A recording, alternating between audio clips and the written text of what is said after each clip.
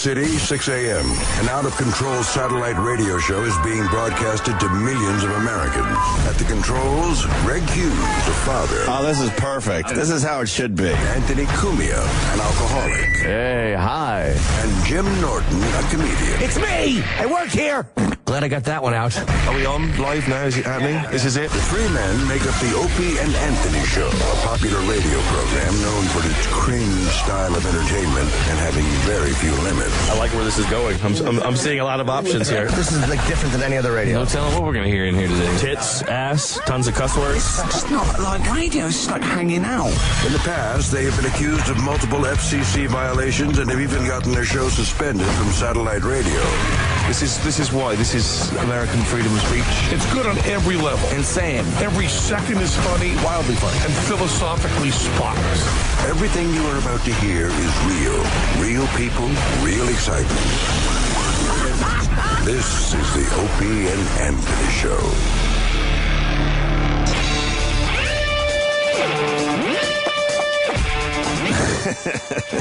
Good morning. Welcome to the Opie and Anthony Show. The first phone call. Hola. I don't even know if I should read what this guy wants to talk about. Oh, God. He goes, wants to tell Ann he better not say anything bad about Obama today. Oh, what? Maybe something like, yeah, he was in the driver's seat when this happened, but his whole campaign was to rip apart everything that wound up getting him. Interrogations, intelligence, soldiers in Afghanistan and Pakistan. Waterboarding. Just stop it already. I was saying earlier, it's like a fucking skipper taking a fucking baseball team to the 7th game of the World Series. They replace the fucking manager and they win, and you go, hey, look at what I did. So shut the fuck up. And all he is. That's how it would play out in sports, though. And I'm not politicizing this as much as every other fucking dumb liberal Democrat is, like that Michael Moore. Whoa, let's be happy. Michael Moore cocksucker. Let's be happy. This is me happy. Let's be happy. This is me happy. Let's start from the beginning, please. I know you did yeah, ants being a fucking baby. You know, you want to see me be a baby, motherfucker? Oh, no. You want to see me be a baby?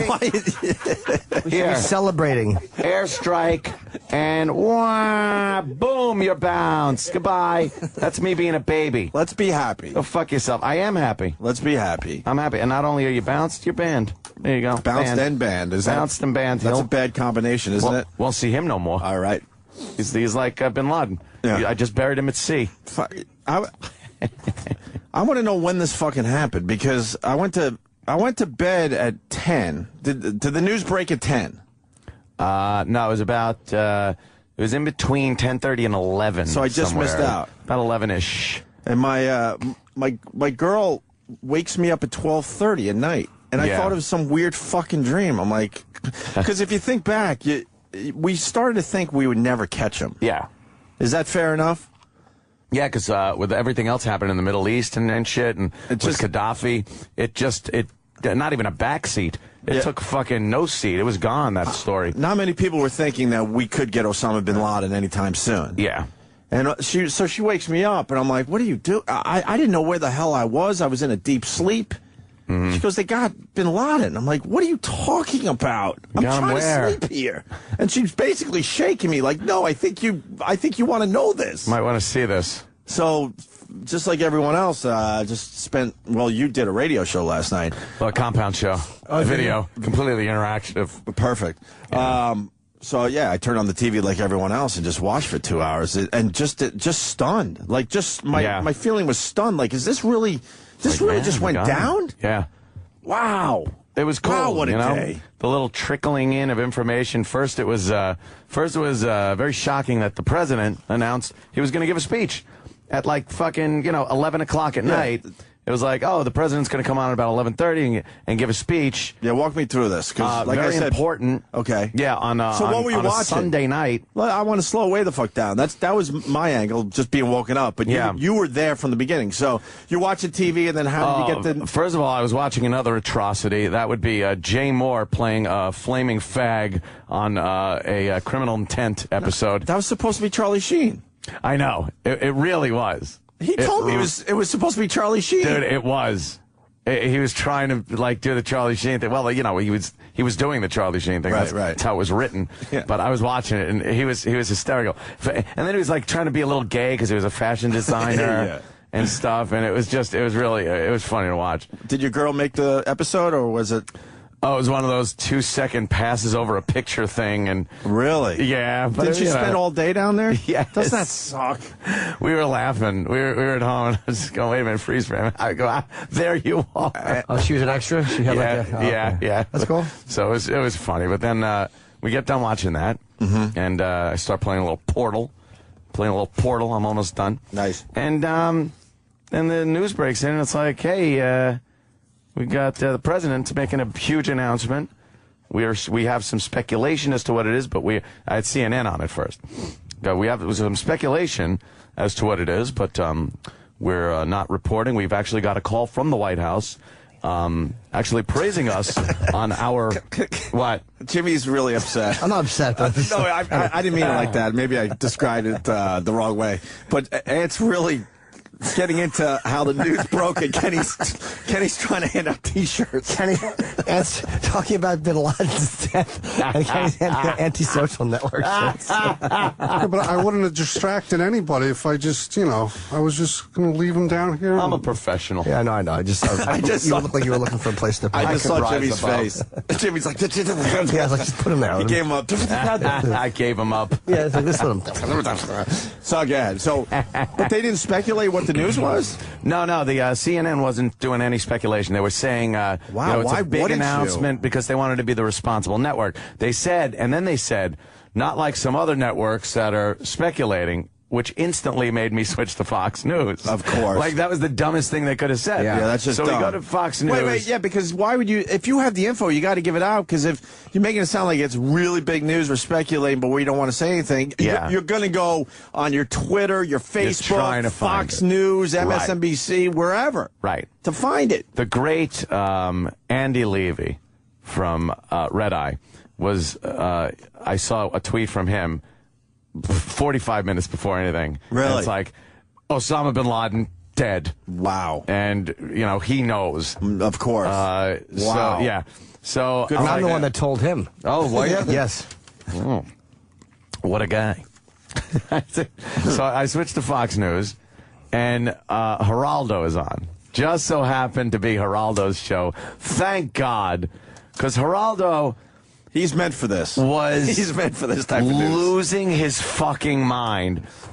Also, when I switched over, he was like, the president has a big announcement. We don't want to speculate. And I'm not speculating here, but what if this is the death of Osama Bin Laden? What if? I know. I was laughing my balls off. He's like, I'm not speculating. I'm not saying this is it. But what if it is? He goes, I will be so happy, and the joy that will spread around. And then proceeded to do a whole thing on Osama Bin Laden being dead. But he's saying, but I'm not saying that.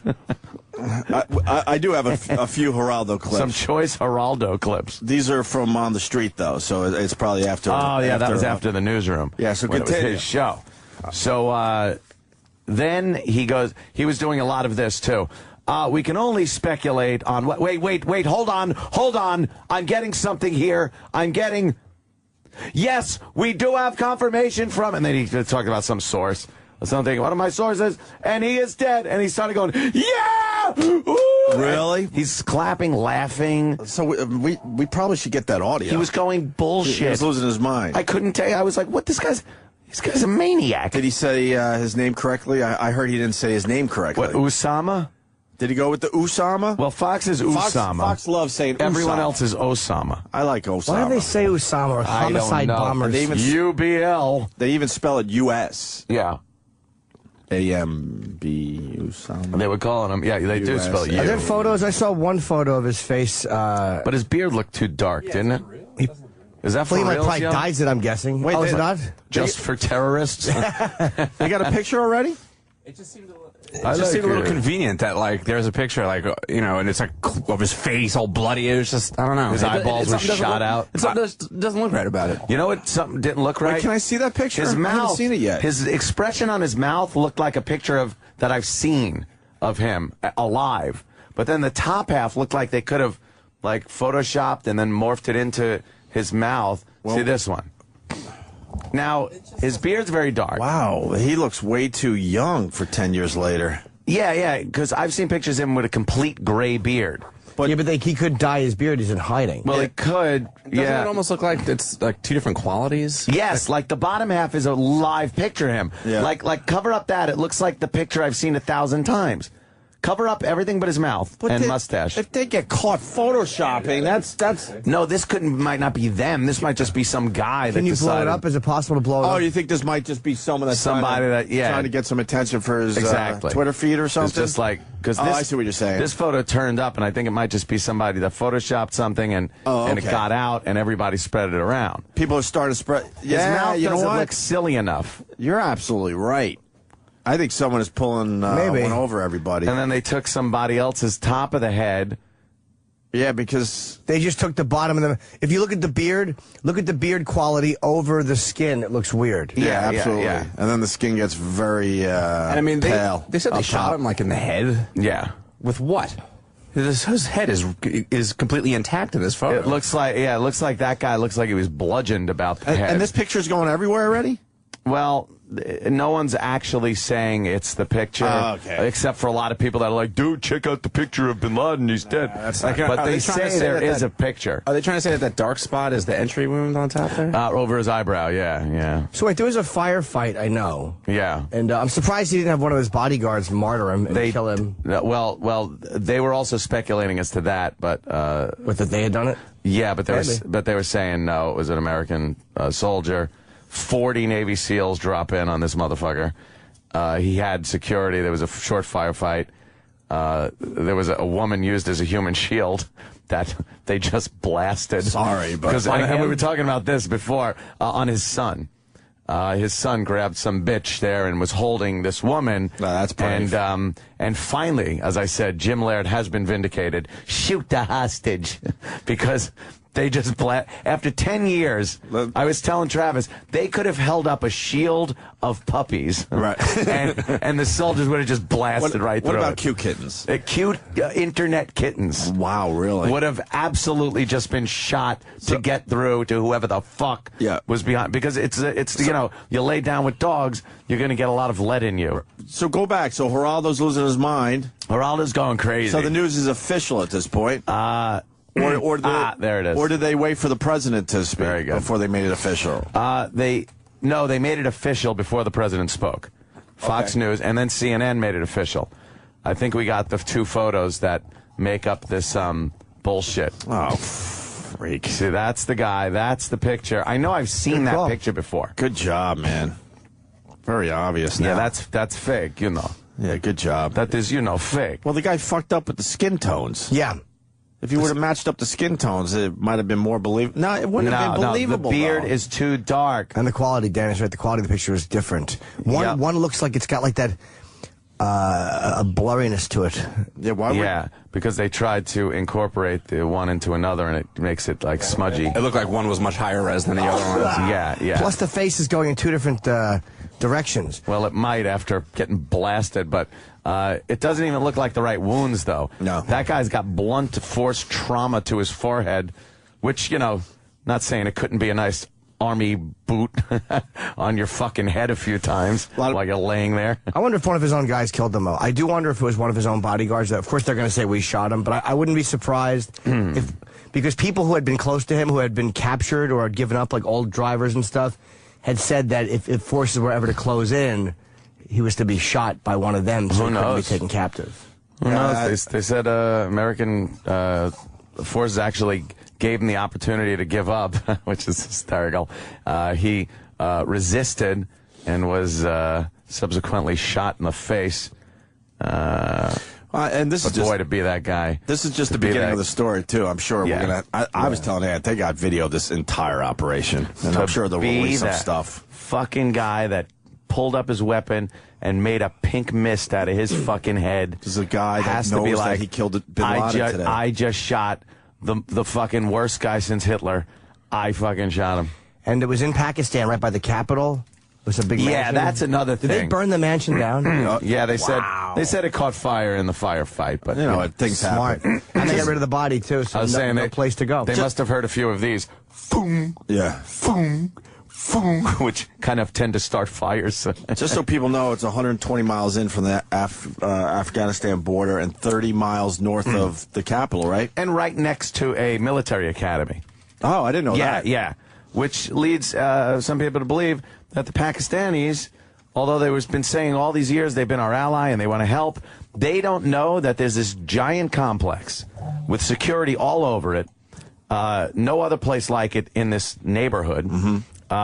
Very secretive, and they don't check it out. Right. It takes American intelligence to track this courier, who the house apparently belonged to. Bought it with some of that Bin Laden money, yo. And they tracked this courier, and were able to find out that Bin Laden was actually there at the courier's house. And it's a modern city. You got to, yeah, the people need to know. A very modern. He lived across the street from a drugstore. Really? Yeah, he was just in a neighborhood. A modern city in Pakistan. It wasn't some shitty, He was in a fucking neighborhood. I wonder if they knew he was there, like locals, because like in those villages and tribal regions. How could they not? Well, know? I'm saying even in a place like that, people talk. Yeah. Someone turned him in, right? I mean, was this $25 million reward? I'm not sure if someone turned him in or they were able to just follow enough people and put the puzzle pieces together. Information trickling in. They said the local police in that area did not show up when this thing started. Oh, really? Almost like the government said, I don't know. We'll get the full story eventually, but almost like the government said, look, don't even fucking try. Yeah. You guys stay right where you are. We got this. Yeah. So then what? Obama came on? Yeah, then Obama came on, gave his little speech. We got the speech. About, yeah. Danny cut out all the fat. You want to take a listen? Cut out the fat, huh? Was this going to drive you nuts? I don't remember him mentioning Iraq. Oh, come on. He goes into like a whole history of 9/11, like we all forgot about it. Oh, that thing. Oh, I thought his name sounded familiar. In case you're wondering why we killed Osama. We got a minute 40 here, so why don't we play this? So then finally this popped on, right, Ant? Yeah, then finally the president made his way to the podium. What were you feeling when you got to hear... Was it a podium or was it just a... It was a podium. It wasn't a lectern. It wasn't a lectern. We don't have interns. We could send somebody down to Ground Zero to get audio. Oh, good. Okay. Yes, Sam's going to go down there. He's just like an intern. Somebody less competent than an intern, at least. Sending a zero. Well, this is Obama from last night. Yes. An edited version, thanks to Dan. Yes. Tonight, I can report to the American people and to the world that the United States has conducted an operation that killed Osama Bin Laden, the leader of Al-Qaeda. You kidding? And a terrorist who's responsible for the murder of thousands of innocent men, women, and children. And so shortly after taking office, I directed Leon Panetta, the director of the CIA, to make the killing or capture of bin Laden the top priority of our war against Al-Qaeda, even as we continued our broader efforts to disrupt, dismantle, and defeat his network. He was already number one. Then, last August, after years of painstaking work by our intelligence community, I was briefed on a possible lead to bin Laden. It was far from certain, and it took many months to run this thread to ground. I met repeatedly with my national security team as we developed more information about the possibility that we had located bin Laden hiding within a compound deep inside Pakistan. And finally, last week, I determined that we had enough intelligence to take action and authorized an operation to get Osama bin Laden and bring him to justice. Today, at my direction, the United States launched a targeted operation against that compound in Abbottabad, Pakistan. A small team of Americans carried out the operation with extraordinary courage and capability. No Americans were harmed. They took care to avoid civilian casualties. After a firefight, they killed Osama bin Laden and took custody of his body. And there you have it. Did you notice? I'm surprised Obama, I guess he knows he's not doing well in the polls, and this is one of the rare times where he seems like he's militarily strong, but he said he really is saying, and again, maybe any president, I directed yes, my directive. Yes. Like he's really making it about himself. I know. And maybe it's just because he's sick of people thinking he's not tough on foreign terror. I don't know. My directive. But I noticed that. Anyone would take advantage of that and then make it a little about But the way it was themselves. said was so odd. Yeah. He made it sound like he was in on the planning phase and everything. I mean, he signed off on it because that's what the president has to do. But it was the intelligence gathering and the cooperation between various intelligence agencies that were put together during the Bush administration after the debacle that happened with not being able to talk to the FBI, not talking to the CIA and everything. So that whole thing reached the point where the intelligence was good. Right. He was told, here's the mission we put together.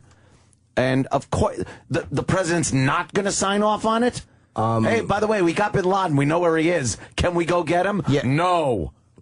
It was noticeable, like the way he was describing it. It was like uncomfortable almost. Very noticeable. Yeah. No, what I find fascinating, he said last August. I was 10 telling months, Aunt, I was telling Aunt 9 months. I was telling Aunt before the show. Could you imagine having that info? And you're just going through your day after day, like, oh my God, I know where he is. Oh my God, we know where he is. I hope he doesn't leave. Holy shit, holy shit. Let's do it today. Let's do it today. We can't do it today. Damn it. Well, the couriers, they had to follow a guy who was bringing out messages or bringing in information. They obviously had to follow somebody. Yeah. But how you sit on that for 9 months? Well, they probably watched it. And the other people that do know, making sure no one fucking talks or says a word. Wow. Ugh, get this fucking Arab off my screen. Goodbye. Had it with you. That's great news. Yeah. Well, Tom Brokaw's now talking about something. Really international criminal Osama Bin Laden. There are so many other questions that still have to be resolved here. Based on everything that we've been hearing is that he's not had command and control of Al-Qaeda for some time. He has been an enormously important symbol, obviously, for this country. And the idea that he was killed in a firefight that went as well as it did is an enormous triumph for the American military operation and for the persistence of this White House to go find him and take him out.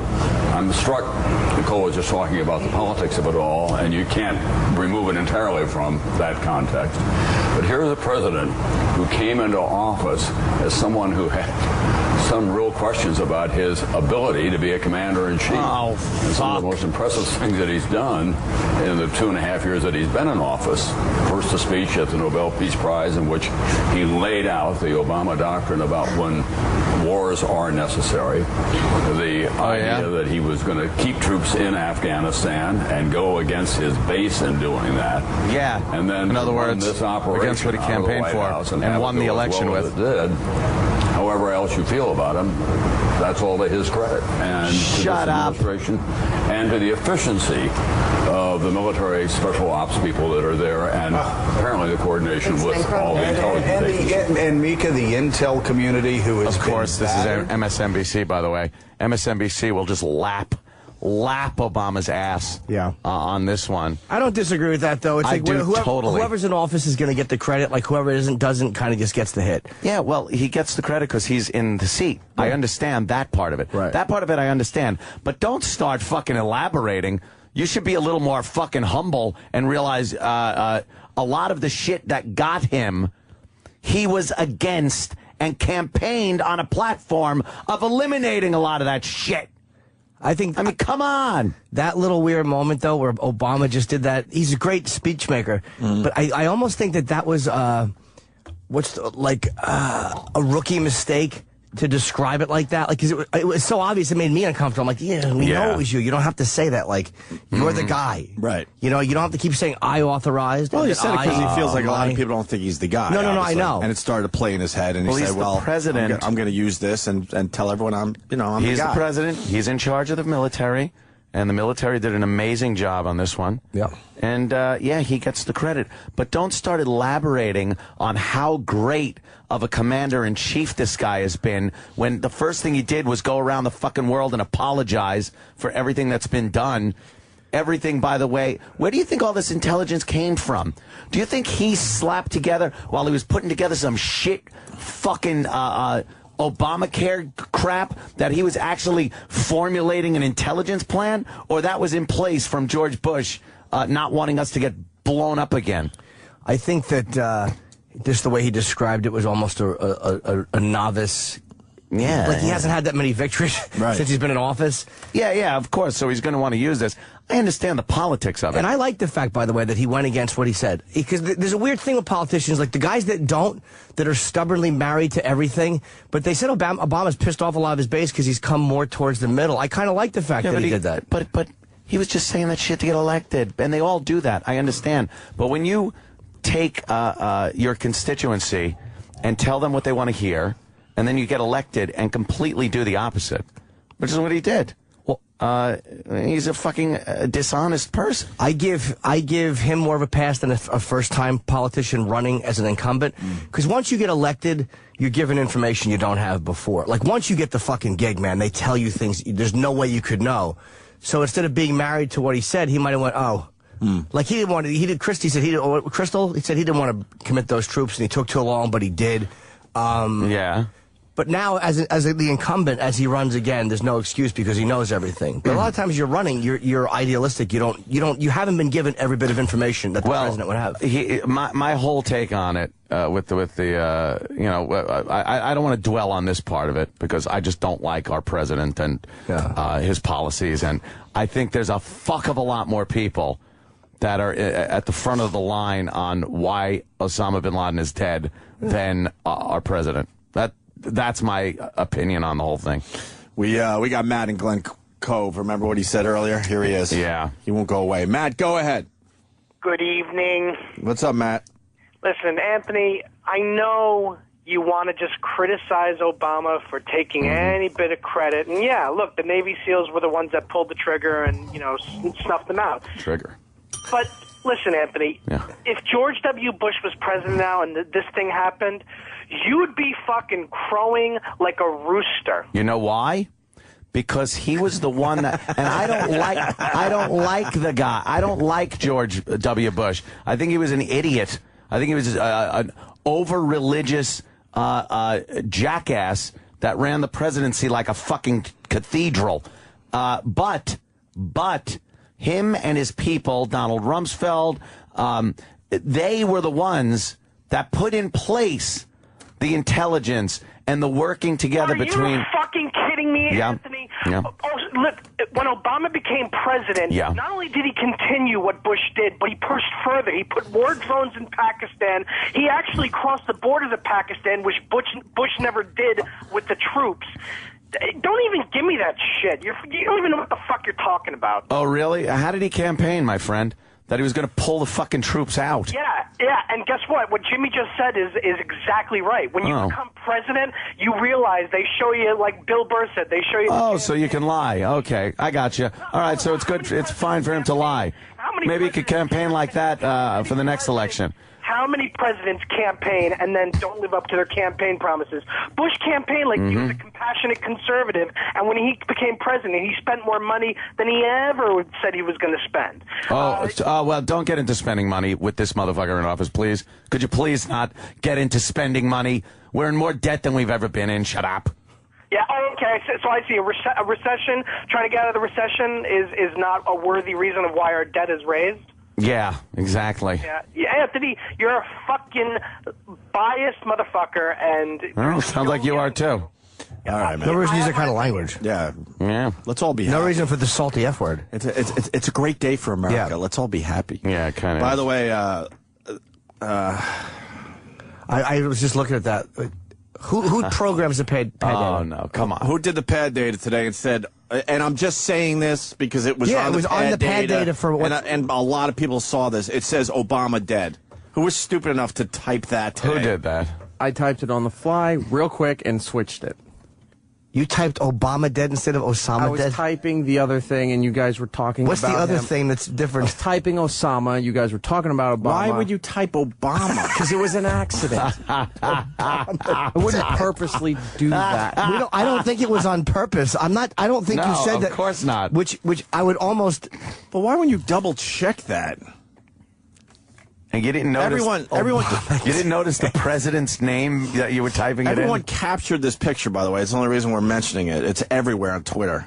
Way to go, E-Rock. Ah, nice one. Jesus Christ. Oh, my God. That's a big one. So anyway, I guess they're... I don't even... Whatever. That's hilarious. I wouldn't be surprised if Secret Service, because they have to investigate everything, even the blundering fingers of hoagie eaters.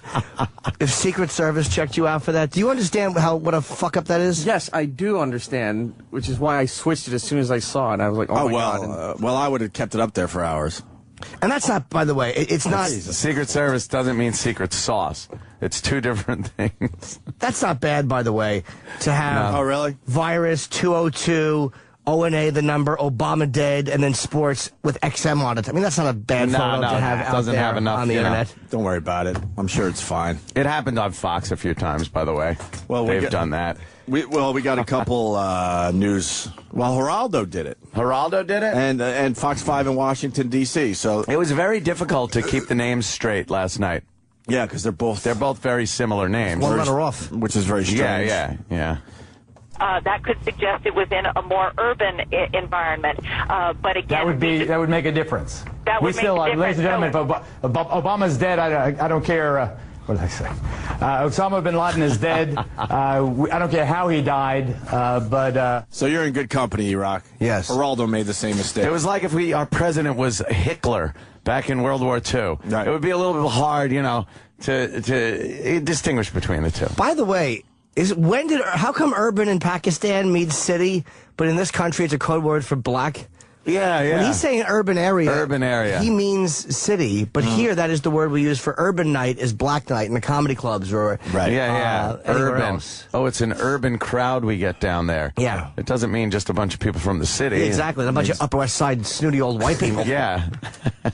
And then Fox 5 in Washington, D.C. with this. And may God bless the United States of America. President Obama speaking from the East Room of the White House, telling the nation and the world President Obama is in fact dead. It was a U.S.-led Osama Bin Laden is dead. All right, he went with the whole President Obama is dead? He really fucked up. Jesus, he committed to it. President Obama, and he listed, born in Hawaii, was fucking idiots. Your one job is to not say Obama. Yes. Yeah. And then Geraldo hit the street. Yeah. That's what you did. Went back, went down. I'm surprised the crowds went away. Because when I was watching in the middle of the night, you had a lot of people outside the White House, right? Yeah. Had a lot of people in Times Square, and certainly a lot of people at Ground Zero. And for the most part, people went home. I thought we'd have How long were they going to be? I thought we had an Egypt situation where it was time to party for a couple days. Nah, once the sun comes up, we kind of go to work and we need to go to work. Yeah. Make a living. They have to go to work. That's the difference between us and the rest of the country. Yeah. I thought this was our Egypt, where all of a sudden there would be a nice big party going on. No, it lasted for quite a while, especially out in front of the White House. There were a lot of people. You think Obama heard that noise from where he was inside the White House? Oh, yeah. Probably left the windows open so he could hear it a little bit? Yeah, so he could hear the USA chants and the... But the fucked up thing is, if you look at that crowd, it looks like a Tea Party crowd. Very white. They don't look like Obama supporters. And then people... What are they doing there? Are they getting hosed? What is they're in like the water. Ohio State University. Oh, they're just jumping up and down in the water. Up and down in the water. It's like Woodstock. It's amazing. Just an excuse to fucking jump up and down. Yeah, there they are, splashing each other. Oh, the young kids. You know how it is, Opie. Sure. You remember. They're all naked. Uncle Paul. State College, PA. So, there's someone crowd surfing. There it is. Oh, they're throwing water bottles at Green Day. Yeah, it's amazing. I got shirts for sale. Oh. They say, Osama bin got him. Osama bin got him. That's good. Yeah, and it says USA, USA, USA on the back. 3 times? Yes. You got to do it 3 times. That's why yours should be 4 or 5. USA, USA, USA, USA. USA. Colonel Gaddafi relieved a little bit or extra nervous? He just moved up on the list. Yeah. Well, he did just move up on the list, but he really took a back burner now. He would make a good trifecta. Yep. His son was killed yesterday. Osama and Gaddafi. Wasn't that yesterday or the day before yesterday? His son was killed in a bombing raid, and boy, I don't see it. No, they're not reporting that pushed right off the front page. Oh yeah. Geraldo on the streets of Washington D.C. Let me just ask him. How do you feel?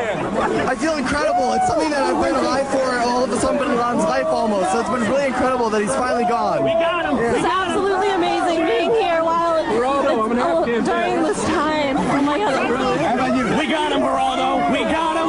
This is a great day for America. Great day to be alive. Excellent. How happy are you? It's surreal. It's amazing. So surreal. Yes. So, back here, what about you? Surreal. Geraldo. I love USA. I love America. I fought in Afghanistan. It's great to see this day, Geraldo. It's awesome. Finally, the guy's dead. Yeah, it's so awesome. We're all so happy to be out here and celebrating and supporting US. Roll Tide, y'all! This just sounds weird. Presidency, a great day for our president of our nation. Great, great day. Sorry, I didn't mean to interrupt you. Great day for our nation. Sounds weird because that shit's for the young, man. But you know what sounds weird? That shit is for the young. I honestly thought, believe me, I could not be fucking happier that this motherfucker is dead. But this is just an odd thing because we've been so politically correct over the years that I fully expected people to just kind of be like, you know, all right, let's take this as a moment in history. And it was a very somber moment when on 9/11 when all those people died and he's dead, and let's just take that and move along. Like to see this jubilation, celebrating and cheering and yay he's dead thing. I actually put that past Americans. I didn't think that we had that in us anymore, but it is kind of nice to see. That's why you can't fucking believe any of this PC nonsense. Like on 9/11, people were PC back then, and around then people would just like fucking cut all their throats. Mm-hmm. Anyone responsible cut their throat. You know, people get very ugly very quickly. And I saw Danny had written something down there that's true. These are the same college kids that are against, you know, they're constantly protesting wars, violence, interrogations, waterboarding, Guantanamo. So this pretty much is any excuse to do keg stands and funnel shots. Yeah, it's I believe nice keg party going on. Oh yeah. They just released video of the compound. Oh, on fire, right? Oh, my house? No. Beforehand, bright daylight. Yeah. It's a weird looking compound. It almost looks like I don't know. Almost looks like a. How would you describe it? Like almost like a military base in a weird way. Yeah, like everything's kind of made of gray mud over there anyway. You're gonna say they didn't know that he was there? Come on. I know. No, there's no fucking way. Pakistanis know. You're the military right there, and you don't know. It's impossible for that to be happening that close. Pakistan knew. Goodness gracious. Goodness gracious. I guess there's no question what party is lying in that mansion. He's in a pine box. Well, he's at the bottom of the sea. Well, yeah, they threw him in. That was really just so there's no place for people to go and rally. Yeah, oh my God, if they buried him somewhere, they'd put a monument there. They would go and get all whooped up to do some more shenanigans. I'm glad they dumped him in the ocean. Yep. No grave marker, nothing. Goodbye. Goodness gracious! Oh. Of all the dramatic things I've ever seen. Yeah, now that qualifies. Yes. No Hitler body either, you know, after that. And on the same day, right, Ant?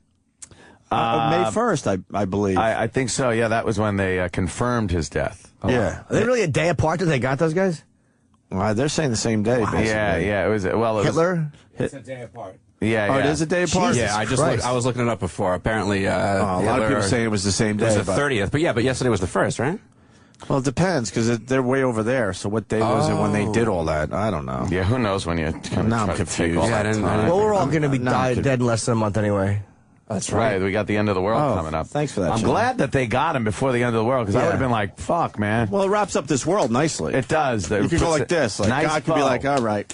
Nice as far as humans go, they got everything they wanted. Everyone wanted to see him. Yeah, that's a big fire. GEO exclusive. GEO exclusive. GEO exclusive. The fucking biggest terrorist in the world is murdered, and the news has to run. And GEO has to take credit.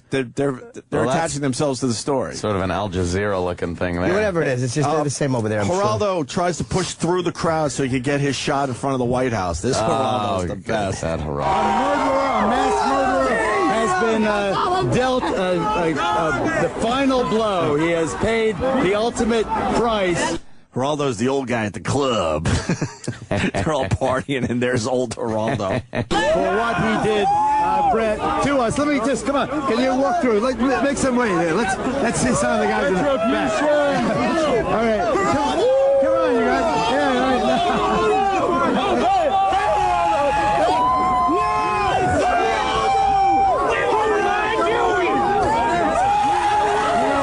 Either way, Brett, this is our Cairo moment. This is when our people are coming out to reaffirm our democracy, the triumph of light over darkness. It is amazing to do that. Guys, let me just see here.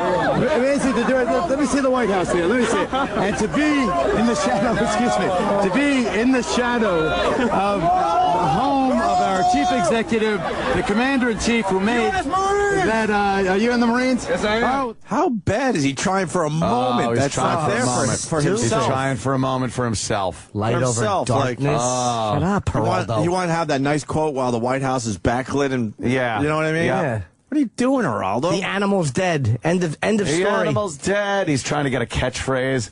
Yeah, some head trauma from Obama. Geraldo continues to talk to the kids of America. This is truly mission accomplished, but I don't want to overstate it. As your experts, Brett, have been telling you, let me go to the front of the building here. As your experts, there are thousands of young people here, and it is party season. Oh, Uncle I'm just glad they were studying for Not that finals, so young. you know that the beers have been on ice. I have 2 finals tomorrow, and guess what? I'm going to start it from because we just killed Bin Laden!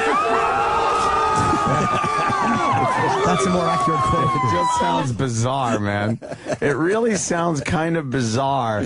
Because as a country, we've kind of beaten into everybody the fact that you don't take these things and celebrate them like this. It's a death, and and I'm waiting for some fucking asshole to say it or write it in the paper or whatever. But we've been beaten down to the point where we're not supposed to be elated by anyone dying, you know?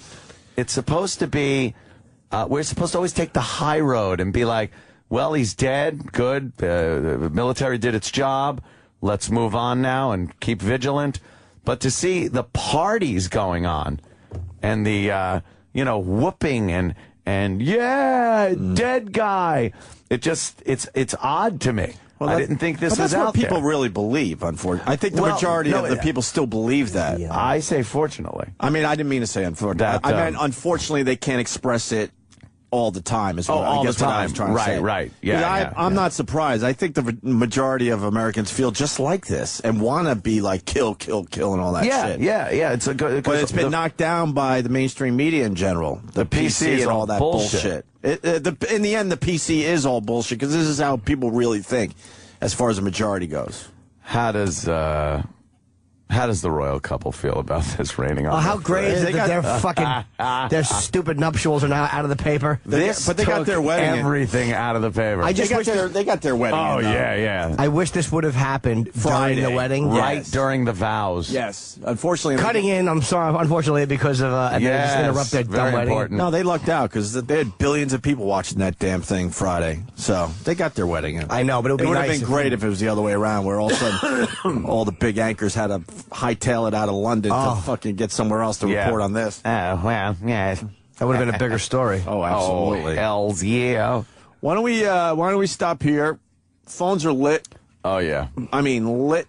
They've been lit since we got here. So we'll go to the phones next and get some other shit done right about this. But wow, what a day! It's a weird day. Yeah, I know. I have some inside information when we get back. Oh, do you? Yeah. Who did it and stuff and the operations. Yeah, how did you get that? I've been in the military at one point. Still give me emails and stuff.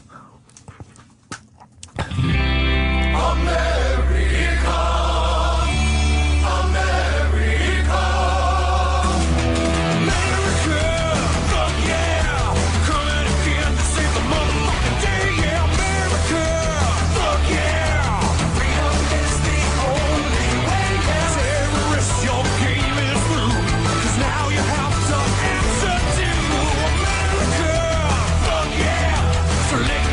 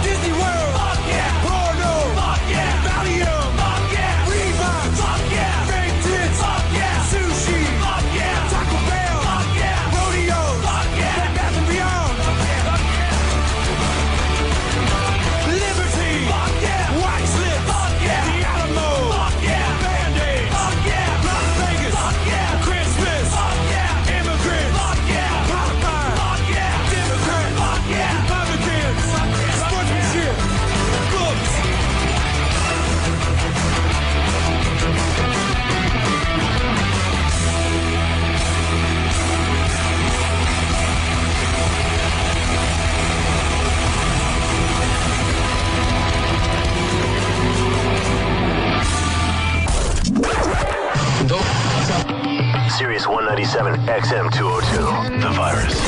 This is the Opie and Anthony Show. All right, someone just tweeted me, and it is legit. Our pal Alex Jones, I use that term very loosely. I guess on his website, he has a red alert. Oh, of course he does. Government had Osama Bin Laden frozen for years. It's a red alert, so it's got to be true. Always have to make it about him. That's making it about himself and his own, hey, come look at me. Yeah. I've got different coverage.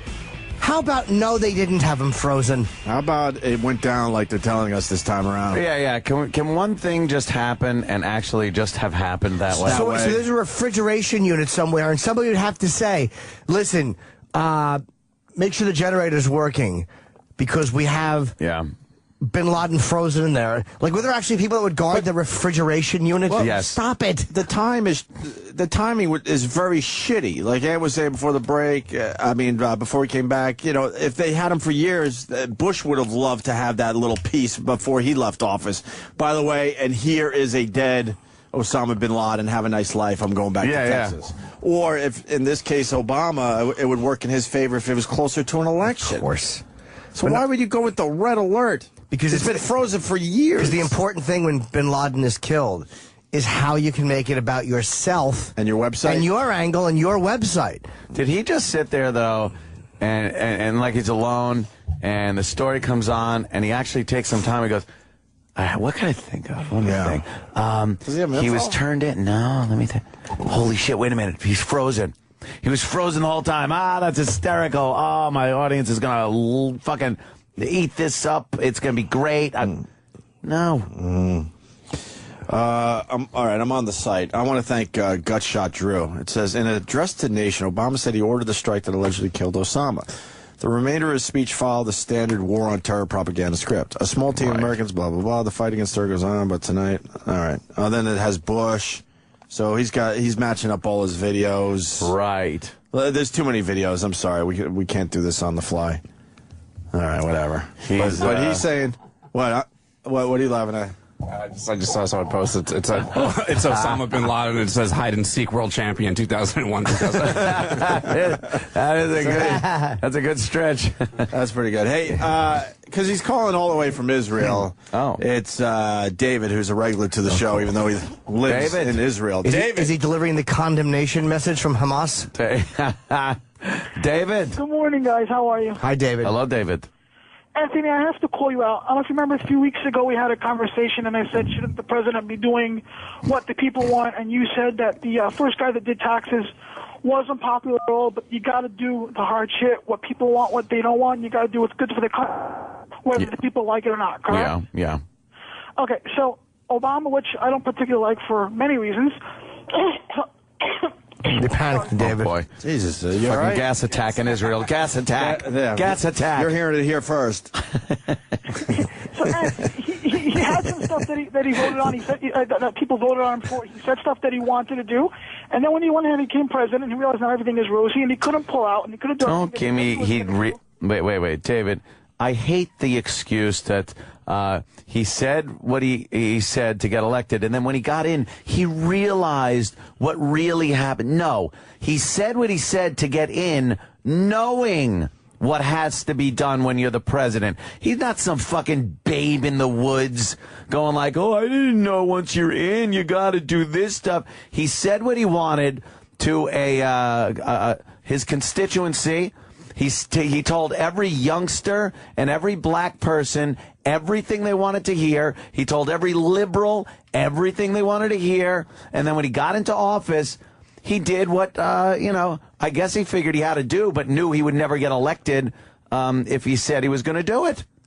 Maybe he really wanted to do it, and shit doesn't work. So then be honest and say, here's what I want to do. Yes, I'm a Democrat. I'm known as a liberal. I'm known as a socialist by some. But here's what I think would be great for the country.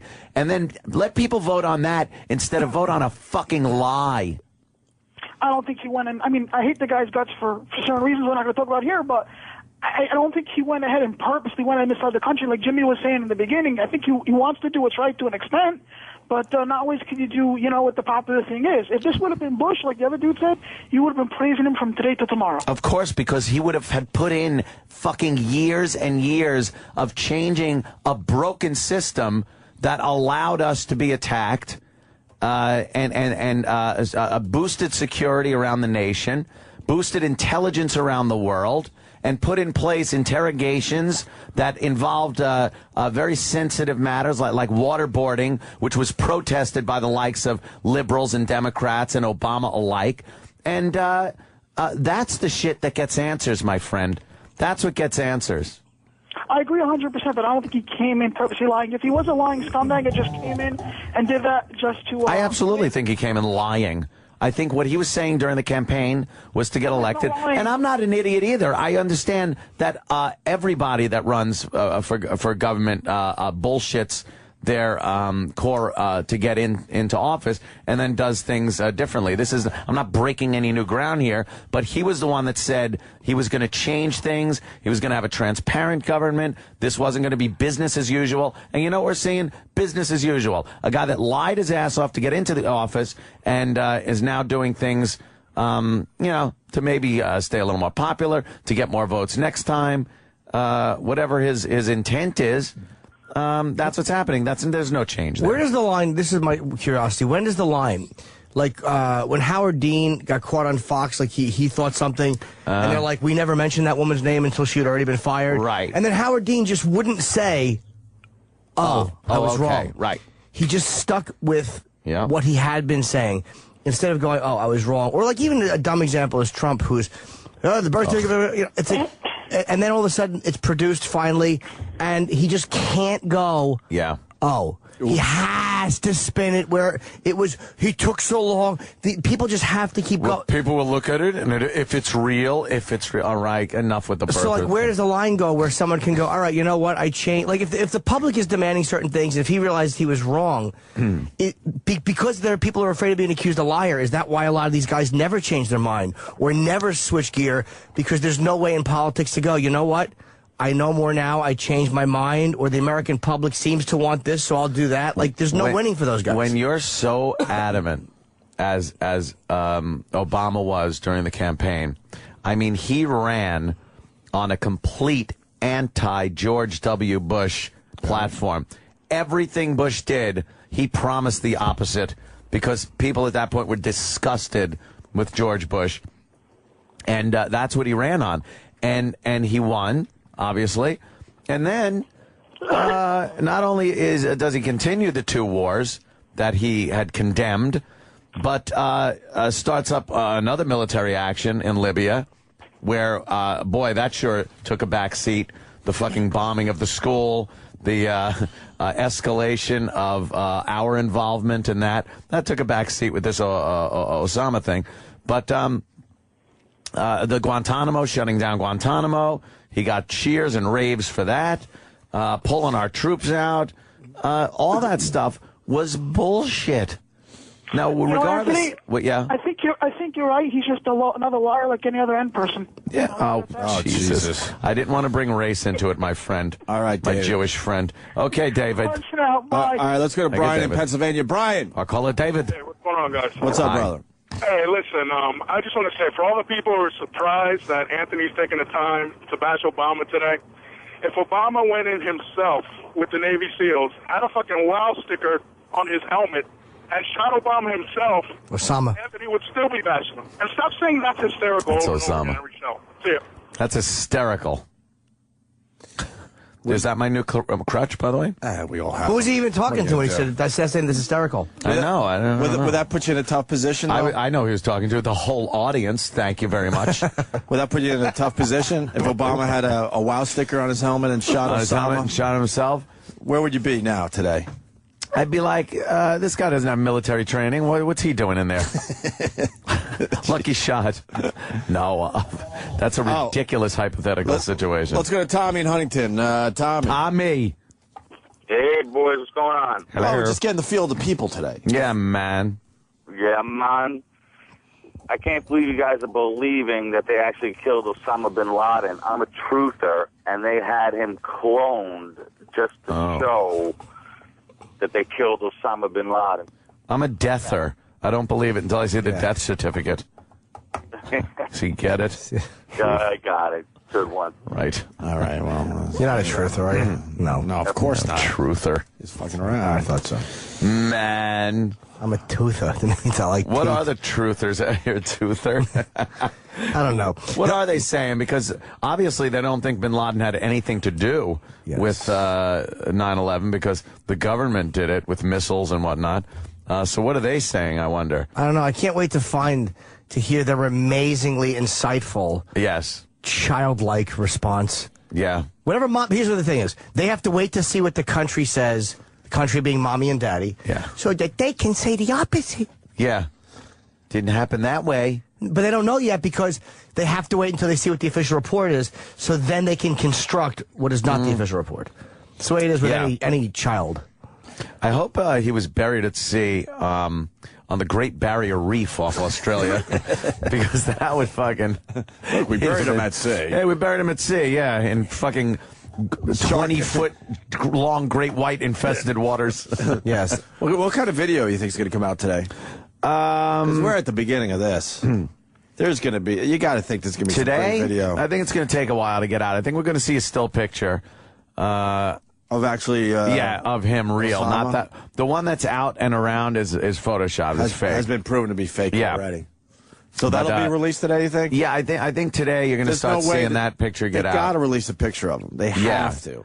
Yeah, some people have said that'll they've shut up seen a bunch it. of people, right? Yeah, that might... Well, no, it'll just make more speculation and rumor. Well, then they'll study the picture. Sure. Look, his cheekbones are not right. Well, did he shave? Was he shaved? Because right. You would think he's such a... you know him if you saw him. Yeah. He's very tall. He has very stark features. The beard. Do you think maybe he shaved the beard off? No, man. No? Not him.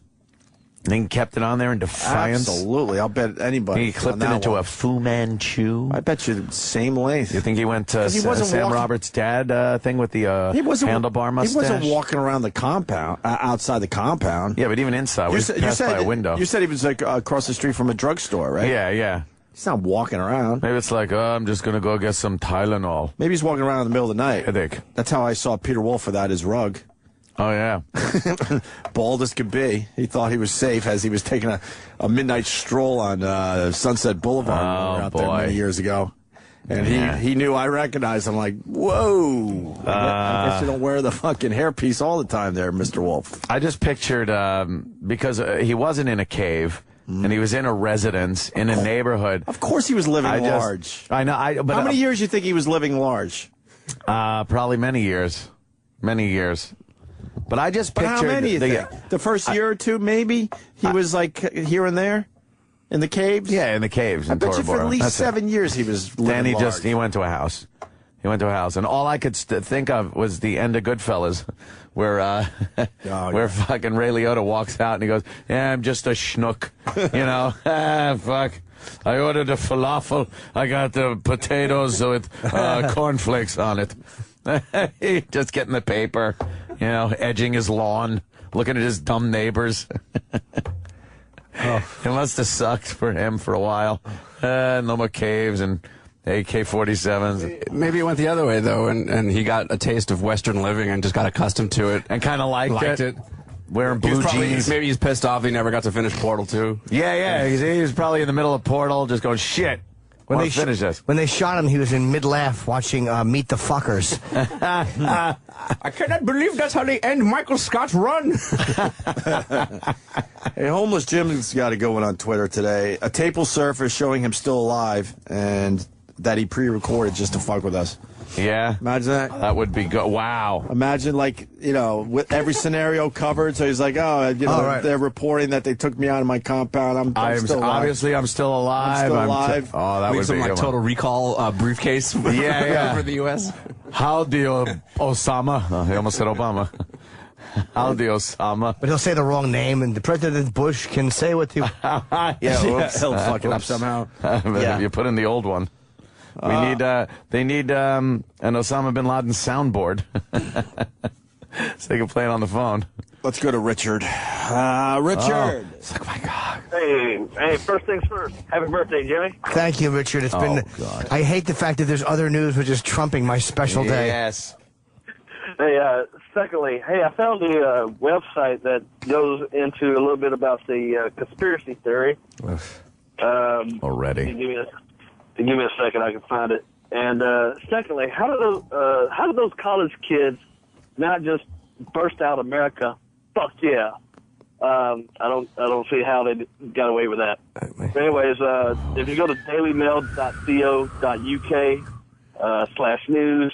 Oh my God! You probably search for. No one's doing that, sir. Who's doing that? Anything with right now? .uk loses me. .uk the slash news is kind of easy. You know? I'll give him that much. If he gets to that point, slash news. Slash anything. It's like, send me a link. Oh, U.S. didn't share any intel with Pakistan. I wish saying, this good. guy was a human shield. Yeah. Fucking smart. Yeah, they didn't. Later. Yeah, goodbye. All right, shut up. They didn't. They didn't share any info. There it is. There it is. June 2009, Obama directs CIA. What are you saying, sir? I was enjoying him. That guy was an ass. Direct CIA to put the plan in place to locate Osama. Yeah. Back in June 2009. Oh, really? Obama's like, fucking locate that motherfucker. Wasn't that August? Oh, okay. No, well, they're starting to say it went back to June 2009. Oh, and before that, we just figured we'd let him go.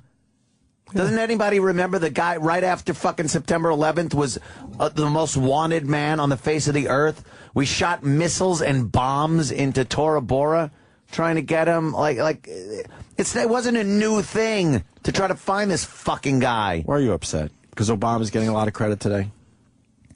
You seem very upset. Yeah, it's been a long 10 years. I am a little upset that. No, I'm glad that Bin Laden's dead. Mm-hmm. But I don't like the fact that. But you don't want Obama getting any credit for this. Right down partisan lines, you're getting. What does this do for his re-election campaign? Too far away from it. I don't think it does shit. Look, in the end, the guy's dead, but.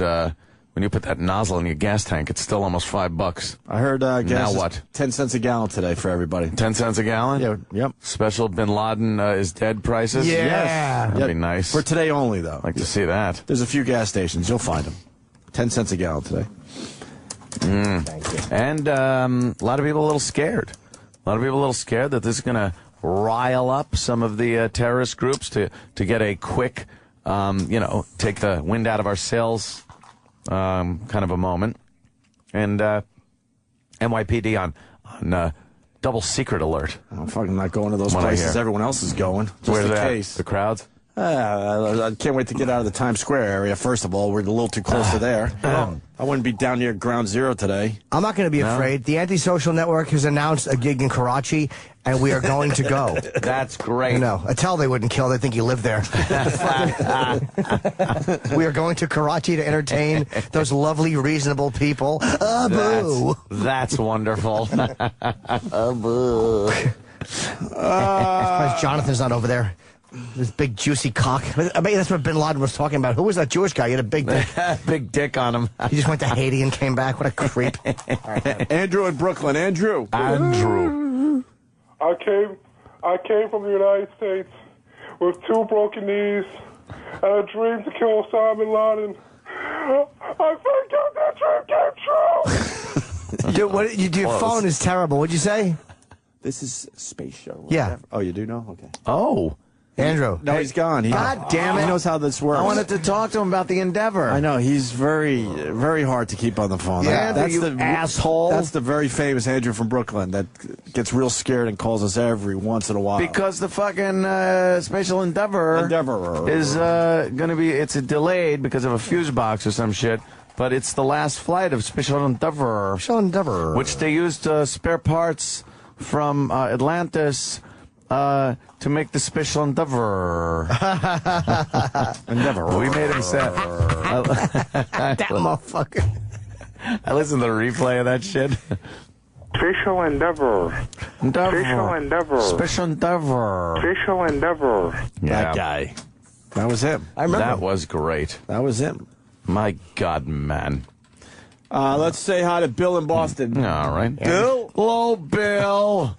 Excellent show, gentlemen. Of course it is. You're kicking the Flyers' ass so far, if you're a hockey fan up there. I don't know if you are, but... I didn't even know they were playing. Jesus. Always. It's just always happens. Never fails. Bruins kicked the shit out of the Flyers over the weekend. All right, what do you got for Ant there, sir? Anthony, I was just wondering if you're surprised Obama didn't try and get them to bring him in for trial, and if you give him any credit for the fact that he didn't. I'm not a fan of his either, but I'm surprised he didn't try and get him back to the States for some bullshit What trial. would Obama have to do with bringing Osama bin Laden in, dead or alive? I believe when the soldiers go in, it's their plan. The president isn't. It's not like the movies where the president's watching through infrared satellite imaging of everything that's happening. Oh, there he is. They saw him. The official story is they went into this compound. They had 40 SEALs, a couple of helicopters, dropped in there, just started eliminating his security people, came upon Osama bin Laden, offered him the chance to give up. He resisted, was blasted in the fucking face, and killed. I don't think there's any, take him back here alive. We need to talk to, and I'm glad. Oh, because there would have been some scumbag defense attorney, my God, saying that he's been treated poorly and he should be tried under this. Should it be a military tribunal? Should it be civilian? Should it be that? Fuck it. Bullet in the face. Dump him in the drink. Goodbye. But you know what? It seems like what's supposed to happen happens. Like, even though Obama, I think he wanted to close Guantanamo. Yeah. And then I think he finds out what really goes on there, exactly what information they're getting at. Because they don't tell they really don't tell you as a candidate. Yeah. This is exactly why we know what happened here. This is what almost happened, and this is what we got from him. And then you can't close it because you're really endangering stuff. How about you shut the fuck up and that you're saying you're going to close it when you don't know what the fuck even goes on there? Well, that seems to me pretty naive. I'm only playing devil's advocate because, again, he knows what we know, or obviously more than we know, but he thinks, hey, this is going to be the right thing to do. I'll close it down. He believes he reads the same fucking papers we do. Yeah, but I believe even as a citizen, you had to know, if you were an informed citizen, you had to know what was going on down there was Al-Qaeda and terrorist figures were down there being interrogated, and they were getting answers from these people. Useful intelligence that Obama was going to just shut it down, just say, we're shutting it down. That's naive. But it didn't happen. I'm saying what's supposed to happen happened. It did not happen.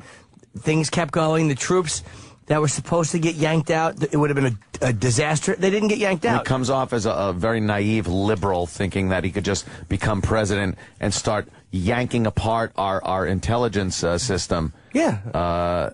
I agree. Yeah. Idealistic guy who said a lot of things that he probably believed at the time. I don't think he's a disgusting liar like a lot of them. I really don't. I've never thought that about him. I kind of do. Well, more importantly, we sent Sam down to Ground Zero to get some audio and possibly call the show. And we've been on the air an hour and a half already, by the way, with no calls from Sam.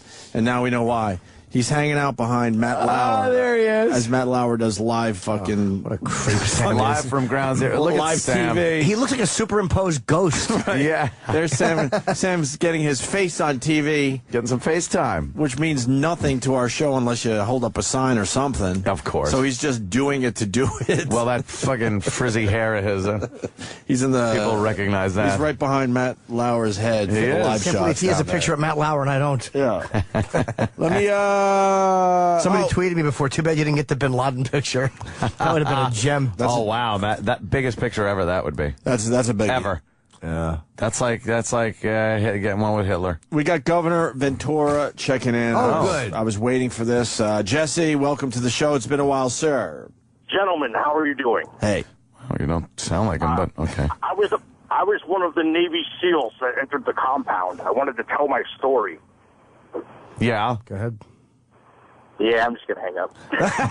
Yeah, that's good. No story. Yeah. That's what Jesse should do, by the way.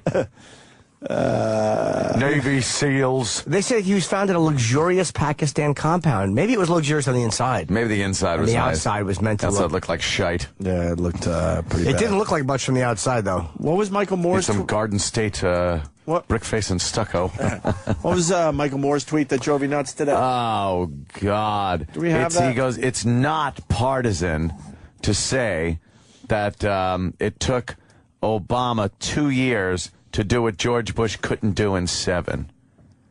Like, shut the fuck up. Yeah, because the military... He set the whole thing. Everything was set in motion. And I'm not even giving Bush the credit for it. Just the fact that we were caught with our fucking dicks out on September 11th made it so that the president, no matter what his policy, had to enact certain things to start looking for these people, thwarted a lot of terrorist attacks that never happened because our security was beefed up and our intelligence was beefed up. And now everybody's saying that, thank God, Obama did this. 2 years to do what Bush couldn't do in 7.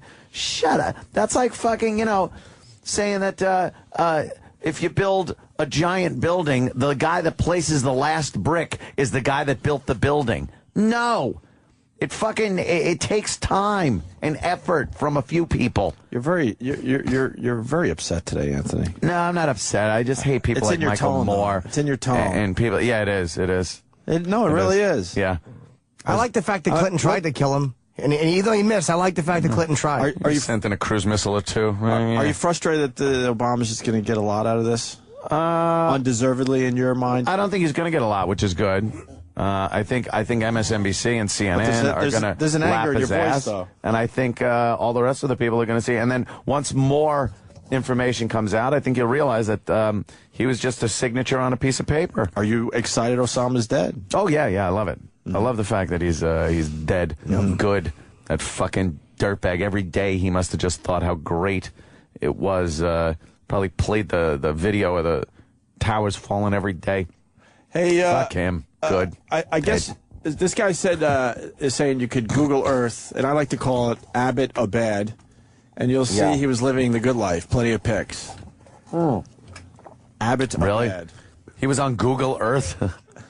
I don't know. That's great. They said Obama called Bush personally to tell him before the news broke that they killed him. Oh, really? That's a common courtesy. Oh, yeah. That's nice. I think Bush was like... Probably got off the phone and slapped his wife. You know he wanted to be the guy. Oh, yeah. But he knew once he was out of office he wasn't going to be the guy. You think he hung up the phone and just screamed fuck as loud as he possibly can? Like, fuck! It's the guy in the driver's seat. He probably called Bush Sr. If no one else did. When you were the ex-president and your dad's the ex-president, you just give him a call. Well, how many presidents do you call until it's like, okay, Jimmy Carter doesn't need to know? No, because he probably would have been upset about it. That's how it's done. He had a lunch date with him. You call George W. You call his father. Do you call Clinton? Yeah. Maybe probably did. Probably. Courtesy, sure. There's no way you called Carter. You got to tell your Secretary of State. She called him. She called him. Oh, sure. What does this have to do with me? So Obama has to make a lot of fucking phone calls before he tells everybody else. Well, Hillary has a wedding to go to, and she was in the tailors, and they had a tape measure, and they were doing updated ankle measurements. And she couldn't be big disturbed. ankles. Yeah, they were trying to get stockings that would stretch on the lower. I've never had to make a cuff 2 inches this wide before. This is very strange. She has a cankled ass. Get off the light poles. Jesus, look at this guy. Give me a flag. Yeah, he got his flag. Look at that. Crazy white people. I'm going to be the guy. What, do you see his house? Yeah, I could see my house from here. Oh, I don't know where. Yeah. I know the address. Yeah, what's his address, right?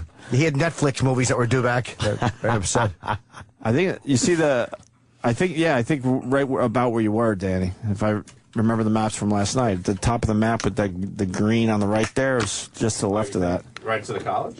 No. Oh, yeah. It was more to the right. Wait. Oh, all right.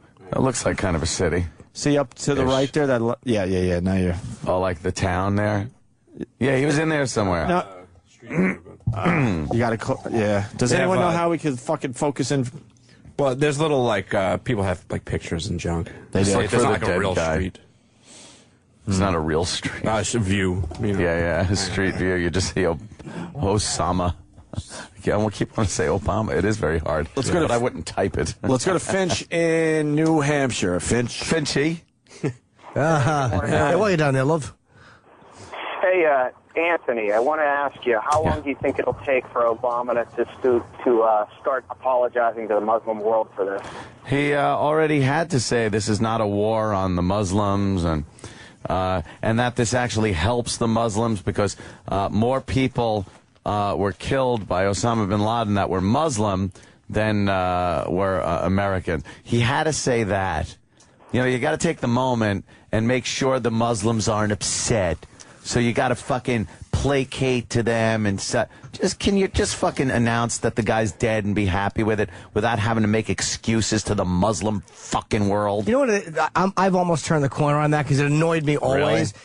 And then a reporter from the Times who was held hostage by Taliban in Afghanistan, they did release him. Yeah. He was talking about when you talk to them, how primitive their thinking is. Like, most of them are fucking uneducated idiots. You're not talking to the guys, the lieutenants in Al-Qaeda. Yeah. You're talking to the majority of them that really believe this shit. Yep. It's like, a lot of them have fucking no real education. They have no grasp on the world. They really think that Israel did something to put it in the chewing gum or something. Yeah, they're stupid. So it's like you really are talking to a third grade mentality in a lot of them. Yeah. Yeah.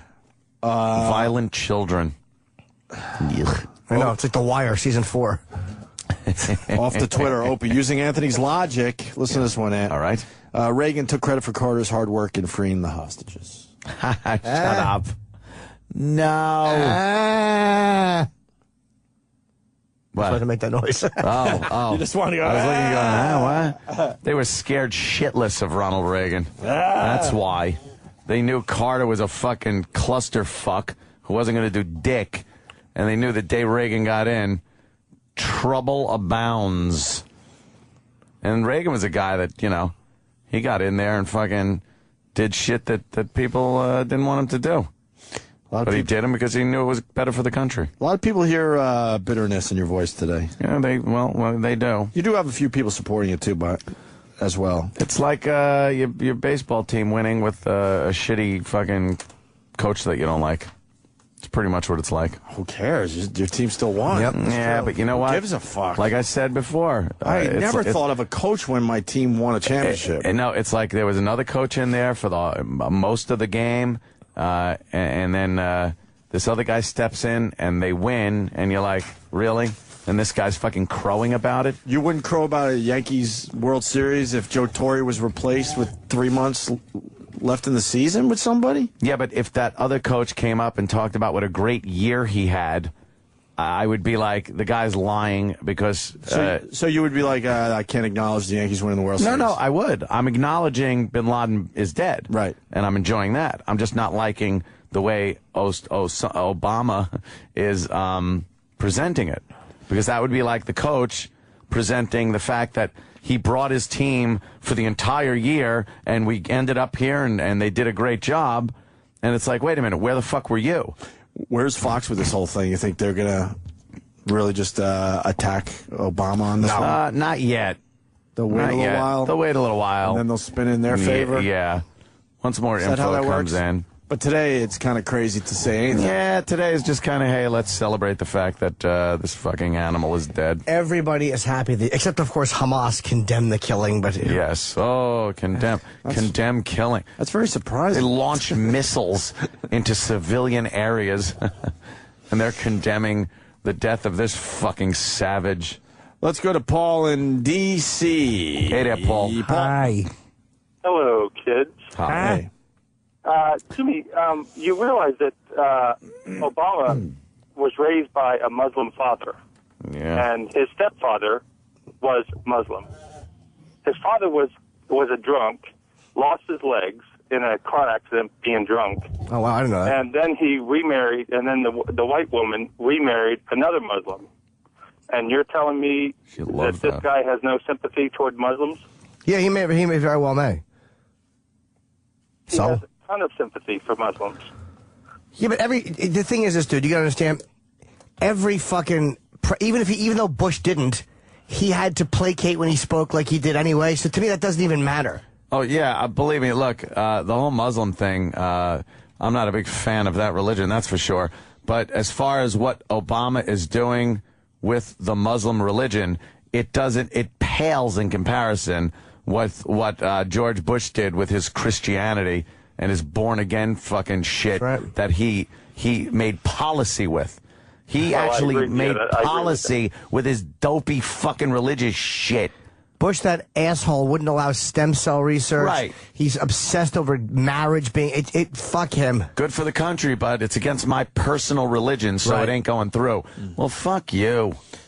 Well, now we're getting into a whole other argument here. Stem cell research, the government should be not in the business of funding anything. That should be in the private sector.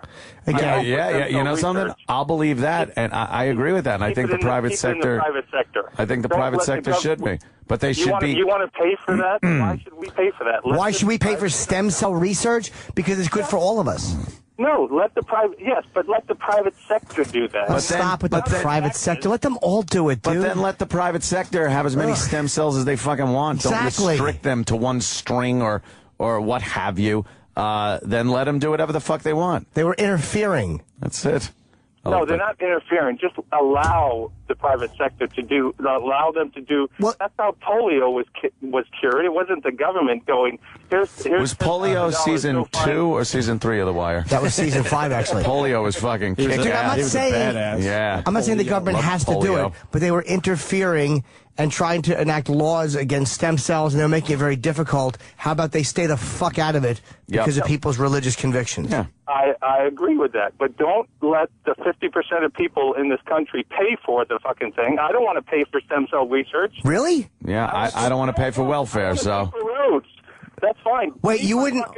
You wouldn't pay? I can see not wanting to pay for welfare, or not wanting to pay for a certain special interest thing. But a medical advance that could eventually have limbs rebuilt that helps burn victims and cancer patients, you don't want your tax dollar. That, to me, that's the best thing they can use it for. No, I don't. Yeah. No, I don't. Why? Because that's not what the government is for. It's not in the Constitution. That's not what the government is supposed to do. There's nothing in the Constitution that says. What about the CDC? What about the CDC? I hate the CDC. Well, you don't think the government should probably be involved in something that would protect the nation in case of a pandemic or epidemic? Well, I guess kind of. Why is that different? So if the CDC gets involved and researches with stem cells to try to eradicate some of these diseases, what's the problem? See, I don't have a problem. If you let the free market go, they will find a way to cure whatever you want. How about both? But as soon as the government, you want congressmen. You ever seen congressmen? No, dude. Why not both? Like, why does it have to be? This is for medical research. That's really important and really going to change the way we eventually live. Why would you want to split it? Let the free market do it, and they will take a hold of it way better than these stupid congressmen. You guys probably. I live here in D.C. These congressmen are the dumbest people on the planet. But I'm saying, dude, why can't they both do it? You know, I'm not saying that one should. Why are you saying one has to do it and the other shouldn't? Yeah. No, just say cut the leash and let them go. But they weren't doing that. Well, that's the holdup. I think we're going to have to agree that you're an idiot. Let's just agree that you're stupid. Let the Congress get involved. All right. They will freeze it. All right. I don't see why they can't all do it, dude. Right. But apparently you do. Yeah. Private sector, we heard you. Okay. Another one. Can have both. Thank you for this. Another Fox 40 News. Yeah. Breaking news reports Obama Bin Laden dead. Obama Bin Laden. I guess Iraq was typing for them, I too. guess we got to let Iraq off the hook. A lot of people making the same mistake today. No, we don't. Bring him onto the ship first. Sorry, Eric. There was one more before the break. No, I don't. Whatever. He's gone onto the boat. Smart Iraq. Oh. And let me read this and tell me how this makes you feel, okay? Yeah. Uncle Chip from Jersey. What's that? On the instant feedback. He writes, get ready for your Obama killed Osama 2012 buttons. Oh, God. I bet you're right. Obama killed Osama. There's going to be some shirts. He personally did and it. buttons and hats.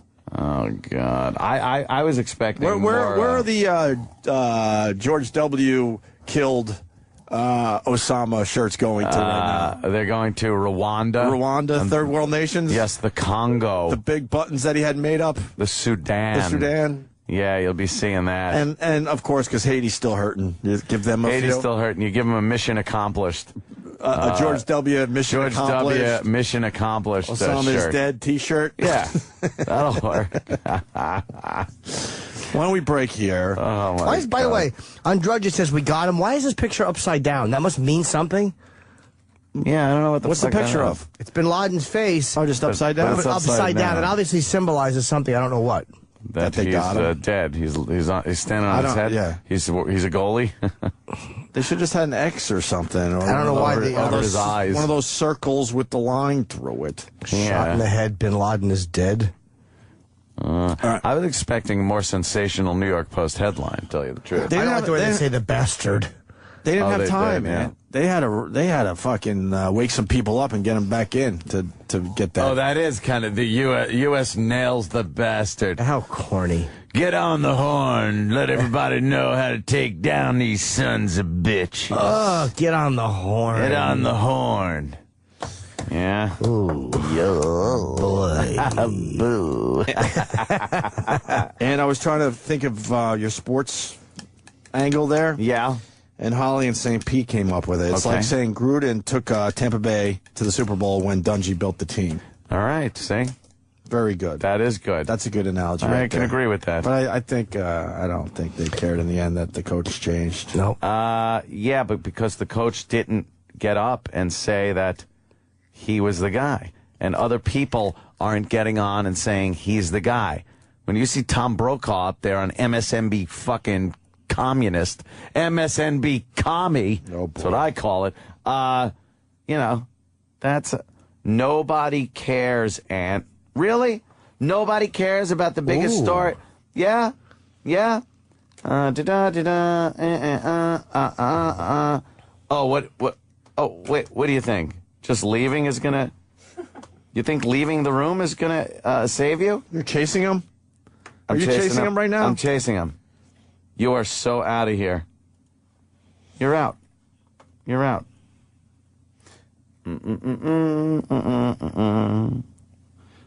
He's hiding pretty good. He's hiding from me. It's like Bin Laden. Jesus. There it is. Bye-bye. Nobody cares who the fucking coach is if you're winning. Oh, you don't know how close. I had him in my sights, Opie. He was in the crosshairs. Yeah. And then he said, nobody cares. He said, nobody fucking cares, Anthony. But then it's like, nobody cares who the coach is if your team's winning. He's covering. I thought he meant nobody cares what we're talking about. You just skated. Can you come up with another analogy? Because I think most people don't care if the coaches change. if your team wins a championship, you're just so happy. I finally you got a understand, championship. but that's not the point. The point I'm making is that you wouldn't want the coach to then be crowing like he's the guy that did it. But President Obama got Bin Laden. And I think the important thing is that obviously his policies worked. Mm-hmm. And technically it is true. He was the one who signed it. He was the one who was consulted. He okayed it. Bush couldn't do it. He did it. The antisocial tour is terrible. I saw it. It's probably the worst comedy show I've ever seen. You're preaching to the choir. The virus. Call the Opie Anthony Show now. 866-WOW-1-WOW. That's 866-969-1969. Send your feedback to feedback@opieandanthony.com. The Opie and Anthony Show.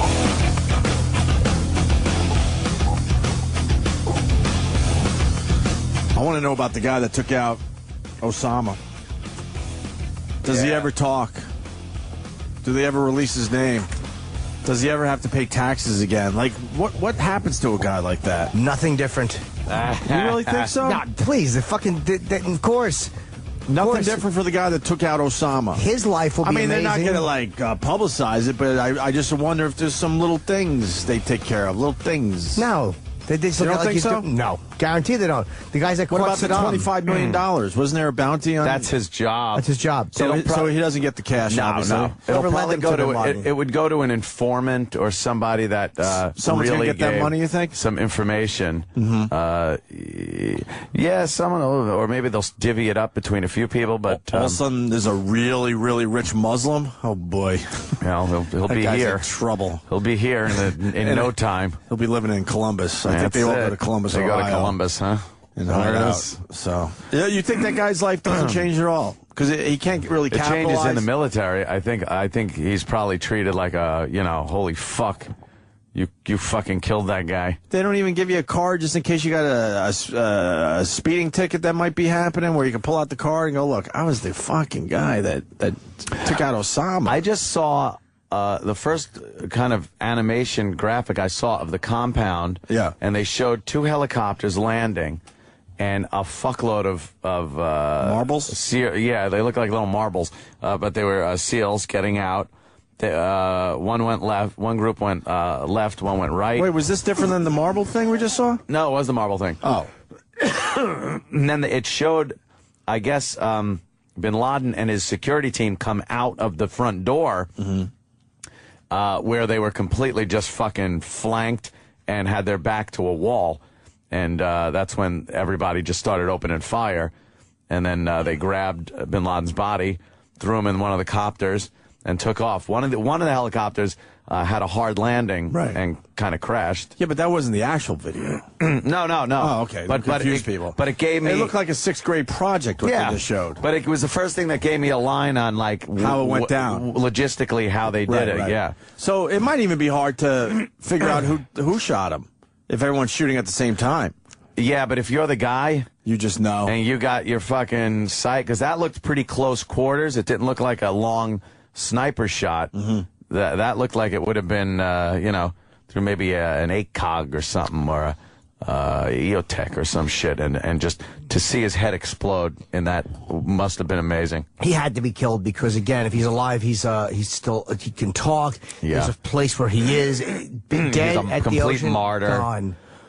The thing is, though, I wonder why helicopters coming in lets everybody know they're coming. Hold on. Bin Laden was shot in the left eye. So more and more stuff is coming in. Let's go to this one. How unpleasant. We greatly appreciate it. Joining us now from Capitol Hill, we have Republican Senator from Alabama, Senator Richard Shelby. Of course, we had booked for a lot of different reasons this morning. Yeah, Senator Shelby, obviously, our thoughts and prayers what the Republicans are thinking today. With the good people of Alabama. My son was in Tuscaloosa when who cares about you, Joe? I hate MSNBC. I fucking hate it. And so our thoughts and prayers are with you all. Yeah, they're not. Thoughts and prayers with the Bin Laden family. Thoughts and prayers, everybody. News broke across the wires last night. Well, this is a great success for the CIA and also for the Navy SEALs. This is a big victory. SEALs are just coming across as badass lately. To chair the Intelligence Committee for nearly 5 years. We put in a lot of reforms. Now you're seeing the results of these. This is a signal victory. This is not the end of the war by a long time, but they're to be congratulated. This is someone that Osama Bin Laden, we had been hunting for years. We found him. They executed their plan well, and they're to be congratulated big time. You know what? I bet you that fucking Pakistan did help give us intel. You know, but we are saying that they did not. The muted reaction. They didn't know. So they don't get repercussions from their own people. Maybe. The entire Arab world just about said, this is terrible what was done to America. And they were feeling you remember a lot of them so supportive. No, they weren't. who Bin Laden was at that time. Things got a little murkier since, but I got a feeling with the reaction today, they still know who Bin Laden is. He was a little monster of history, and no one is going to mourn him, and they're not going to do anti-American demonstrations. So do you see it a little bit like that? Well, a little, but... Way to lead the witness, asshole. Fuck, man. Get the pontificate, just ask the question. Osama bin... And right then I'm reading Hamas condemns killing of holy warrior Bin Laden. Like they're not going to be stepping on American flags and burning them? Hamas is shit. Shut up, you MSNBC shitheads. A big step in the right direction, but the war is not over, and we have to really be alert in America right now. This guy knows nothing. He's just some fucking hick that was booked on a fucking show, and they're just asking him. Yeah, we're going to talk about something else. Yeah, we can't talk about the floods or whatever's going on in the hurricanes, so tornadoes. I got it on the third time. Fuck them. Yeah, what happened to the tornadoes? 340 dead, and that took another back page, huh? Well, this is the type of news that throws everything to the back page. Yeah, really does. And this is going to be for a while, too, right? What, moments like this. Jack Welch, she's the author of Winning, and Straight from the Gut. He says moments like this do wonders for the American spirit. Does it? Yeah, I think so. I don't know if it lasts, but... No, it don't last. It's a weird... It does wonders it's a weird for a little thing. while. Like, I don't know. I'm glad. I'm glad he's dead, but I also find myself mad. No one's... I'm angry. I really... And it's not just the Obama thing. It really isn't. But there's something, and I can't quite put my finger on it, that makes me, like, I'm mad at this. What? That Obama's dead? Osama's dead? Yeah. Like I don't know, because it just brings back all the shit from 9/11. You realize everything that happened. This changes nothing with that, except for the fact that, he's dead. But I don't know. I maybe after I get more details, I kind of want to know everything. I want to know if he fucking was cowering. Was he just blown, his eyeball blown out? You probably wish it happened a lot sooner. Yes, and a lot sooner. Because for 10 years to go by. It's been 10 years. And this guy had 10 years today, but if it was 2-3 years in, you'd probably feel a lot different, right? And I'm sure, like, he wasn't living the life of Riley, as they say, with Travis as your dad. But seems like he was cute little Riley. He was living pretty well. But he must have been looking over his shoulder a lot. But he got 10 years of freedom and doing what he wants. And that kind of annoys me. God damn, this cough is fucked. Oh, my love. You want a batch of some clear stuff? I'd start to, please, a little, any lubricant would help. I'll help you. My God. One of those dry coughs. It's one of those dry ones where when I start saying something, at one second, one word will come out and it'll feel like someone took a pin and is jamming it in my throat. Oh, that's when you say Obama. And you got it. Yep. Oh, that's it. Yeah, just stop saying Obama. And you won't have that scratchy throat. You'll be fine. Yeah, maybe you just have overwhelming emotion and you don't know how to handle it. Or maybe you just have anger issues. But it is a good day it's a good day. He didn't even use his 8K. I think it's very obvious. You're mad because this is going to be on Obama's resume. Holy shit. No matter what. Netflix pre-market up $5.93. Is that good for you? Yep. All right, that makes me feel better. And what also does... I only needed up another fucking $20, I think. Fucking stuff. You know what also does wonders for the American spirit? What? Cheap gas. Oh, right. The gas. Did we get cheap gas out of this? The second the fucking gas went up to like $5, we got him. We got him. Okay, we can't take it anymore. Forget about the gas. We got the guy. Who's the asshole raising gas today? Celebration in the streets. Who's the asshole raising it to 6 today? Celebration in the streets. Just heard that today was the day Hitler was said to be dead. Well, that was yesterday, right? Hitler... Today? Yeah, how old was he? Jesus. It was May 1st. Oh, May 1st in history, though, for Hitler?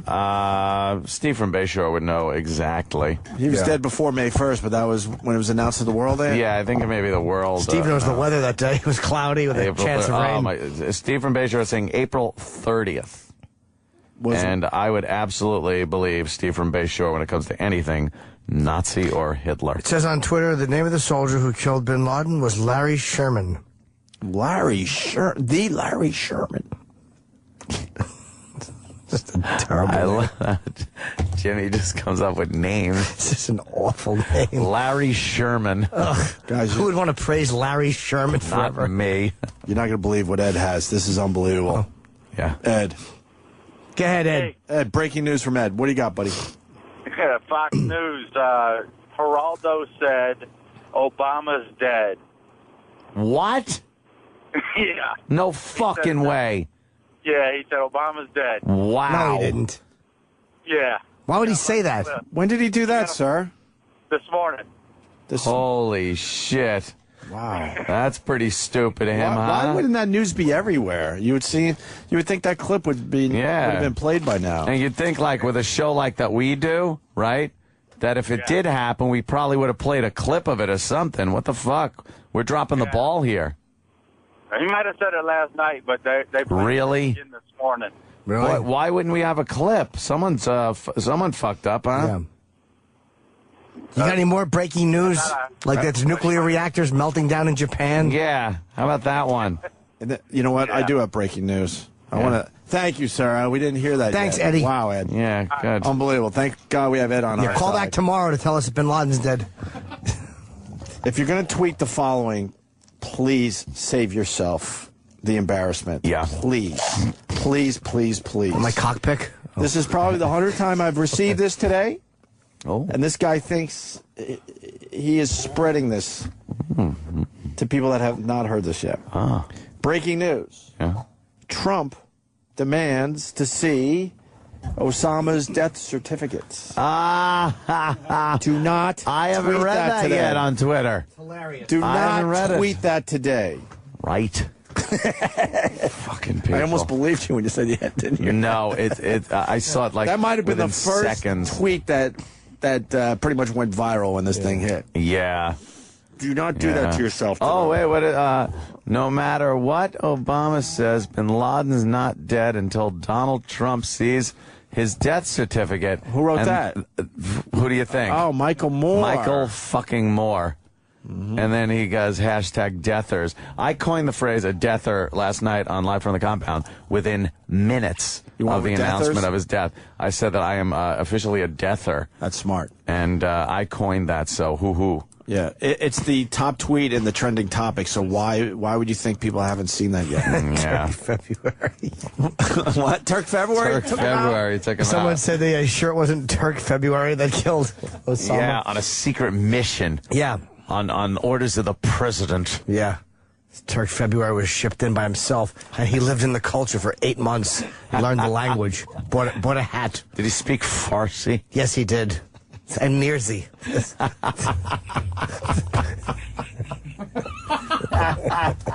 Chip. Oh, Chip. That's a good one. Nearly Farsi. And I go to Craig. And close up the. Craig, what's going on, brother? Craig.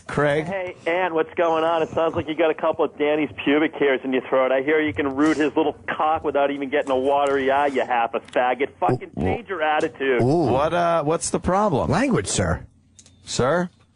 You know what it is? He hung up. Let me just tell you something. Why don't you discuss it? I would have loved to have a conversation with that guy. And I wouldn't have jumped on him or anything. I would have let him talk. What the topic says here, it says, Ann has no idea that he's coming off as a butt-hurt asshole, such a baby. Look, so discuss it with Ann. Don't just say that and hang discuss up. it. So you yell like that, I'll call you a liberal cunt rag who should fuck his whore mother in her fucking loose, falling out asshole. There you go. Hang up. I can apply to any one of us, really. I know, really. Whose mother's asshole isn't fucking dangling out at this point? Pink socked all of them. It looks like my mother has a trunk. Picks up peanuts with it and eats. Looks like there's a little elephant in her colon. It's a little parlor trick she does, where she'll pick up hay and shove it into her vagina. A parlor trick.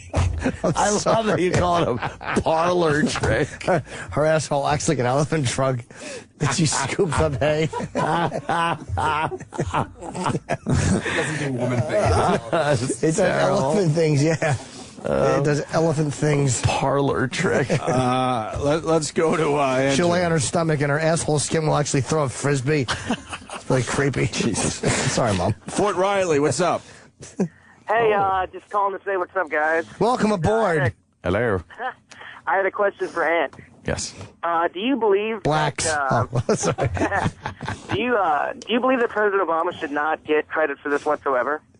No, I didn't say that. I said he's the president, and he's in the driver's seat when this happened. He did sign off on it, and I'm sure he got intelligence briefings up to the point. I doubt he was in on the planning of it, but he did. What I'm saying is he took advantage of the intelligence that was in place already and was put in place by the previous administration, which I don't think is getting the credit it's due. And I think Obama will use this politically, and that's kind of what annoys me. But as far as having some credit, he's the president. Of course he gets credit. Well, it's going to be up to the Republicans to prove all that shit wrong. The Democrats looking one way, Republicans looking the other, Obama in the middle going, what do you want from me? Isn't that the truth, though? That's the Republicans' job now. What? To prove all that wrong, what you just said. No. When Obama tries to take credit for this. I think the re-election campaign. I think you're going to look really petty trying to politicize this too much. But, Obama's already, I signed off, I did this, I did that. It came across a little needy. Do you want another one? Yeah, I don't care. Jason in Virginia. Jason. Hi, Jason. Hey, what's up, boys? Hey. You don't want to look petty, by the way. You want to look Earnhardy. I'd rather look petty than Earnhardy. Sorry. Ow. My neck hurts. Oh, that's right. It came disconnected from my skull. Sorry, Jay. Go ahead. Sorry, what did you say? I just tuned into the show, and it seems like Ed was this mad over this. I mean, we get it. You're the angry guy of the show now. I mean, I don't think anybody is mad over this situation. I'm kind of disappointed they buried him at the sea already, but I think Obama does deserve some credit. I mean, he did call Bush and Clinton and everything. I just tuned in and heard Ant was mad over this. I'm not mad over this. I love the fact that Bin Laden's dead. I love it. I'm just saying, and I'm not angry like fucking throwing things angry. I'm just saying I hope some people can see through the bullshit and see the honesty in this, that Obama, his entire campaign was based on the opposite of everything that accomplished this. That's what I'm fucking saying. Yeah, that's what my family and I was talking about last night. Is that he changed nothing, he couldn't change anything, and it's the administration that's in place that did this. Man. Shut up, faggot. I know, homo. All right, boys. Let me go to Matt in Vermont. Matt. How you guys doing? Love the show. As you should. Love you guys. Anthony, I think you're particularly a genius, but you couldn't be more off man about this, because how do you know, after all the bungling of the Bush administration, sorry to sound like McNeil Lair or whatever, that's right, but how do you know that the intelligence gathered wasn't in the last 2 years? I mean, you would have been up Bush's ass. It might. I'm not saying it wasn't. It very well might have been. What I'm saying is, you're a lovable racist, by the way. Oh, thank you. Thank you. That's what I've been called. I'm having bumper stickers made up. What I'm saying is the machine that has been in place was put in place after 9/11 by the Bush administration. I'm not saying by George Bush himself. I'm saying there were a lot of people getting the FBI and the CIA to exchange information was key. Putting operatives on the field, out there where the shit is happening was key. Getting informants, interrogating these motherfuckers. And this is everything that Obama ran on, that he said he was going to stop. That's my point. Exactly. That's my only point. All right, one more thing. Then I'll hang up. All right. Come on, it's because he's black, though. And I know you hate hearing that, but you guys don't want to give a black president credit. No, and it's not you guys. I am taking. All right, maybe not you. And if it was a pre-UN weapons of mass destruction, Colin Powell, let's say, and he was running and won the presidency, I agreed with a lot of his policies, and as a former military man, I wouldn't be saying, oh, there's a black guy in the White House. I don't like the fact that Obama is a liberal, privileged, barely served political office president of the United States. And it's like Ant says, at least Colin Powell was married to a white girl. Exactly. Always say, thoughts and prayers, what you do, huh? Hey. DL from Butler. I love how Ant says, go fuck your mother, then does a Mother's Day read. Fucking priceless. You know something? Yeah. See, here's the marbles again. Look, the marbles came out when the helicopters, and then all these guys came, and they flanked them and completely fucked those the orange marbles. Which marble is Osama? Where are the blue marbles? Bin Laden's the yellow marble, and the other orange marbles are his bodyguards. Where are you and guys? All I see is a game of Zuma being played. Yeah, it's nice. Zuma, a little Zuma. Good reference. I guess they knew where and the he orange was. marble in front of the yellow marble, was that the woman? The human shield? Probably the human shield, yeah. They probably knew where he was, and it's saying on MSNBC or whatever, U.S. mission was to kill, not capture. I'm sure it was to kill him. Well, we can't really say that. Yeah. You know, you can't really say you that. Got it. We don't kill people. No, I like think that. we actually had condoned the assassination of this guy. There wasn't one of these, look, we got to arrest him and try him. I think it was one of the few instances where, as a country, our government said that we're going to take him out. We are trying to kill this guy. I didn't see the body, did you? I didn't see it. Buried at sea? Well, you're going to believe that. You know what else was buried at sea? In the Gulf of Tonkin. Let me tell you a little story. All right, frogman, shut up.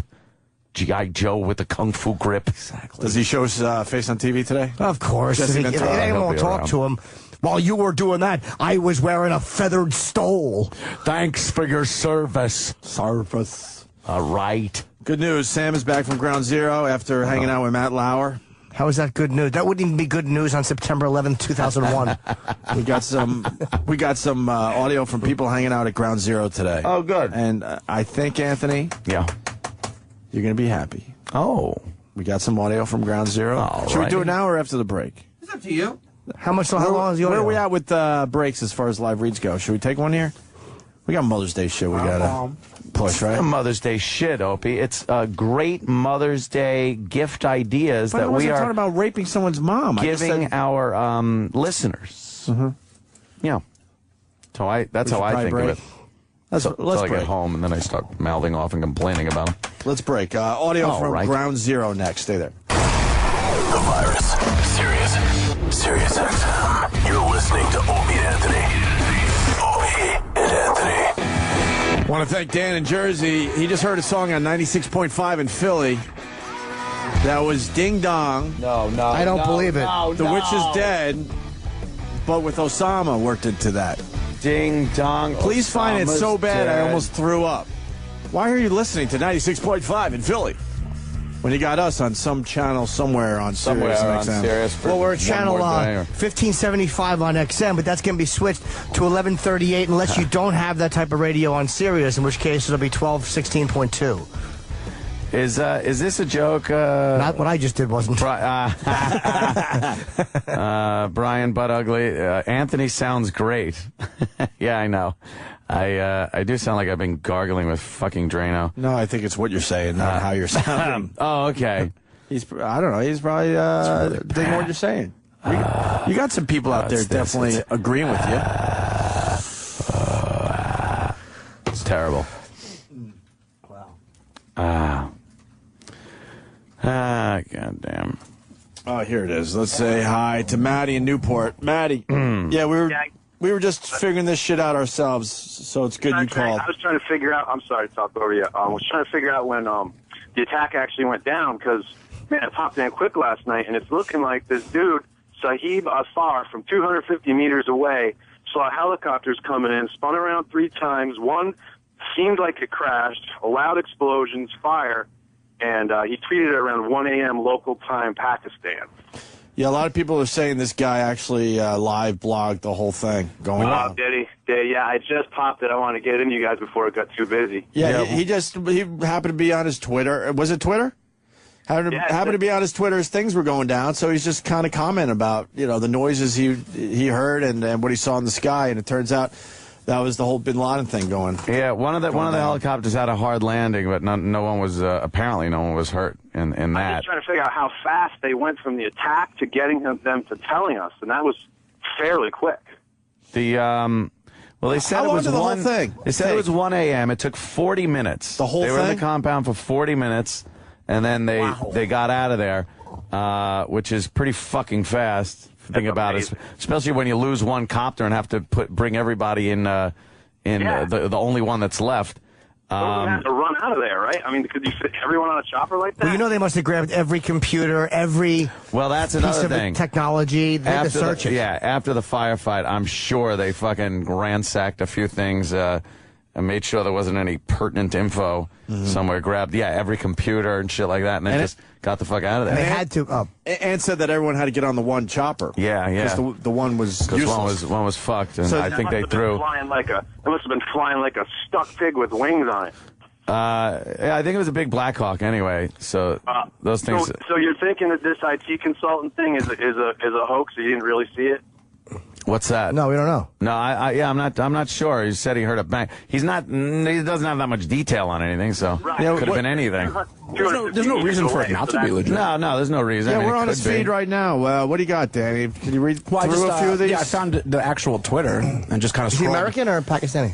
No, he was there. He's whatever that is. Whatever that is. But the first tweet relating to the situation was 16 hours ago. He just says there's a helicopter. Afterwards, he says, "Go away, helicopter," because I guess he was trying to sleep or whatever. Oh shit! Huge windows shaking. I hope it's not the start of something nasty. Then he starts replying to people. All is silent after the blast. A friend heard it. The helicopter's gone. Seems like my giant swatter worked. Let's see. Well, because he's still trying to figure it out. Because obviously they have he no must idea have been kind of far away if all he heard was the explosion of the helicopter. Yeah, hitting hard. And that might have been when they blew it up because they apparently threw some grenades in the helicopter before they left because they don't want to leave it, the technology and everything in there. So that's part of what was burning too. Was one of the dead helicopter. Well, he actually heard, if you can see that, he goes, someone is yelling, quick, get my OBL hat before we leave. Yeah, he says that I guess they didn't know what was going on, so he puts the Abbottabad helicopter / UFO was shot down near the Balel town area. There's a report of a flash. People are saying it could be a drone. So it's cool. He kind of just, as it went down, as more he didn't know. As more was coming out. Look at the blood on the floor of that fucking compound. More video coming That's in. great. Probably a virgin he fucked with this big Bin Laden cock. You think it was? Yeah. 6'8" Arab. Giant dick. Has nothing to do with this at all. No. Was he not Arab before somebody calls and corrects me? It was, Saudi Arabia. Saudi. Is that not an Arab or is it? It's an Arab. Okay. In my book. In my book. And then they grabbed the body, and they all went on the chopper. Yep. And now I get to the chopper. Can you imagine being one of those guys? Now you're on the helicopter, and there's his dead body right next to you. Yeah, there he is. Trying to get the fuck out of there. There's the guy. And where do they go? All the way back to Afghanistan? Do they come from Afghanistan? Yeah, probably a base in Pakistan. Probably a base in Pakistan. Somewhere. Yeah, it couldn't have been all that far, but... We're going to try to find the Witch is Dead song. It's streaming now. It's streaming. I'm sure they're so proud of it, they'll play it a few times, right? Yeah. All right. Sam just got back from Ground Zero. We saw that you got on with Matt Lauer. I mean, you decided you needed to be on TV. Well, I saw a little camera. You were one of those looky-loos in the background. I saw a little camera on, so I figure, I'll poke my face in there. Everybody else getting camera time, why don't I get a little? That giant forehead looks horrendous. No, it doesn't. It does on camera. It looks bad here, but on camera, horrible. There was a glare coming from your forehead, Sam. Look, I'll put it on Apple TV right now. Huh? We saw it. Put it back on. Go ahead. Good. This is Sam. Did you tweet this for everybody? Oh, look. Somebody just tweeted it to me. The wonderfulness of Apple TV, where we're looking at the big screen. Exactly, because you're not on fucking... because Apple Wi-Fi. TV doesn't care. Because you're jailbroken, that's why. I'm not jailbroken. And Kevin from Connecticut, no assault on the media, Sam. You faggot is coming in. I thought that was done. Plus, since you could do it in a way where we're not going to get fired. Yeah, but I might. You won't get fired if you say Opie Anthony. What's the matter with you? See, It literally looks like you look like the fucking girl from The Ring. Your skin color. I am a little pale. But there's nothing wrong with that face. Because you put your chin way up high, it looks like you have bad balding going on. Yeah, I don't have any balding going on. You were photoshopped in there. Yeah, because then the live EDT covers up what would be your hair in that photo. Oh, right, yeah, You look completely bald. Well, people realize I have a full Except head for of the hair. sides.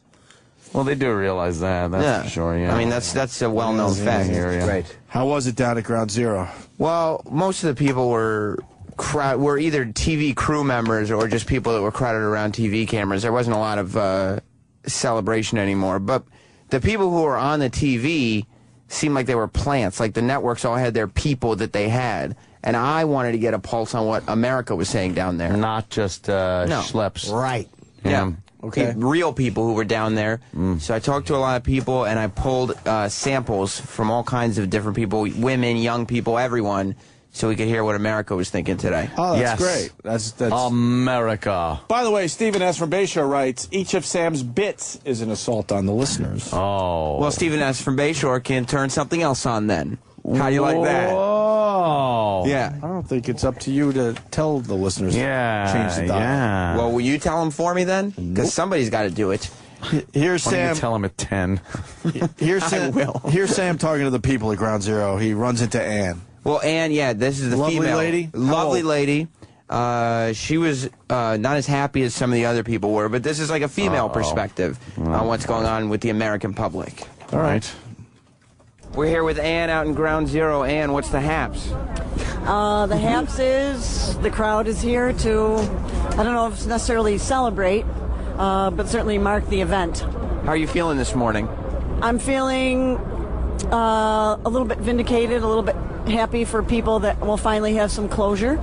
I wouldn't say it's a happy celebration, and there's also a certain amount of fear involved, I think. Why is that?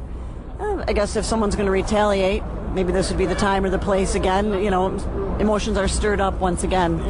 Maybe close to the way they were on 9/11. Flush them out. All right, great. Well, thanks a lot. So why are you down there then? I don't know what Ann was doing. She was just standing there staring at Matt Lauer. And what did she watch if she didn't think it was a celebration when people are like, fuck him! Fuck him! And his mother's fucking kick-ass! They're waving flags, Just yelling, because they're wearing drinking. flags as capes doesn't mean it's a celebration. No, it wasn't a celebration. Somber.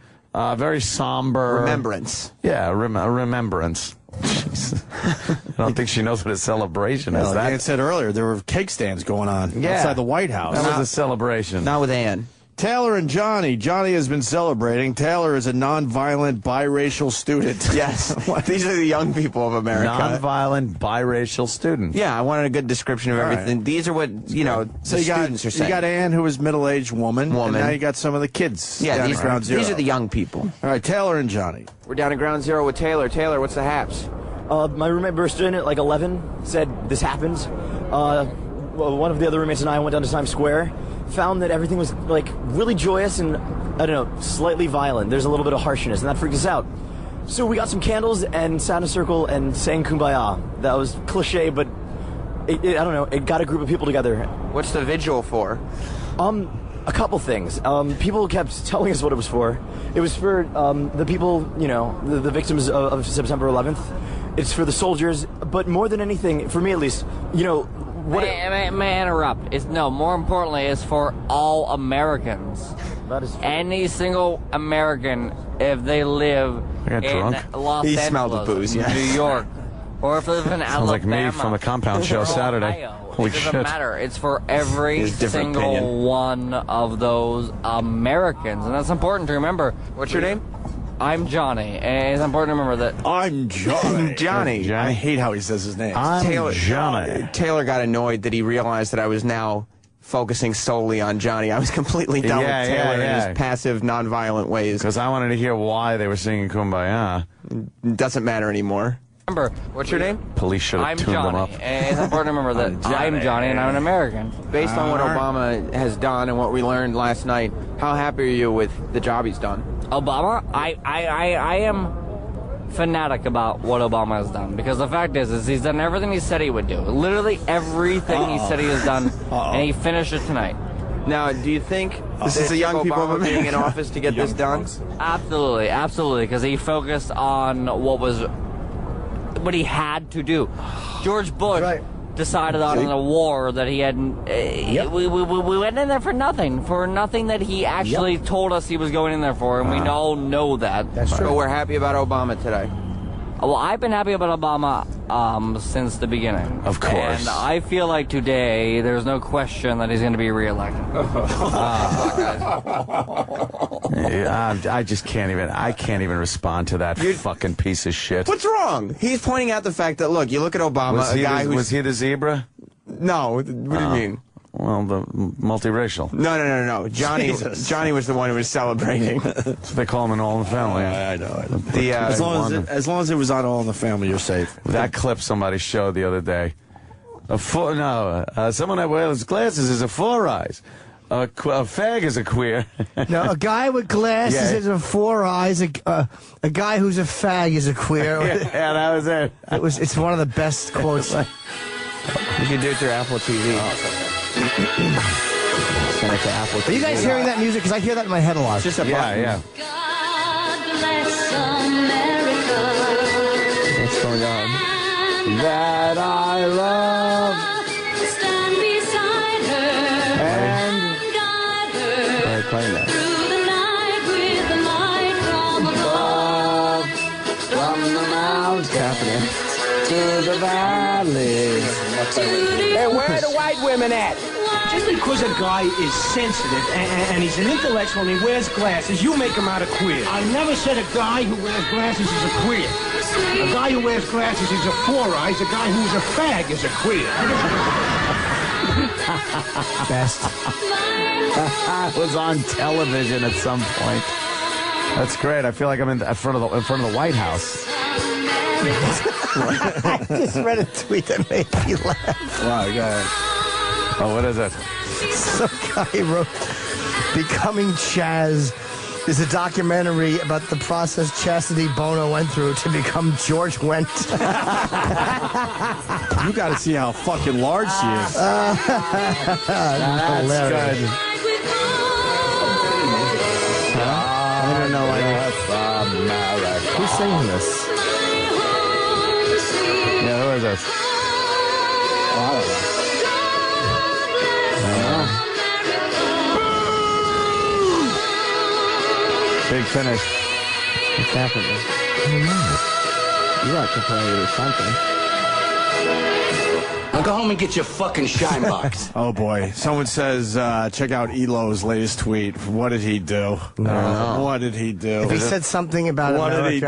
I don't know. I hope he was drunk. I'm going cold into this, but is it the one about him? Hopefully, Rob Thomas is one of those listeners we could trust. Is it him talking about us on the OWN channel, OWN network? Does he? Yeah, I think somebody suggested that we go on the OWN network, and he was went, like, it's like, yeah. That was a polite way of I'll saying work on no it. fucking way. I'll think about it. Yeah. Sam meets Boutique. Yeah. Boutique? Well, I thought we should, we had the young people. This is Black America speaking now. Oh, God. Boutique. Jesus. Boutique had an Obama woolen hat on. Really? Yeah. Great. Oh, that's what. Great. Our old boss. I'm listening to Mike and Mike in the morning on the ESPN radio app. Thanks, Elo. Oh, thank you, man. Thanks. Maybe it was the man on the street interviews he didn't like. Great. All right, let's listen to Boutique from Ground Zero. Check. We're here at Ground Zero with Boutique. Boutique, I see the Obama hat on. How happy are you today? I'm mad happy that Bin Laden shot. I said, well, about my cousin Pumpkin. Now, obviously, this is 10 years in the making. Do you think it took Obama being in office to get this done?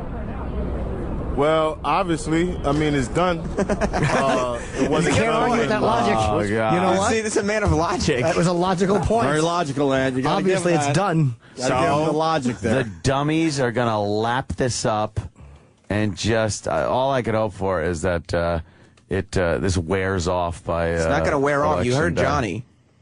Yeah, I heard Johnny. All right. He's done everything that he said he was going to do, and he will no doubt be reelected. And then Boutique comes in, and he lets you know he's in office. He got it done. It's done. Who did it? You should ask Boutique if he's ever voted. Well, I didn't. That wasn't what the issue at hand was. I mean, it had nothing to do with what we were talking about. Good. Doesn't matter anyway. They'll just register fake people. Ding dong, Osama's dead. Barack Obama killed Osama. Osama's lead embedded head is dead.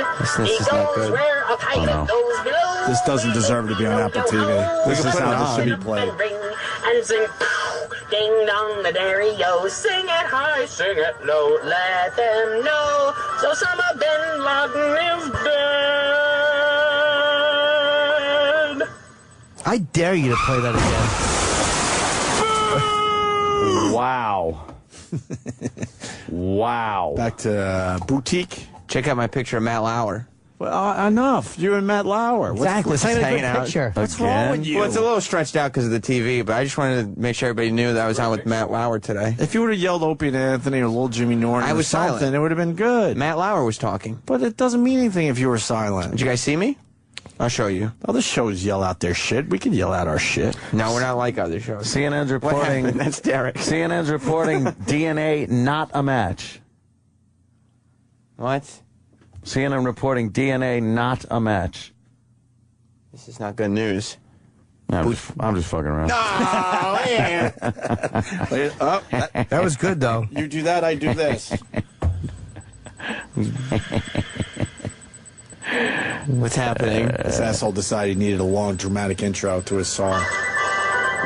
Ding dong, Osama's dead. Barack Obama killed Osama. Osama's lead embedded head is dead. Lead embedded he head. goes where Al Qaeda goes below, yo ho. Let's open up and ring and sing.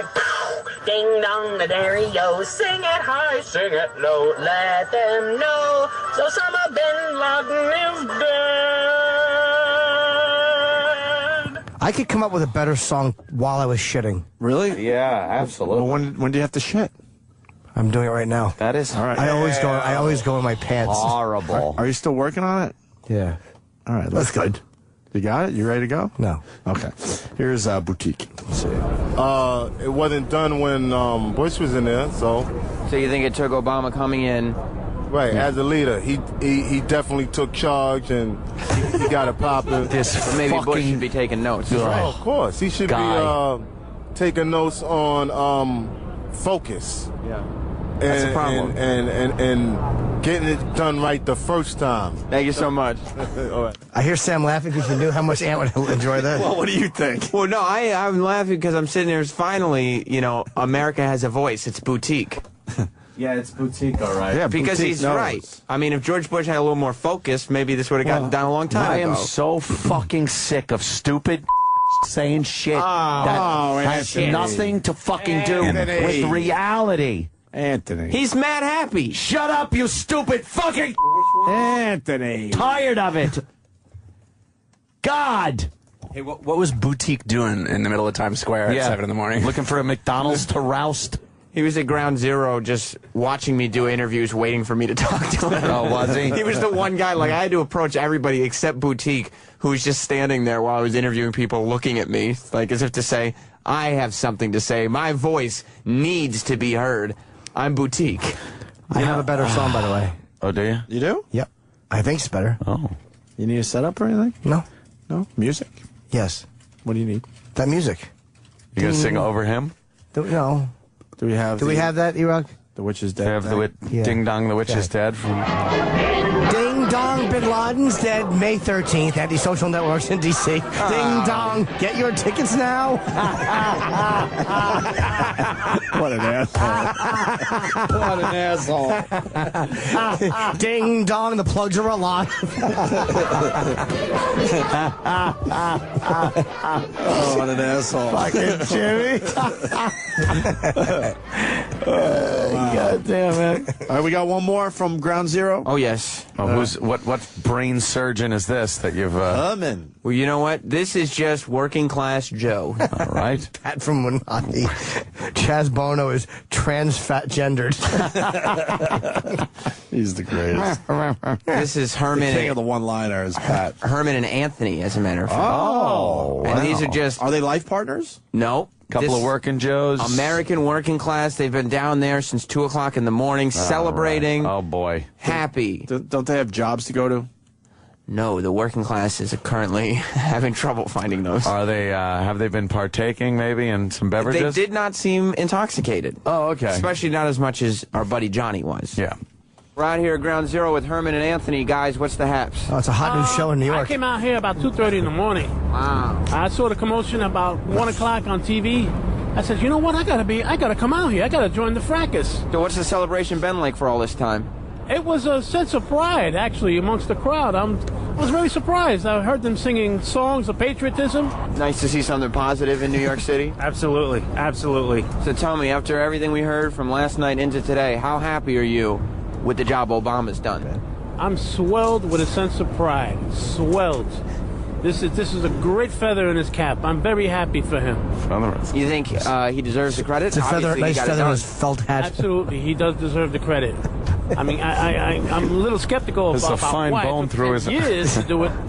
But, Why do you think, Anthony? It's a great feather in his green felt hat and matching yellow shoes. But Obama finished it, no question. But do you think it took Obama to get the job done? I would agree. Yes. Well, thank you guys so much. Thank you. You're welcome. Holy shit. And that's, I mean, anybody can start the mission, but you need somebody to go in. A finisher. Yeah.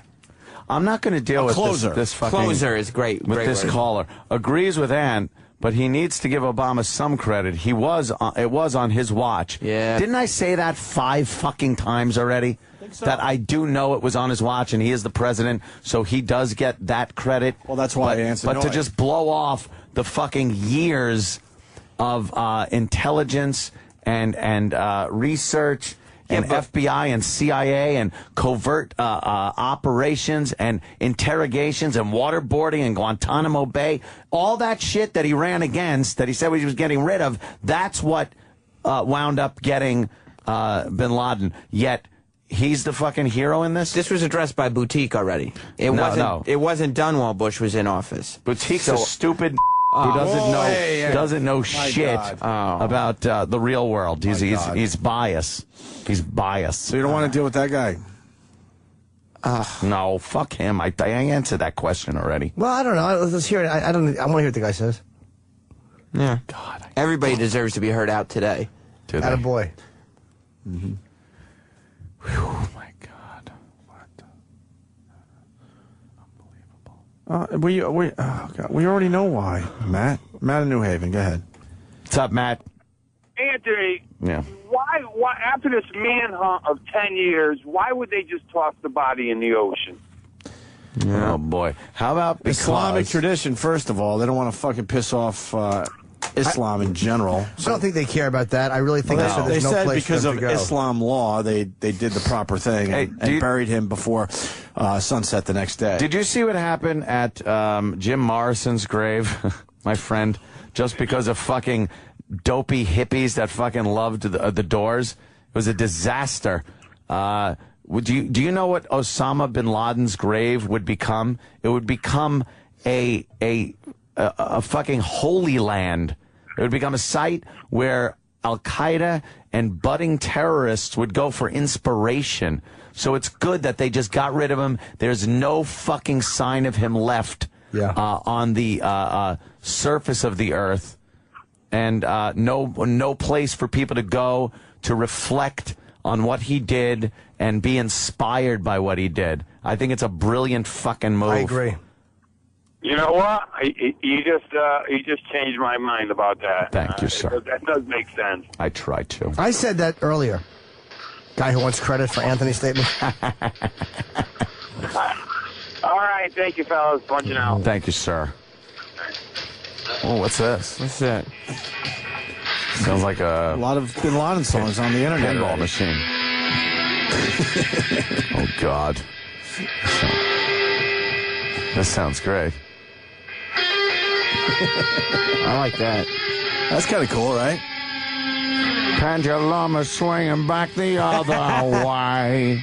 Truckerdale69 on Twitter is setting all these bad songs in. It's good shit right here.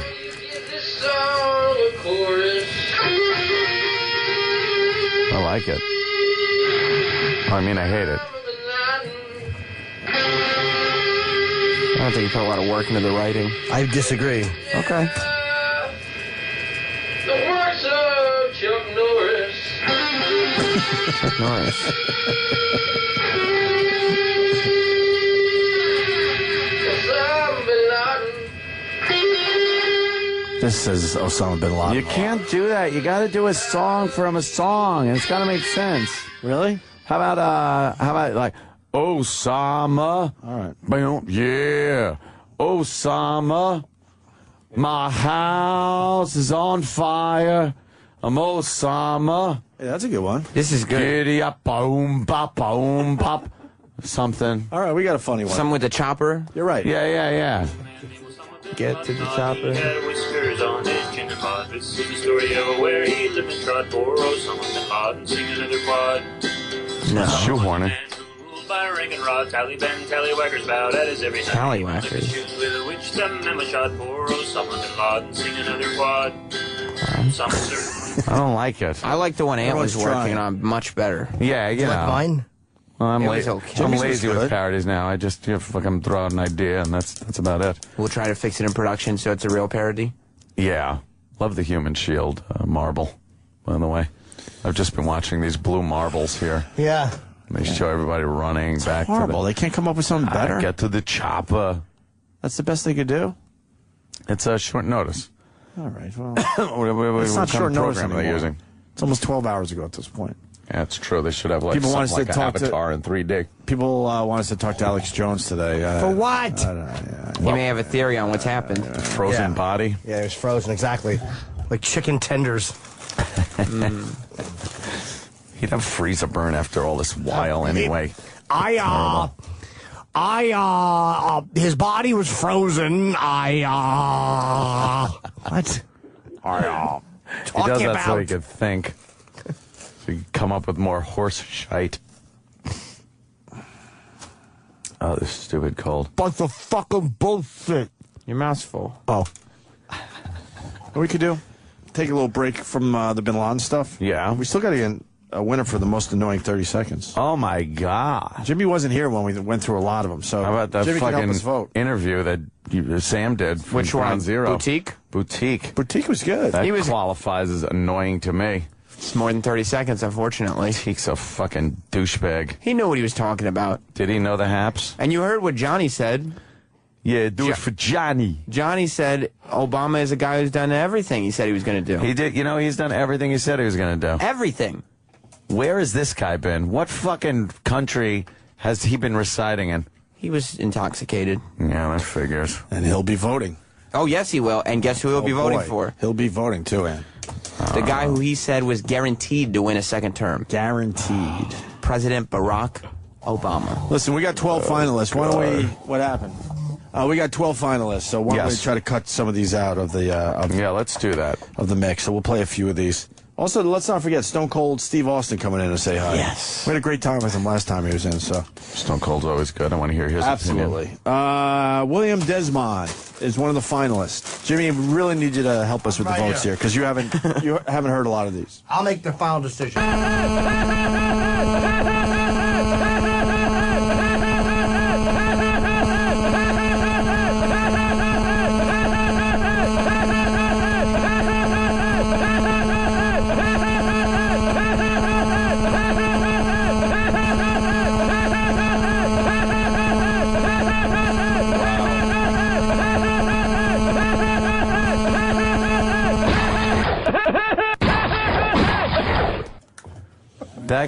That's infuriating.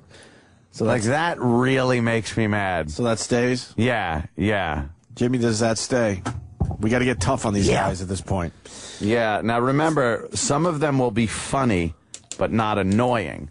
So they'd have to go, even though you might say, wow, I like that. Okay, so in the end, it's got to be annoying. It's got to be annoying. I mean, it's that's just a the bonus contest. that it's funny as well as annoying. If it's really annoying and funny, then right. you know. Brian right. Plaskin is another finalist here. Error. All right. Error. Why can't I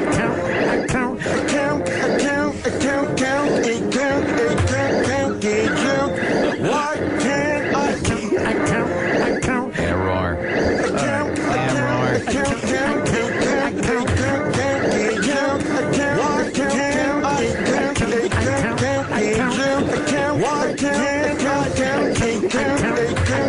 Error. All right. Error. Following Anthony's lead, I would have to say that guy doesn't make the cut because it's funny. It's funny. I can listen to that. It's slightly annoying. It doesn't come anywhere near that the first one annoying. So we got. But it is funny. We got to say goodbye to Brian. It has to be annoying first. If the funny's in there, that's fine. But it's funny. You would listen to that again, no problem. Yeah. I don't want to listen to the winner or the first one if it does win. All right, we're crossing them out then. The next finalist in the 30 seconds of annoying sound, most annoying 30 seconds is Brian Rizzo. I told these guys, I gave them some consulting. Don't say radio, just say radio. I tried. I told these guys, I gave them some consulting. I tried. I told these guys, I gave them some consulting. Don't say radio, just say radio. I tried. Don't say radio, just say radio. Why would you do that? I think radio makes it too good. It really is. It's annoying. It's annoying. I'll give it annoying. I'd keep it in. Keep it in for now? Yeah, we'll. All right. Hold on, at some point, I would keep it in because that is that gets really fucking. I think it's a save. Annoying. I think that saves it from being a whole lot annoying, though. How about Charlie Roth? Does he stay in the competition? Let's say hi to Bob Kelly.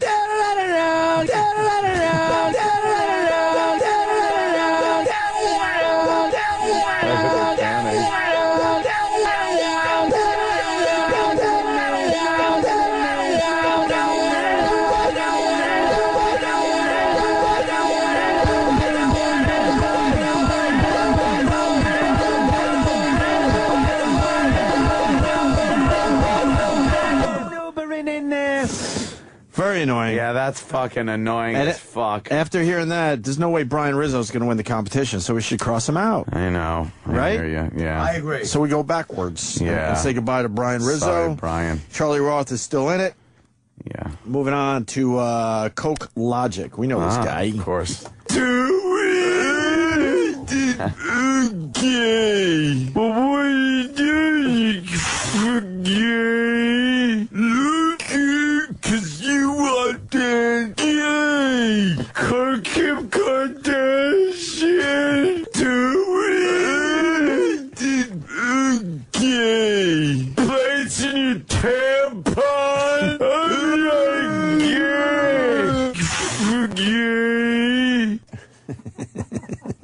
What do we do with that?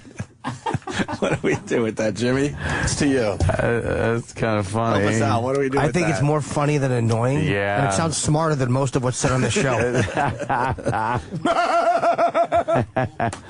Yeah, it's a little.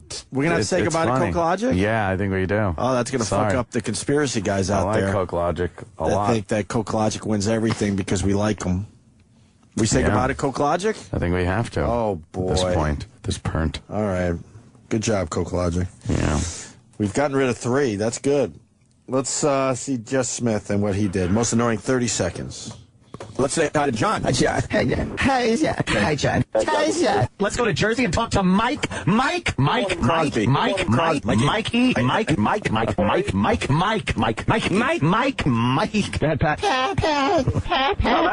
Greg. Hey there, Dave. Hey there, Frank. Hey there, Jeff. Hey there, Jack. Hey there, Jash. Hey there, Rab. Hey there, Rab. Hey there, Rab. Hey there, Tam. Hey there, Tam. Hey there, Ran. Hey there, Bab. Hey there, Bab. Hey there, Bab. Hey there, Chad. Hey there, Rab. Hey there, Tam. Hey there, Tam. Hey there, Ran. Hey there, Bab. Hey there, Bab. Hey there, Bab. Hey there, Chad. Hey there, Paul. Hey there, Paul. Hey there, Paul. Hey there, Paul. Hi. Oh, Uncle. Completely psychotic that the guy got all the individual ones. And I have to say, the most annoying audio should go to this program. They're saying the same things every day. Over and over again. That one, we should just use it for a fucking promo. Yeah. That's promo material. We'll make a promo out of that? Yeah, that's good promo material. Just got something out of it. But I don't think that's annoying. He picked up on something, obviously, that a lot of people know about. Mike. Yeah. Very creative. Yeah, that was a good one. Thanks for playing, Just Smith, but you're out, too. Yeah. God, we're getting tough. We only got 2 finalists. Holy shit. So far in this round. Yeah. Moving on to Jimmy Callis. Oh, no. Oh, you didn't hear this one yet? Jimmy Callis. What the fuck is this? You can on the way to the elevator, on the way to the elevator, but it's all I want to do now. All I want to do there. The fuck is that?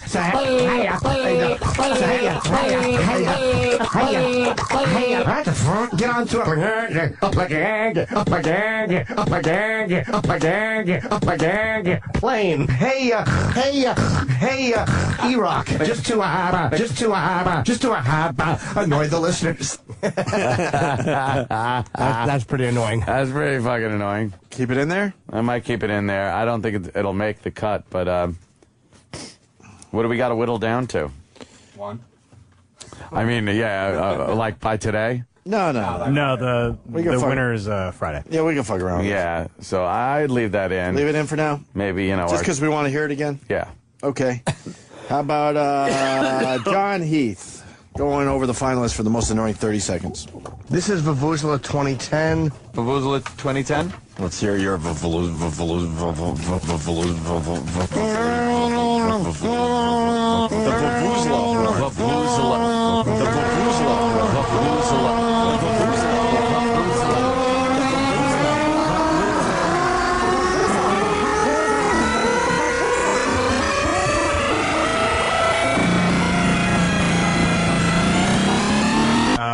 It just says Vuvuzela. Wow. That was like the Matrix. Mm-hmm. It's like the Matrix. Keep him in? It's annoying. I say we keep it in. Yeah, that's annoying. I think Stone Cold's here, so why don't we stop right there for now? Okay. Yeah. We'll make him wait. What the fuck is he going to do about it? God. Right. Jesus, come on, Denny. That's fine. We do have 4 more. You want 4 more? Circle. 4 more is only 2 minutes. Let's try. I don't like making that man wait. We can if you want. Yeah. I'm just clarifying that Jim Norton's not making him wait. Stone Cold. You want to just break and bring in Stone Cold, and we'll do this tomorrow or later? Whatever you guys want. Either I'm way. but a humble servant. All right. We knocked out 4 guys. We got 4 more to listen to in this round. Yeah. When do we have to be done by? Friday. Oh. Friday. And what's up for grabs? IHateStevenSinger.com. $2,000 was it? $2,000 cash, Nice. by the way. Very cool. Yeah. Thanks to him for that. All right, Stone Cold next. Stay there. Sirius XM, the virus. Yeah, this is the Opie Anthony Show. Damn it. Hey, let's say hi to Stone Cold Steve Austin. He's outside our studio. What is he promoting? Tough Enough? Of course he is. Mondays at 8 p.m. before Raw on USA. What is this about? Stone Cold Steve There he Austin. is. Welcome back to the show, sir. Always love having Stone Cold on. Hey, guys. How you doing, man? Good? Well, we're all talking about good old Osama Bin Laden. Yeah, it's like the big story. What's your feelings on it? Yeah. Got a bullet in the head. Yeah, Left apparently eye. so. I'll drink to that. Yep. They got him in the left eye. Left eye? I did. Left eye. Had a couple of beverages last night after that was announced. Yeah, I was on an airplane, so I didn't really hear too much news about it. And then I heard about it when I kind of got up this morning. Yeah. Like, so I want to get all the details and stuff. And it's not a sad day at the office for me, I'll tell you. Yeah. It is kind of nice when all the details come out and you realize how these guys pull off missions like that. It's just amazing. Like the snipers with the Somali pirates. When you see that and how it's done, you just go, yeah, we do have best guys out there. Well, there's no doubt about that. Hey, is there someplace I can plug my iPhone in? Yeah, look at that. Lost my charger, and I'm borrowing somebody's charger. And damn, Stone Here we Cold's are. got the iPhone, huh? Trying to get some power for the iPhone. You like the iPhone? What are you going to do? I'm not a... You got to just join the club. Not a BlackBerry guy, and the flip phones are dead. I mean, they work okay. What about a Droid? Never tried one. All right. I'm kind of stuck on my iPhone right now. I got a Droid. I think I got to admit that the iPhone's a bit better. Oh, yeah? I think I got to admit it. Are you one of those guys that could go, like, if you forget the phone at home, do you freak out and go, like, No, man, I got to have my phone because I can't remember anything. Yeah, it's like, let me call so-and-so. I don't remember their number. No numbers. Remember, growing up as a kid, I used to know everyone's phone number. You had to. Because you had to. But, back in the day when you go up and down the road, if you had to make a phone call, you pull over to Denny's, IHOP, a Waffle House, whatever, use a payphone. Yep. Or you had your pager went off, you had to make a phone call. And these days, man, in L.A., homeless people got cell phones. Yeah. It's them walking around looking for money, texting people. Yeah. Who are you texting? And there's no payphones. Like, it's almost impossible to find a payphone. We got a few left in New York. Yeah, I've seen a few. I don't know what they're for. Drug deals or something. Nah, they're calling home with their phone cards. Is that it? Oh, yeah, they're using their calling phone cards overseas, something like that? With the payphones. Yeah, once I realized you can text a photo of your cock, I was sold on cell phones forever. What better technology is there? A quick snap and a send. And it's made me want to get rid of mine. Stop it, Jimmy, please. I have that one angle. It looks like Nessie. Now, what do you got going on? You got a show, right? Yeah, he does. I guess I got a show. I guess. We're on a USA Network right before Monday Night Raw, and it's, we started off with 9 men and 5 women for a total of 14 contestants. Make sure I can add this morning. Hell of a flight last night. Had to climb out on the wing and make an engine repair. So, anyway, we're trying to teach these kids how to work in the ring and do a process of elimination. And at the end of the season, the winner of the contest is going to get a contract with WWE. It can be either a male or female, either superstar or diva. And so that's what the stakes are. And the stakes are high, and we're having a damn good time doing it. That's cool. Pretty good. Do you look at some people like right when they come in and go, wow, there's no way. Yeah, you kind of get a sense of people, and that's a business that I know and love pretty damn good. And but then again, I'm not going to judge every single book by its cover either. And people kind of stepped up. Some people that I thought belonged didn't end up belonging, and some of them we had some people in there that were green as grass, and some people that had several years experience. Yeah. And they get bounced out accordingly. But it was a fun show to do, and when they pitched it to me, I knew I was going to have a good time doing it, and I ended up having a blast doing it. So we're doing okay on the in the ratings. Been well received. People are enjoying it. I hope we're back for another season. Now, you eliminated a girl in the first episode. I'm just reading here. I did not see this, unfortunately. You said she didn't have enough heart. And you explained to her that once you shit your pants in a match with Yokozuna. Now, South Africa. And kept going. South Africa. No, I vaguely remember this story. When you, like when you travel overseas, your diet changes. Oh, yeah. So, everything's kind of just a little bit different over there, and all of a sudden you eat South African food. A little looser. A little looser to say the least. And boy, Yoke picked me up and slammed me in the ring, and I proceeded to shit my pants. And don't get me wrong, it wasn't a full 5-alarm stinker. Duty. I've got duty. But was it a couple? Hold on. Was it a couble nuggets? Was it a little splash? More like a shark. A shark? All right. But nonetheless, bona fide and verifiable. There was certainly some feces that came out of Stone Cold Steve Austin that night. The proof was in the pudding. So at that point, I said, there's a little bit more of the match to go, and then it was time to go home. And, I think he beat me, and I rode off into the sunset with shit in my trunk. Did anybody know? I mean, the ring didn't look like somebody stepped on a ketchup packet, did it? No. A lot of times there's the ring is one of the dirtiest things you could ever lay around and roll around on. I mean, because guys are in the back, in the dressing rooms, in the toilets, taking a leak, doing whatever you got to do before the match, and it's just a dirty environment, sweating, bleeding, all the stuff that goes in, and then I proceed to shit in the sumbitch. So use it to your advantage and get your ass in his face or anything? No, I didn't because I don't know why. I guess because down at heart I'm a nice guy. Yeah, that would have really. And he weighed 700 pounds. So if I had not have liked him and he didn't weigh 700 pounds, who knows what would have happened? And I shudder to think at 700 pounds, if he'd have shit himself, what would happen to me? Yeah, Is it harder to fight with shit in your pants? Like that? What do you think? Honestly, it seems like that would psychologically make you not want to move as much. You just go, all right, I'm done. I'm going to go home. Does it make you? Is it harder to move around and actually be physical? Well, Yeah, I would imagine. It's not, I don't know. It's not like I was going to jump up and give him a couple of scissor kicks. Yeah, maybe just tame it down a little bit, right? Holy Boy, did you see the way Stone Cold was running the ropes after he shit himself?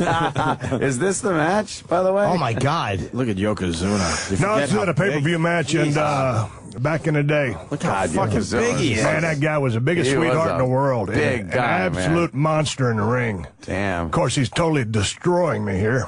Yeah. Wow. You can sell a fucking move, man. God damn. Oh, yeah, the old rake to the eyes. That'll even a score, mister. When in doubt, poke a son bitch in the eyes. Jesus Christ. How come wrestlers always jump when they punch? Like, boxers don't do that. Like, why? Like, there's always like sound. Well, boxers ain't as smart as us. We got to get that extra leverage. You got to hit the mat so it sounds like you're connecting. Yeah, no sound effect never hurt nobody, did it? Have you ever watched a movie without no sound effects? It sucks. Right. So Cold, you ever look back at some of the stuff and you feel kind of like, ugh? What do you mean? Like maybe a move you did, or I don't know. Like you were joking about the raking of the eyes. Oh no, man! I tell you what. When I look back at the stuff, as Stone Cold, no, I had a very credible in-ring style, very physical, very stiff, very violent, and very believable. And I think that was kind of made me so successful. We bring our old tapes in here and we cringe. And at the time when we were doing it, we thought, "Oh God, this is great stuff." But then when you look back, you kind of go, "Hey, don't get me wrong. I mean, when I go back to the green stuff when I first started, absolutely, because I wasn't great in the ring when I first started by any stretch. And I look at some of that and I say, man, I sucked ass. Bad." But when I was running a Stone Cold white hot, there was nothing that you could see through. What about early on some of your mic work? Like, did you ever watch some of that and go brutality. Like, oh, boy, brutality. Yeah, brutality. I'm like, what was I thinking? But, it's like anything you do. When you first start, you're greener than grass, and, you might have a knack for it, but once you get some experience, some on-the-job training, and you got to get in that environment where that red light goes on, and it's sink or swim, brother, you better start swimming, because you might not get another opportunity. You became one of the premier Mike guys. I mean, the battles between you and The Rock on the mic were fantastic. I mean, so it's hard to believe early on were you just tongue-tied? Man, but you know what? I grew up as a pretty shy kid. You know, and we would, we'd go to order some food at Dairy Queen, and my sister would have to call in my order because I didn't want to call nobody on the damn phone and order my 3 tacos and a soft drink. So she'd call in for me. But, you got to come out of that shell and, develop a persona and run with it. And, at the end of the day, I've always been a real talkative person. A lot of people think I walk around mad, pissed off, drinking beer all day. That's me. Yeah. But I enjoy getting the chance to when you're trying to sell tickets, there's an art behind it. You don't sit there. You can talk all the trash in the world, but you gotta build that guy. You can tear him down, but you gotta build him back up. You've got to sell the match at hand and the stakes. I mean, it's all about selling tickets. You can take pride in being able to do that. Now on the TV show, what kind of things do the people have to do? Do they have to work a mic? Do they have to be able to have a personality? Is that part of it? Have you watched people improve like we were saying, you sucked early on. Have you seen people step up and improve like that? Yeah, through the course of the contest, people are stepping up. They are improving, because they're going through the regimen every single day. And when you're practicing every day and working, going through the paces, repetition makes you better. Yep. You always hear at a point in your career, you want to work hard. You're always working hard, but then when you get to a point, it's that, okay, now I got to work smarter, not harder. These kids aren't at that stage. They don't need to learn the fine nuances and worry about this character and a promo style. They need to impress us with mechanics, the ability to absorb the pain, to be able to think on their feet in the ring, and be a great mechanic. That finishing stuff is going to be years in the making. I'm looking for the mechanical stuff, and don't get me wrong, I am looking at some potential for that in the future, because if I've got somebody who's pretty good mechanically in front of me, but he's an absolute zero dud, it might make him hit the bricks. When you guys are hitting like in the face and stuff like that, even though I know it's part of the show, you still putting pressure on somebody's face. Like, how do you? Are you hitting with like your fist, or are you trying to hit with the forearm? Because you're still being struck by a fucking big arm. Yeah, but there is contact. You're not trying to knock a guy's block off. It's not the UFC. But, man, I'll tell you what, when Stone Cold was in the middle of that ring making comebacks and the guys from DX were feeding me or whoever it was, I mean, there's a lot of guys that walk backstage with a bunch of knots on their heads and a black eye here or there because, hey, man, when you're selling tickets and every single building you go to is sold out and you're white hot in the business, and that we call those potatoes. Everybody's happy to take a potato or two because if we're rocking and rolling and selling out, rather than miss a guy by that much or, I don't want to hurt him, so it looks like shit. No. But, so that just goes with the territory. But no, you're not going out there trying to kill anybody by any stretch. Well, with that said, there's a lot of guys that have come in here and said they will fucking give him a little shot if you don't like the guy. Every once in a while, that's some of that stuff goes down. And then again, make it hurt a little bit and maybe make believe, I kind of missed that move a little bit. Oops, sorry. Well, then again, also, if a guy starts, snugging you a little too many times, I always had I was very patient in the ring. I like to give a guy a couple of shots. Finally, when he rang up enough of them, it was receipt time, and that's when the payback started. And you send that message in the ring, and that's respect. And things can get pretty hairy out there. Most of the time they don't, but there's a couple of assholes in the business, and sometimes you got to work with them. I'm sure your schedule's so crazy, and there's frustrations on a lot of guys' part, and maybe you do take it out in the ring every once in a while. Yeah, but hey, I mean, not an all-out. We're gonna beat the shit out of this guy. Yeah, but you could be overseas, stuck over there for a couple of weeks on a tour, and whatever's happening back at the house, and you can't get back to the house, and you've got all this other stuff going on, man, it's the same problems everybody else goes through, but when you get in that ring and, hey, you're having a bad day at the office, things happen. Sure. You'd like for them not to, but hey. Hey, it's all good fun stuff to talk about after it's over with when you're having a few beers. Yeah, you don't want to talk about while you're still doing it. Stone Cold, a big MMA fan, and unfortunately, I fucking missed UFC 129 this weekend. I did too. No, man, I was flying over here in the middle of shooting a movie in Vancouver. I missed the event. I rarely miss a UFC event. I had predicted that GSP was going to totally throttle, what's his name, Jake Shields. Yeah, he won. Hey, man, and Machida knocked out Couture. I really wanted Randy to win that fight. That would have been nice, right? Yeah. And then who else? I think that was a second-round knockout. Jose Aldo and Hamnik. Aldo was on the card. Yeah, I heard that Jose Aldo was just a lethal weapon. But he said that Hamnik was a tough customer, so that guy's got so much upside to him. You ever do MMA training? No, you know what? Not really. Got a bunch of friends that are in the business. Of course, I know Brock.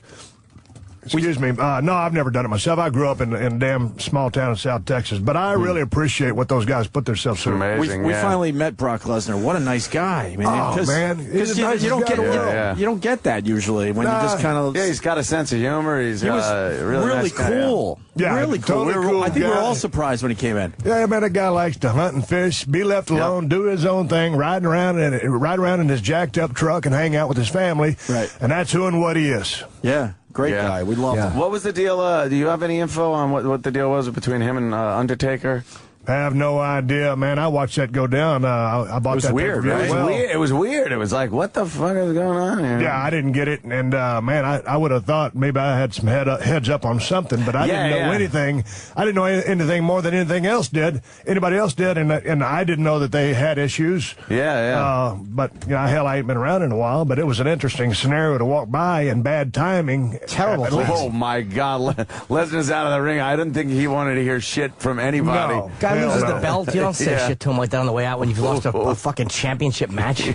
It's like, do it later. That was a tough day at the office, but he'll be back, and he's going to take that.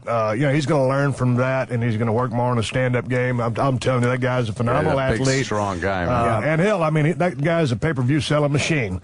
So he's going to be fine, and he'll be back. They love seeing him. He was great in WWE, man. Oh, well, I mean, if he went back, he'd go right back to the top because he's a top guy. Yeah. So it doesn't matter whether it's UFC, WWE, the guy sells tickets. Yeah. Who do you like in WWE right now? Well, I like what John Cena's done. Yeah. He's our number one guy. He's real user-friendly for the kids, and that corporate PG theme that they're doing right now, I totally get that. Randy Orton has now turned into a star rather than just a mechanic in the ring. He's really come around. And, that Miz, for a guy who didn't really physically bring a whole lot to the game, he has really stepped up and made the most out of his potential. That is. And what a great talker and one of the hardest workers probably in that company. So I'm real excited about what he's done. And I really think they ought to use CM Punk a hell of a lot better than they do. He's probably one of the most talented cats in the ring and on the microphone, and great gimmick and a hell of a worker, and somewhat of the old school type work. And I like what he does in the ring. So they're doing well, but they've got a lot of green talent that they need to get some seasoning on. So they really know what's going on inside that ring, and it's not just about I hit you, you hit me. You got to tell some stories, and they got to bring up their psychology. But that's a lesson that is learned over several years. Do you think in time? Because wrestling is very cyclical in what they do and how they do it. Do you think in time they might get back to a little more of a harder, not R-rated, but because there was a while, especially when you were really flying in the ring, I mean, it was hilarious, some of the stuff, and it was very risque. Some of the girls would come out and their tops would slip off, and language-wise, and it was very, very entertaining. We loved it, obviously. Man, I think they'll probably turn it up here and there and back it down accordingly. I mean, they've got to be corporate friendly. I mean, that's the road that they're going down. But I think when they went public, they had to kind of clean up a little bit. But it's all about how those championship belts are represented. I mean, like when I went to the ring, I mean, that was totally real to me. I mean, it was a work, but and I just think that when I grew up watching the business back, when I was 7 or 8 years old. It was about two guys in that ring, and that gold belt meant everything. So if you don't make a mockery of that belt, and that's serious business, you can have humor in there. I don't like to say comedy with that business, but there can be humor. There can be those lighter moments, those heartfelt moments. You need to care about, those people in the ring, that whether it's heel or babyface, you want to love them or hate them. That's what it is. You at least had to know, and I think that's what you guys did very well. It was put across a personality where, when Stone Cold came into the ring, you knew this guy. You knew what he was all about. When you say the guy's name, you knew what they were about. Right. So when you say a lot of these guys' names these days, you're like, well, okay, that's a name. What are they trying to be? Who are they? What do they stand for? What do they believe? And you don't really get a sense of them. But that's, with more time, the business has changed. But, back in the day, I mean, when you had the Sheep Herders, Iron Sheik, and, and the Killer Bees, but everybody was a gimmick, Right. Everybody was a character. It doesn't matter if you was on the top of the card or the bottom of the card, you knew what everybody's act was, what they were about. Right. I don't think everything is as clearly defined right for now. For God's sake. The good old Brooklyn Brawler. I got to say hi to the Brawler, because the Brawler's a good old dude, and a good friend of mine. Hey, Steve, how are you? When he would come out, he's been through a lot. He's like in the ring, like, maybe this is my night, man. Maybe this is my night. Why did they ever let him shine, ever? You don't let him shine just once after all those years of work. It's a tough business, guys. Come on, man. Tough business, Brawler, not once. It was always funny because he'd come in and he'd have a look on his face like, tonight's my night, man. This is it, finally. And he'd just start getting whoever he was in with, and then, what happened? Not again. You slipped up, Brawler. But Brawler could always work, and he's always a good character. But every time he went to the ring, like you said, hey, maybe this is my night. Some guys go to the ring, and it's not good. They know it's not going to be their night, so they've already got the boo-boo face on as they're going out there. I'm like, look at this son of a bitch. Oh, really, guy? Not going to be your night tonight, so you're going to cry on the way to the ring? Go out there and represent and give those people a show. Goddamn hysterical. Be a pro. You don't think the new names are as good as the old ones? I like the new guys. My favorite is Ambiguous Larry. Ambiguous Larry? Yeah, No Real Opinion Jerry. I like those guys. I don't know what league you've been watching. I've seen guys, though, and with the show now, these guys got to take some bumps, and girls, right? Oh, absolutely. Now, I mean, I'm talking some of the old school bumps I saw you guys take on the metal stairs, things like that. I mean, Are these guys prepared for this? Are they ready to take like some major league pain? We're starting off with the basics, and I would assume. take for instance, Miss USA. She'd never been in the ring, and we were first just trying to teach her how to roll and bump a little bit, so you can learn how to make a safe landing. She was having a hard time doing that, but then she started catching on to that. So that's a far cry from smashing someone over the head with the stairs. Yeah, and you don't really teach that in a wrestling school or at Tough Enough. Those are some of the finer. That's a special school. Yeah, that's kind of like one of the finishing touches that you learn in the crazy business. How to hit someone in the head with a steel chair and not totally really crack their skull open. Necks. Yeah. No, we're not doing the crazy bumps with them, but I mean, because you're dealing with green as grass to about 9-10 years experience in the ring, so you got a mix of a lot of people in there, so you put them through the paces, see what they can do. So it's more technique and stuff. And how important is personality? Man, I mean, personality is extremely important because man down there in WCW is stunning Steve Austin and not really getting a chance to have a microphone in front of my face. I mean, I was a damn good mechanic, and I didn't even call myself a star. I was a little bit of whatever. Then I get a chance to go to ECW with Paul Heyman. He kind of opened the doors for me as far as the promo goes, and I came up with the Stone Cold Steve Austin thing. But anyway, to go back to it, I mean, it took me 7.5 years to be an overnight success. Yeah, yeah, I guess that'll take a while. So it goes a long way. Yeah. I want to change topics for a second. You're a big Twitter guy, and do you really fight sharks? Man, I tell you what, a couple of months ago, I started doing the Twitter thing probably about a year ago, thereabouts. I figured, at the very least, I'm not a big technology guy.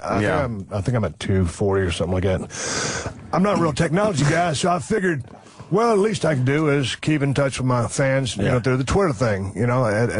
Everybody else is doing that. I figure at least I can do that.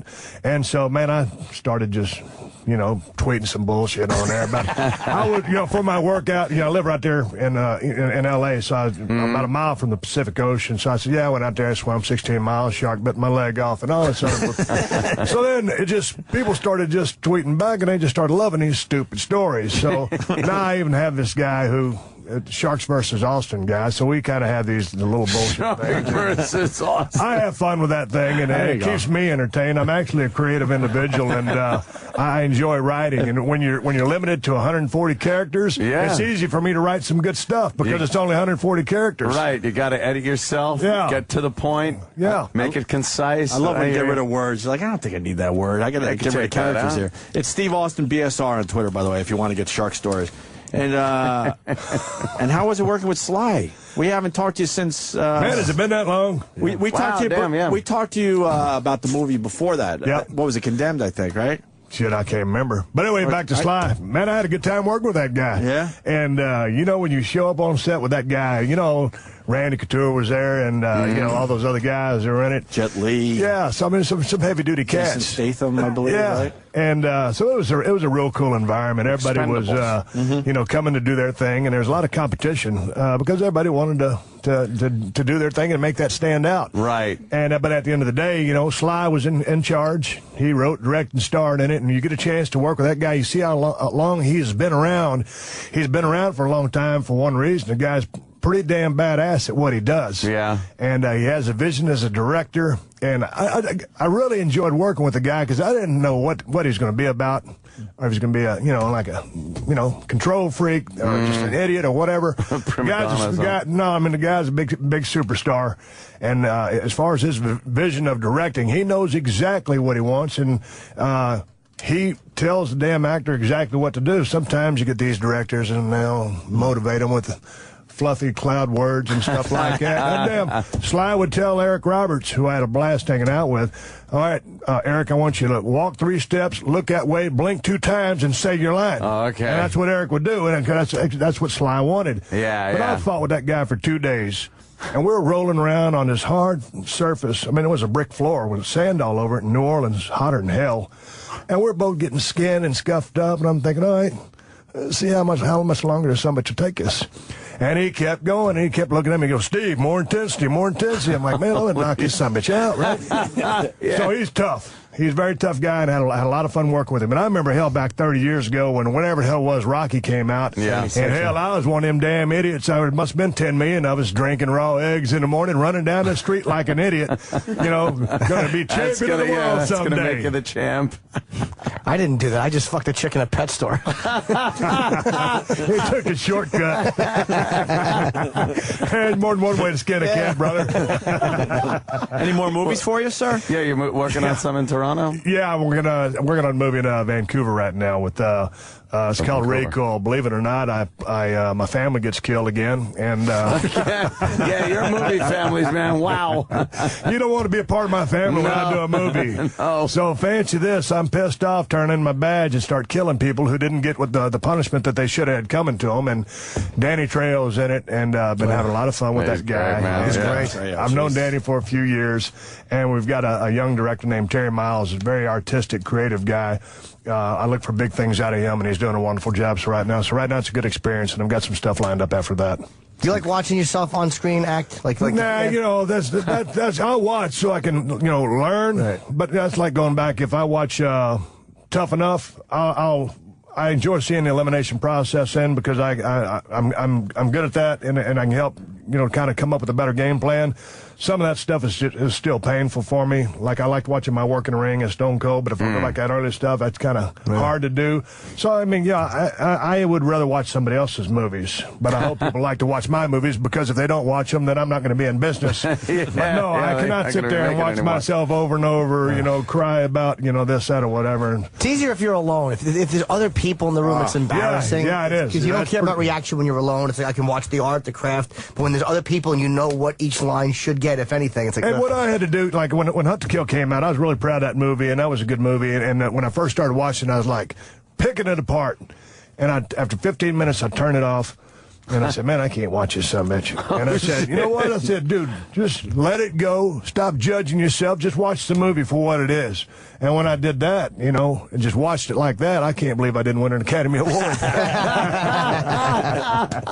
It's very hard to step outside of yourself, though, and be able to watch it and just subjectively watch the movie like other people would. I think it's impossible, as a matter of fact. Yeah, I think it is. But then again, also there's some people, I mean, they'll turn in an absolutely brutal performance, and they'll just think it's the best thing since the cure of polio. I'm like, dude, really? Are you that stupid? You think you're that good?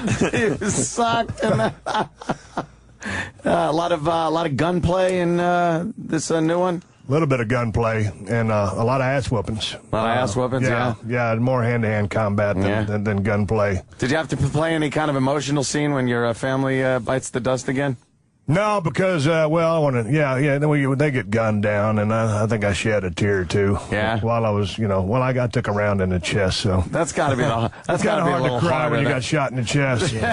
And then it started raining, so the rain's coming in my eyes, and I'm like, okay. Thank God. Now helps me out with the tear thing. When I really don't give a shit. Here's a little acting tip: if you want to cry and it's hard to think, just mouth the words. It's fine. Just go boo hoo. Yeah, that'll work. Yeah, I've done that a few times. Works for you. Yeah, in home movies. Yeah, the wacky horn. Now we're having fun.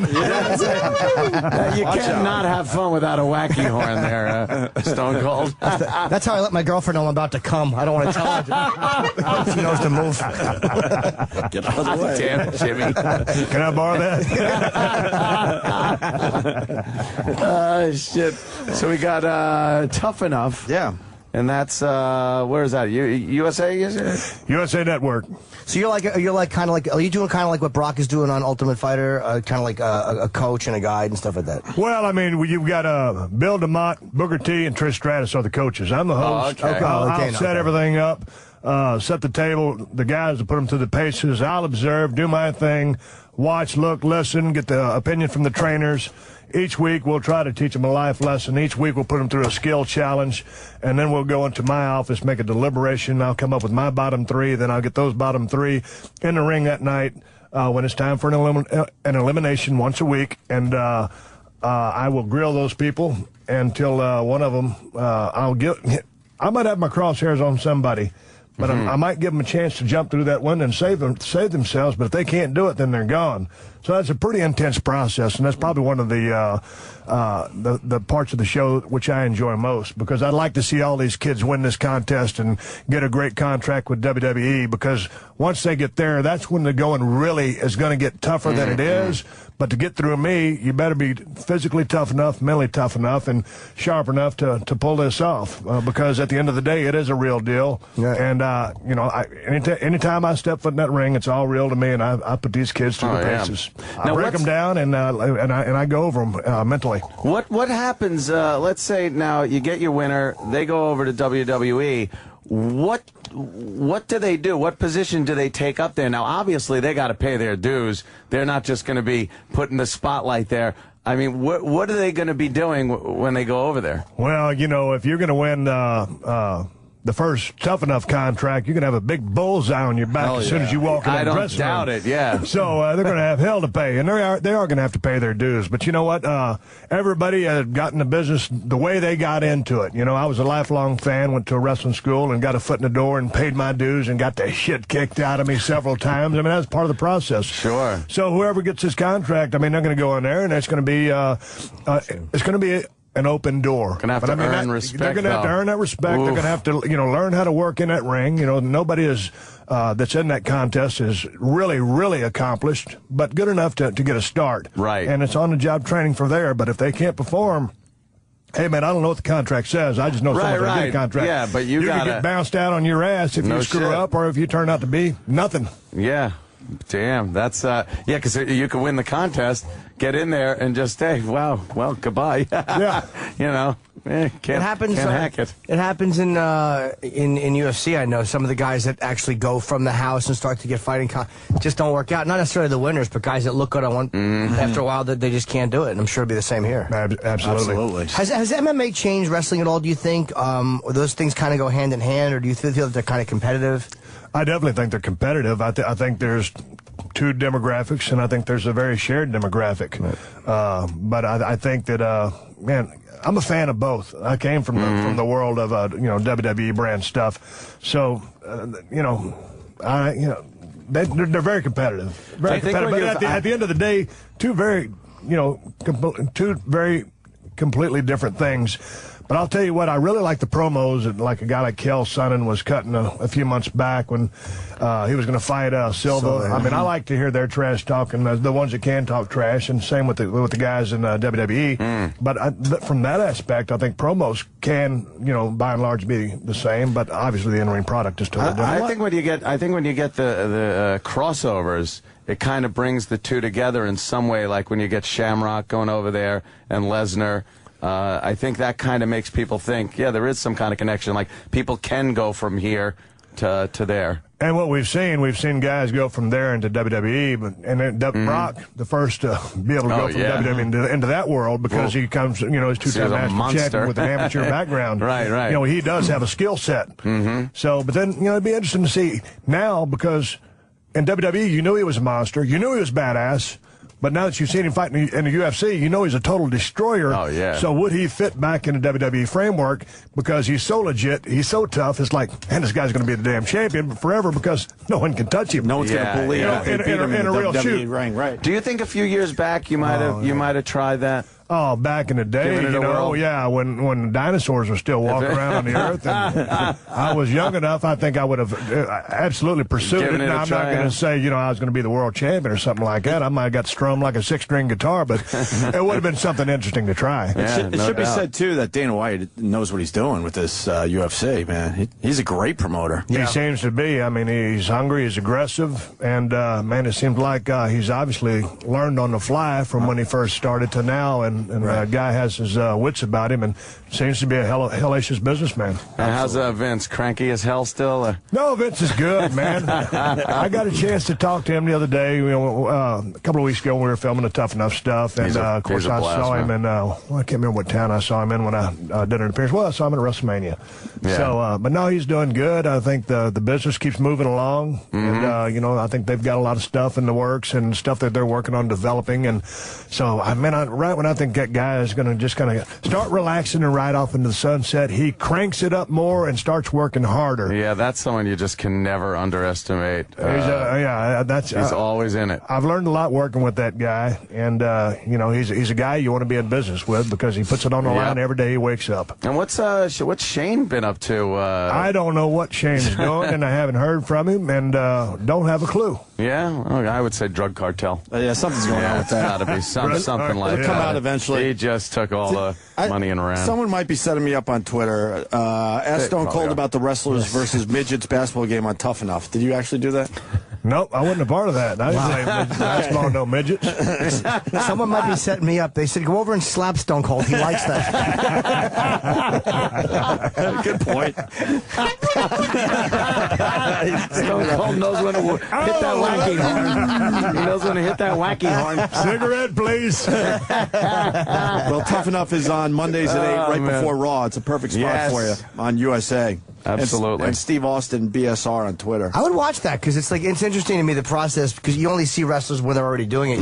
You never get to see the training or any of the stuff that goes in and teaching see someone and people go like, I don't think they're going to be able to cut it. Yeah, you see them all TV, all old up, and it's the glamorous world of that business. But, behind the scenes, I always tell everybody, man, you're living a lifestyle of a pro athlete, a truck driver, and a rock and roll star, and that's what it is. But, Tough Enough, you get to see them go through the training. And, man, there's so many things we could do on the show because we train the shit out of these kids. I mean, they're constantly in that ring taking bumps and learning how to work. So there's a lot that goes on that you don't see on the show. But, I mean, we bust our asses pretty damn good. It's a tough business to get into. Anything's tough these days. Even though it's entertainment and guys aren't really punching each other in the face, it's still a tremendously physical fucking sport. And you're still getting... It's hard... When you're getting slammed on the ground from over... You're still being slammed on a surface. If you were being picked up and thrown down onto the mat, you probably would get knocked out. Of course I would. The wind would just leave you.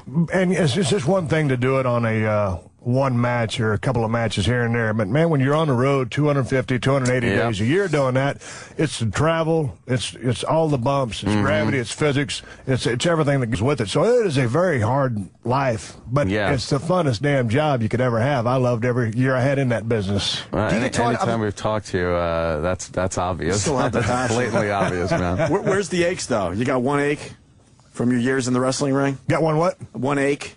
One ache. Like a knee. Is there one thing that bothers you? lower I back? just had, That's everything. I had my neck fused up in 2000. That's fine now. Yep. And so I'm good to go there. So, man, sometimes I always, when I'm running into someone who's been out of business longer than I have or is older than me by a 5 or 10 year increment, I'll always ask them, hey, man, how you feel? Yeah. You want to know. Where am I going? Like when I get there, what about today?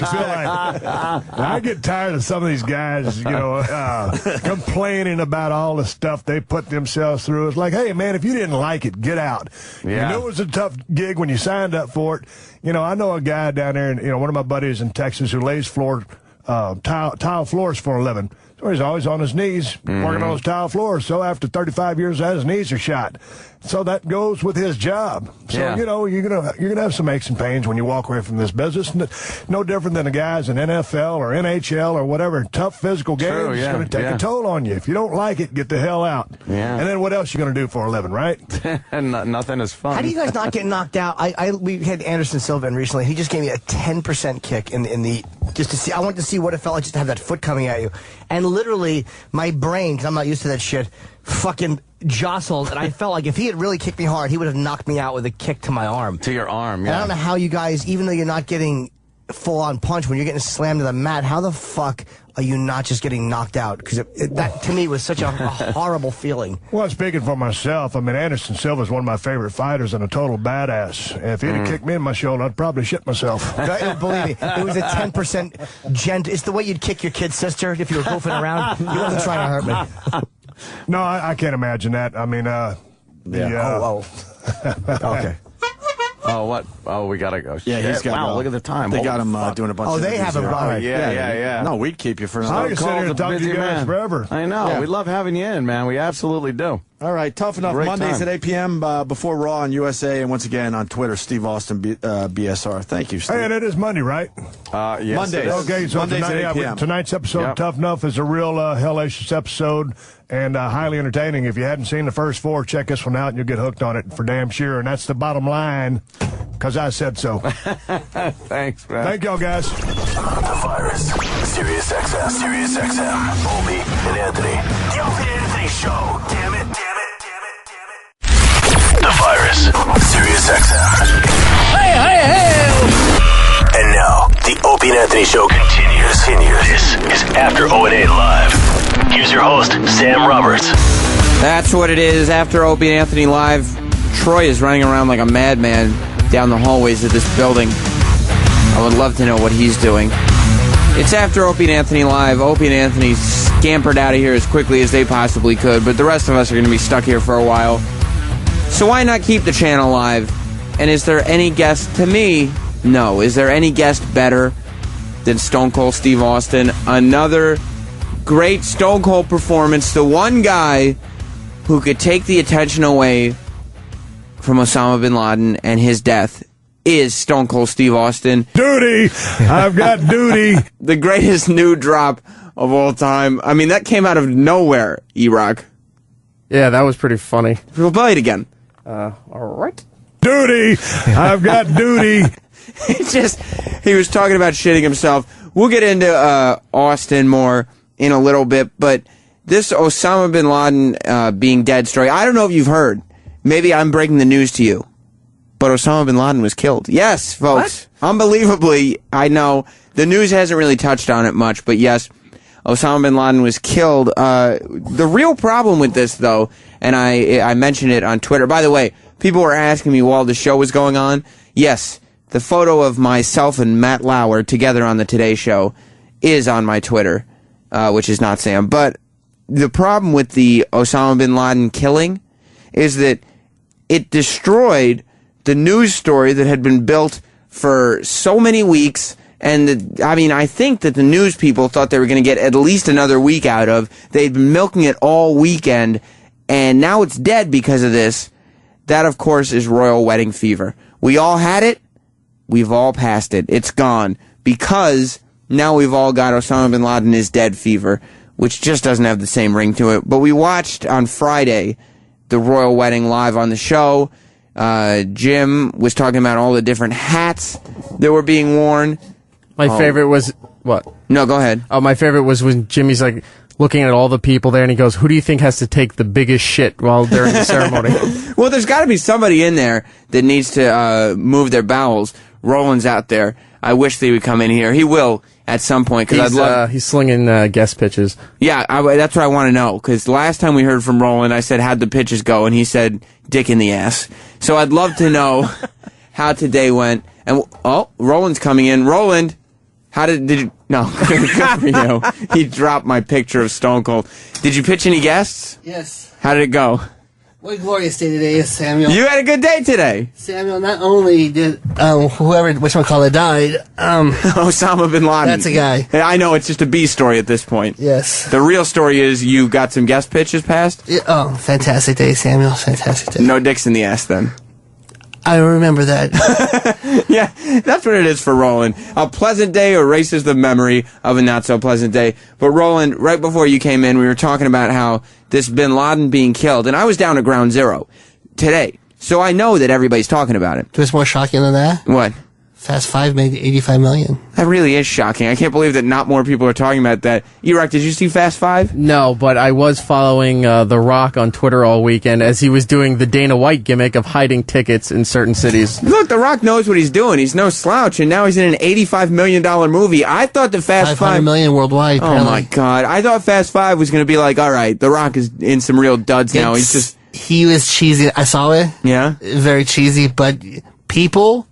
in the theater roared with his lines. They love The Rock. They clapped loud. But if The Rock had realized that this movie was going to make Fast 5, if he knew that his movie was going to make $85 million in the first weekend, only in the United States, You really think he would have agreed to do WrestleMania? I don't think so. I don't think he was counting on this paycheck, because right now he's looking at this contract to see how ironclad it is.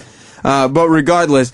wait, so you think something's going to happen now that'll take him out of next year's WrestleMania since they booked it already a year in advance? Oh, yeah, he's going to try to find some loophole because he's an $85 million man now. There's no way he's doing this dumb wrestling match. They're going to have to get Stone Cold and see what he's doing. Get him back in the gym. Now, not that he wasn't in shape because the man is a god. The guy's huge. I know, he's enormous. We'll talk about him in a minute. First, as we said, the big stories of the weekend were number 2, Osama Bin Laden dies. Number 1, Fast 5 makes $85 million. Both of those stories took royal wedding fever out of the headlines. Prince William and Kate, whatever her name is, I don't even remember anymore. It's a $2 billion wedding. Yeah, they spent $2 billion and they only got one weekend because they are gone out of the headlines. But that doesn't stop us. Jim had a history. The royal wedding coverage was not the first time that Jim has discussed royalty. Or third big story. Or what? The third story. Which is? Sirius changed their channels. Well, that's on Wednesday. That's not over the weekend. What are you laughing at? God damn you, Roland. What happened was, Jim, I was about to say Roland. That would have been a mistake. Jim, it was not the first time that he had touched on royalty. He's a man of many characters, a man of many faces, many voices. And Prince Jimmy was one of those people who came out of the body of Jim Norton. Prince Jimmy debuted in 2007, 4 years before the royal wedding even happened. Was there royalty before him? No. So he was the first. It's Prince Jimmy on After Opie and Anthony Live. After O&A Live. Oh, the Prince Harry thing, Jimmy? Now they're saying he was dumped over text messages from a secret admirer. Well, that's a secret admirer. A chick he was Secret fucking. admirer. You don't just get the prince's cell phone to text him. The prince's cell phone. It's not a secret admirer. Some fucking chick he was deep dicking. Some fucking whore from Spencer. Some Spencer chick from Wales. Spencer. Yes, I was fucking the Duchess of... the Duchess. The Duchess of York. And the Dookie. I fucking, yeah. That fuck, whatever they fucking are. They're all somehow royally connected.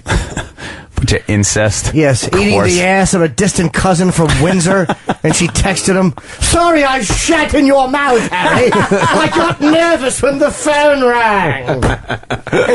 And his girlfriend saw it. "Who's been shitting in your mouth, Harry? Would that explain your rosy red cheeks?" And then he relies on the same thing he's always relied on. "No one's been shitting in my mouth. Me mum died." "No one's been doing nothing to me. Didn't you see the nudes footage? I can't, something in the tunnel." Yeah, where did she get the prince's text phone number? "Me father's dating a horse now. Me mum died, and me father's dating a horse. He walks out of the barn with hay in his zipper. No one's shat in my mouth. Who's been shitting in your mouth, Harry? Harry? Talk to William. He likes the transgendered, you know. They call him Deep Dick Willie."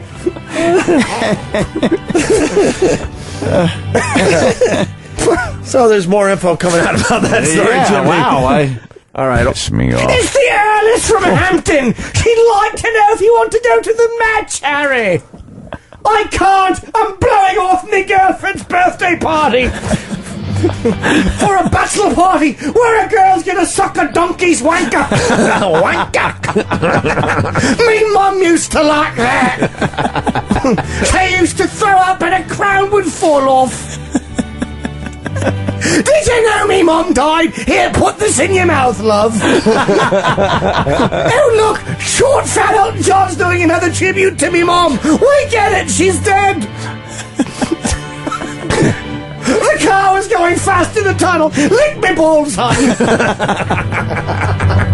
"Slide a finger into me bum. Me mum died." "Booty hoo hoo. Boo hoo hoo. Flick me nipple, would you, so we can come." She was sucking unclipped cock.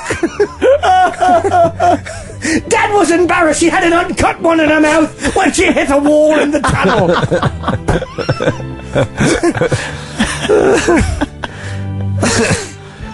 found foreskin in her teeth. Me mum died. Did I mention that? Right, one in the dumper then. That's right. Put in 2 fingers. Show the prince who's boss. Me admire her. Do you really admire her? My grandmother's a cunt. She just stands there with her hands folded. The Heiress of Windsor took a shit on my face, and it left little rosy red marks. The English just love shitting on each other's faces. In this bit they do. Too bad there's not a writer in there to get this one-trick pony to go somewhere else with this one. Hey, someone is suggesting 2 princes, 1 cup. And then someone is calling you Red Coat Jimmy is the bestest. Red Coat Jimmy. Thomas Overbeck from Dallas. It's Monty Norton's Flying Circus. That bird's dead. No, it isn't. But me mum is. That bird was in a car in a Paris tunnel. Bloody hell. Very funny. Very good, Jimmy. Comedy timing of... Yeah. Who do you mean? The little fat man in there? Who is he? That's E-Rock. Harry. Your Harry, Highness. Your yes. Highness. Yes. Your Highness. Your Heiny. Your Heinius. I like watching the polo matches because the horses' cocks are so big. They remind me of my father's new girlfriend. Good timing, Eric. Why don't you wait till 11:15 to play this? He just woke up, sir, from his I know nap. he did. Yeah. Your His royal. face looks like English food. Like a fat boiled piece of meat. I want to eat his face and talk about me mum dying.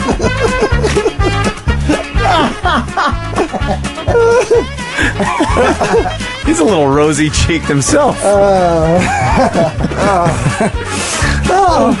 He's always hot. This poor fat kid wakes up in the middle of the night and has to cool down. He's certainly frozen at work, though, isn't he? He rolls his eyes. That's his idea of exercise. And did you know that Mum had foreskin in her teeth when they found her? They said Dota used to come buckets.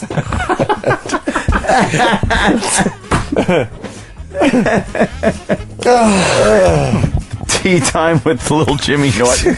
That wasn't a disgrace to the British royalty. Mum was fucking an oil salesman. After O&A live. So you see, we were on the royalty bandwagon a long time ago. It's After Opie and Anthony live. Roland, what's Stone Cold doing outside? He's just standing around. Duty. For you. I've got duty. I don't think he's doing that, Eric. He should be in here then, right? Yeah, I mean, he loves it. He knows, like I said, can you autograph this photo for Sam? And he goes, Oh, you got my picture signed? yeah. He goes, wait a minute, because I know this guy. I like this kid. Did he really? He did say that. Oh, my gosh. I interviewed him last time he was here. But he remembered. He knew who you were. What a great... Did you hear that, Eric? Yeah, but when he showed up, too, when I shook his hand, he said, good to see you again, so he could have just been polite. No, he liked to Eric. He goes, can you give me water? And Yeah, that's what... But for me, it was more like, oh, yeah, I know. He's a professional, yeah, right? and Eric was going through a resume. He goes, remember I saw you here? And he goes, just stop it, kid. You're embarrassing yourself. He goes, go shit your pants. Roland, you'll like this. We were talking with Stone Cold about shitting his pants. I actually have the clip. This is actually from his show, Tough Enough. As far as I'm concerned, he is the best reality show judge type person on television. What about the guy from Dance with the Stars? Better than the guy from Dancing with the Stars, Roland. Oh, okay. Jericho's not on that show anymore anyway. Here is, this is from the first episode of Tough Enough. It's Stone Cold, and he's getting ready to eliminate a girl, and he tells her that he shit his pants. We talked about it when we interviewed him earlier, but I wanted to play the clip for all of you. Still outside. I know, get him in here. I am sorry for, I should have not been pulling up my pants, and I should have stayed more committed, but I hit the ropes as hard as I could. You weren't committed to running the damn ropes. I was wrestling in South Africa against Yokozuna, 700-pound savage. He picks me up, slams me in the middle of the ring, I my pants. What do you think I did? Kept going. I kept going. I my pants and I kept working a match. What do you think about that? What do you think about that, Roland? I did hear it. He shit his pants. That's hilarious. And then he kept going. Would you keep going? I do it once a week at work. Eric, does that inspire you? No, there's a lot of air freshener being used in our room. You think Roland's really shitting himself? He doesn't stop. He'll lean up back and he'll just look at me. I go, what? And you hear, and then he just laughs and runs out of the room. So that's a shart, like Stone Cold was talking about. A little bit? Sometimes when you change clothes at night, is there a stain in the underpants? Well, with Tide and the new liquid Tide, it comes right out. Duty! I've got duty! So it's not a worry anymore. Why is Stone Cold right outside? Do you want me to ask if he come in for 1 minute? Yeah, ask him if he wants to come in. We didn't get to talk to him afterwards. Just see if he's like between interviews, if he wants you to just hang out here. Eric, right? Yeah, why not? I mean, if he's going to be in the hallway, he might as well be in here. I could actually play the Stone Cold music for Stone Cold. I know. Well, Ron Bennington's not here this week. No, oh, yeah, that's right. They're off this week. So, I mean, if he wants to come in, I mean, we would throw to a bit, but just in case, how embarrassing he's going to be when he turns this down. I'm looking at the monitor. I'm looking at E-Rock in the other room right now because I don't want Stone Cold to think I'm looking at him and, like, because if he doesn't want to come in. Wipe the drool. Yeah, is it obvious? A little bit. Oh, we're right here. There go. it goes. It's off. It's off. There's Roland. That show over there. Which show? I think Larry Flick. Larry Flick? What's he going to talk to about Larry Flick? Oh, Roland, what are you doing with your face right now? He's still out in the hallway, though. I know. I asked them. They said we're going to leave in 1 minute, so... Okay, well, now Spencer's getting him. We should have asked... Well, you wouldn't... Who is this person that's with him? When he was here last time, he was very friendly. He would have come in last time. Well, the last time he was here was with the WWE people. Was that when they were doing Damages, or I think that was the name of the movie? No. Yeah. Probably. He was doing that, and then we talked to him about the Stallone movie as well.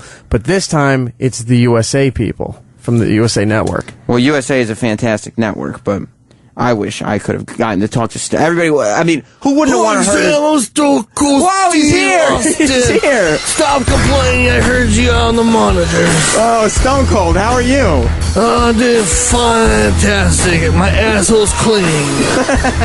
How was Opie and Anthony today, Stone Cold? Oh, I love those guys. I love those guys from the years. And Little Jimmy. You like Little Jimmy, too? Oh, yeah, that little fucker's funny. Oh, Stone Cold, they're telling you gotta go. You gotta go do Larry Flick now. I love you, Sam. Oh, it's good to see you, Stone Cold. How do you like that? Stone Cold Steve Austin. Roland, you're back. Did you get that done? Yeah, I was just talking to the publicist real quick. Thank you so much. Like I said, I was down at Ground Zero. Of course, the big news story today is what's going on with Osama or Osama Bin Laden, depending on which news network you watch. Or which pad data you read. LOL. Yeah, what happened with the pad data today? Tell me about this, Roland, because I was walking around, I went to the bathroom, you were in the lobby, and you were waiting in the lobby trying to see Matthew Morrison from Glee. True or false? False. What were you doing there? Discussing talent. But did you happen to see Matthew Morrison from Glee? OMG, yes I did.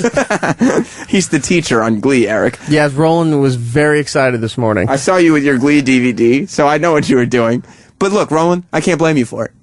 Well, what Eric did today is now called the Geraldo Rivera. Yeah, tell me about this, because I was going to the bathroom and you told me, when you saw me, what Eric did.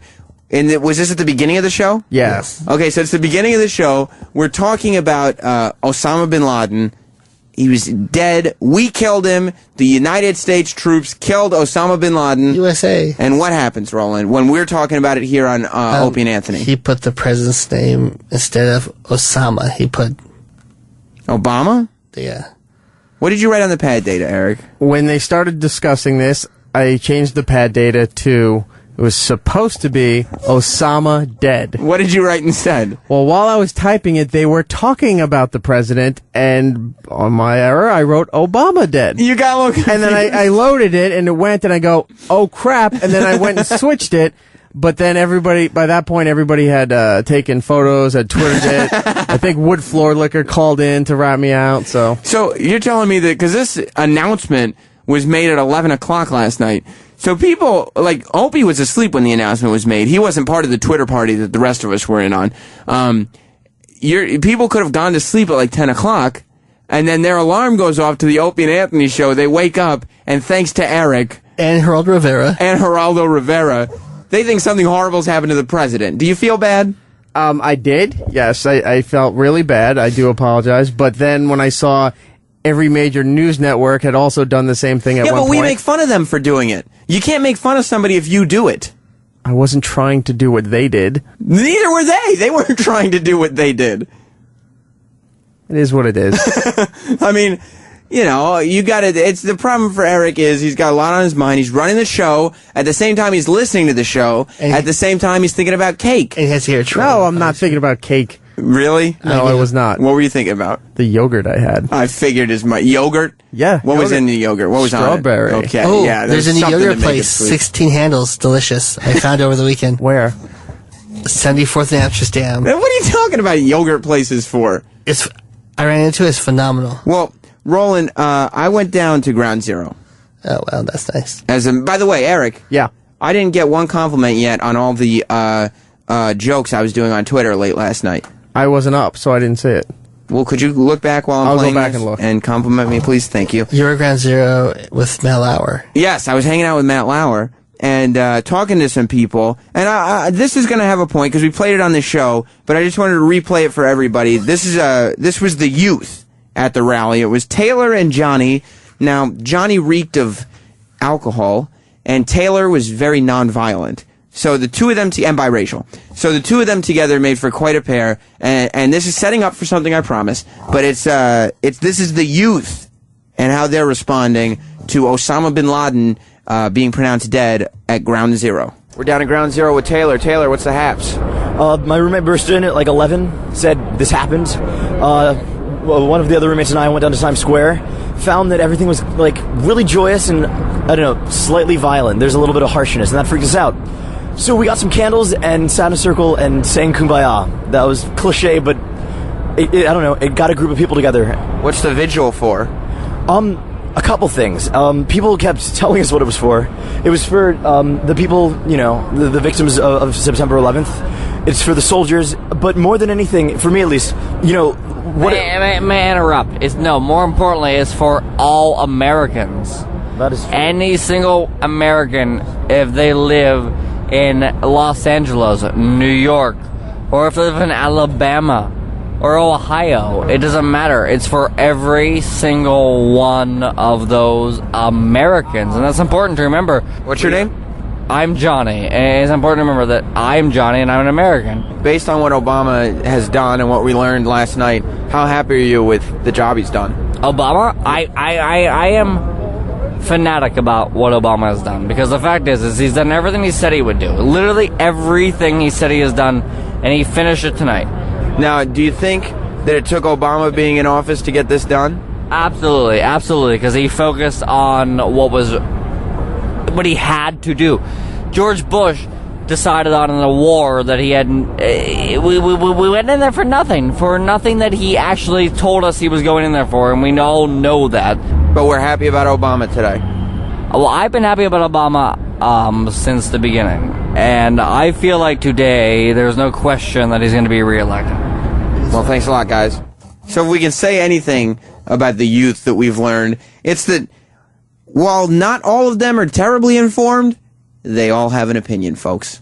Everybody who's young has to be passionate about something. And why learn about it if you could just skip that and go to the fun part, the passion of the argument? Eric? I'm checking out your Twitter here, Sam. Yeah? I'm reading your updates and your jokes from last night. What do you think? Good, bad? Very good. And thank you. This one here in particular, you hear that Donald Trump is demanding to see Osama's death certificate. I didn't write that. It says right here, not Sam. That was Dane Cook. That was everybody on Twitter. I didn't write that.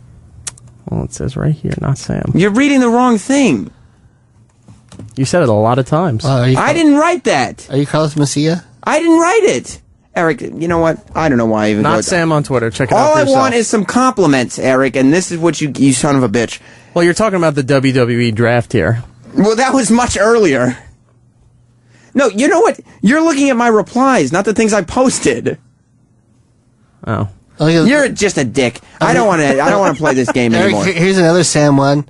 Yeah, look at Donald Trump is going to demand to see his birth certificate and death certificate. LOL. That's lame. What's he talking about? Eric, what? I don't know. Listen, what I was trying to get to was that sometimes these young people, they have these opinions that they feel so strongly about, but no knowledge to base it on. Like conspiracies. Like conspiracies, Roland. Yes, Troy would fit in very well with Why Drunk isn't Johnny. he in here? Oh, he only fits in the medium t-shirts. Oh, that was a big big ordeal today. Club Soda Kenny was really pissed at Troy today because Club Soda Kenny was giving out anti-social network T-shirts from the tour, and they were sized large, XL, and double XL yeah, baby. for Roland. And Troy got all pissy with Kenny and said, "Look, I don't want a large T-shirt. I only want a T-shirt if it's in a size medium," which Kenny took offense to. Kenny was just standing there like an awkwardly long pause, and he just goes, "What?" Troy, Kenny was pissed. Yeah, I don't know why. Because, I mean, you were looking a gift horse in the mouth. I said, look, I'm not going to wear this shirt. It's a large. First of all, you're 6'1". What are you doing wearing? You're 6'2". What are you doing wearing medium T-shirts? Well, I like a shirt that fits. Why do I want it to be a tent? It's not a tent. A 6'2" man should be wearing a large shirt. They make it too big in here, and it looks tenty on me. It doesn't. Yes, it does. That shirt is too small for you. Well, I'm the one that has to wear it. Like, what do you give a shit? Well, you shouldn't be. If somebody says, "Here, I got you this shirt. I got it for you." Right. Then you're like, "No, thank you." No, I said, do you have it in a medium? Yeah, that's fucked. Why is that fucked? That's a rude thing to do. Well, I'm not going to wear it if it's a large. But what you do is you just be polite about it. And you say, "Oh, thank you for the thought." Then it's going to go in the fucking garbage. Wouldn't you rather me wearing the shirt?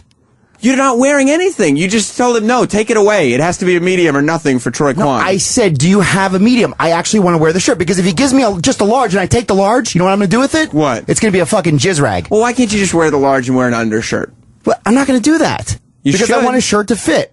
I like my shirts to fit. Well, I'm sorry that the free T-shirt that Club Soda Kenny got for you, wasn't fitted specifically for you. Wasn't customized. Then I would rather him take the shirt back and sell it or do whatever he has to do with it. He got it for you. Okay. Well, I wasn't going to wear it if it was a large. He doesn't think you were being very nice about it. He wasn't. He wasn't. With him, you have to word everything so specifically, and you have to worry about everything you say, because if you say the wrong thing, he won't talk to you for 3 months. Coke Logic. Hey, what's going on? What's up, buddy? We don't take many phone calls, but we'll take a call from Coke Logic. No, I had to ask the spinner, like, is the phone lines open during this hour? And he's like, yeah, sure. So, like, cool. Add to the show. Last night, I was hilarious as well. I liked your idea about going back and scrolling back, seeing what... Anyways, I was cracking up over the fact of everyone wearing American flags as capes. Yes. Seems to be like a huge trend. And I got mine on now. You do? Fantastic. Yes. How did you feel, Coke Logic? Today, you were mentioned on the show. We were doing most annoying sound. You were eliminated. Yeah, I don't know how that works out. I figured I'd do a bunch of stuff for you guys, and then you just rig the contest. Yeah, we just give you the $2,000, but it didn't happen. Just walk right out with the money. Yeah. Do you feel like Troy is being ungrateful to Club Soda Kenny, not because he told him, no, if it's not a medium T-shirt, I don't want it? I think that anything that Club Soda Kenny offers or gives or says, you go along with, because he's the best. Thank you, Coke Logic, and that's Club Soda Kenny on Facebook and Coke Logic on Twitter. Thanks a lot, buddy. He didn't want to say goodbye. He just hung up. Yeah, Troy, it was not cool. Now, where are you at with Osama? I don't know. I don't even know if I want to get involved. You're not sure about it? No, I mean... You don't believe I mean, everything... It's shady. That's quick. A lot of bullshit happening. Yeah, I mean, like, all of a sudden he's buried at sea, and, you know, let's forget about it. It's cool, you know. Well, I mean, I don't think anybody's forgetting about it. It's on every news channel. Well, I mean, let's not question it. Let's, you know, it's cool. He's put to sea. We have to respect his you know, Muslim traditions, and there you go. Oh, yeah, it's done. It's taken care of. You know? I mean, they did DNA testing. Did they? How'd they get his DNA? He's never been in the United States. They had his DNA from before. But from where? His family. Oh, really? How did his family get his DNA? It's the same DNA if you're in the family. Is it? Yes. Okay. You're just asking questions, and then I answer, and then you say, okay. All right, well, then you must be right. Conspiracies. Roland loves conspiracies. I know. I do. So are you, but isn't it more than likely, like, do you think they just randomly said, died? Let's just say he's dead? 2 years ago, he died. You think so? Yeah. What, based on? Troy's findings. Well, I mean, look, there's a lot of people that saying that he died years ago. Right. You know? Probably not, though. But who knows? But have you seen the body? It's at sea. Exactly. So how can you know? Exactly. So you'll never know. You don't know. So whatever that tells you, just believe it. Because Okay. that's the truth. Well, the president told me. Okay, well, why would he lie? What would he have to gain by lying? But why would he pick Sunday night at 11 o'clock? I don't know. I don't know. Why? Everybody's asleep. No, everybody's calling in. I'm not going to take everybody's phone calls. Coke Logic is a special person. I'm sorry, you guys. I mean, we don't have a phone screener for this hour. Listen, Troy, hopefully Opie and Anthony will talk to you about your conspiracies. I don't care. Because I don't have that much time. I have nothing to say. I really don't. So. I don't have that. Well, you just started talking with me. Yeah, but I have nothing else to say. And hopefully we'll extend that further because I don't have a lot of time to get into it. Maybe I have Alan nothing Jones. else. I have nothing else to... Who's Alan Jones? Alex Jones. Who Roland, the talent booker on Earth, is Alan Jones? He's a good conspiracist. He worked for the CIA.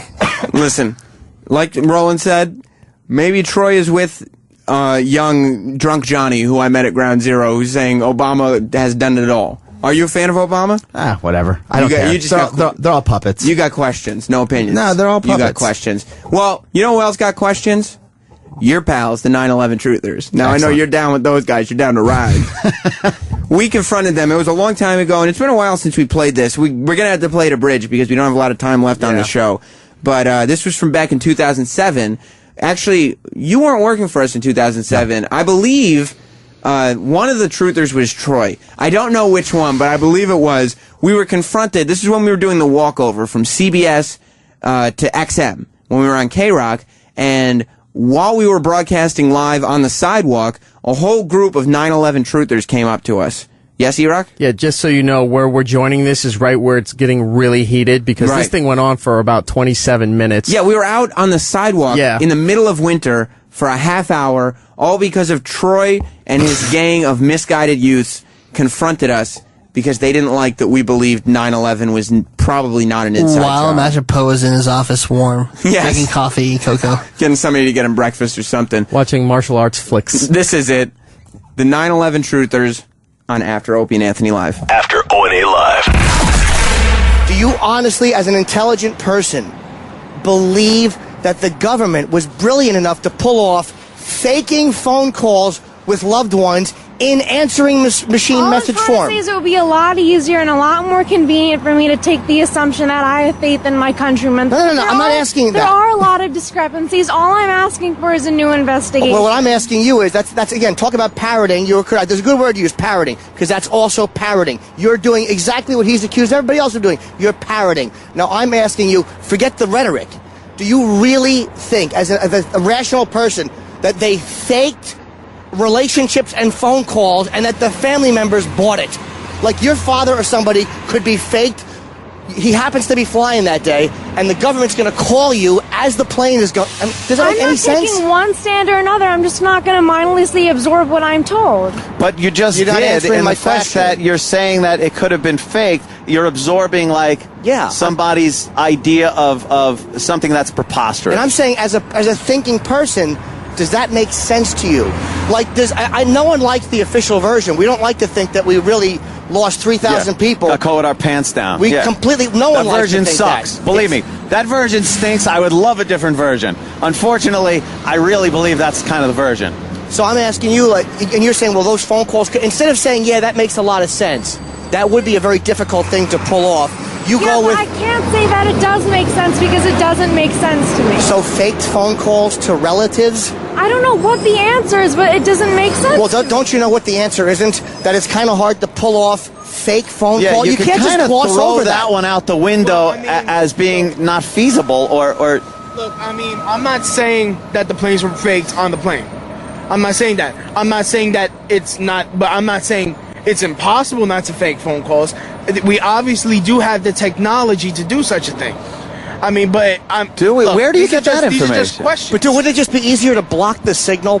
Like, for instance, if we have the technology, which we maybe do, to fake these voices and interpersonal relationships, to convince wives and husbands that they've spoken to their loved one in a dying moment, don't we have the technology just to block the signal so you don't have to worry about that? I mean, why would they, I mean, again, if we're discussing this, why would they take 40 steps when they could take 1 or possibly 2? Yeah. Look, all I'm saying is they're trying to make a big event.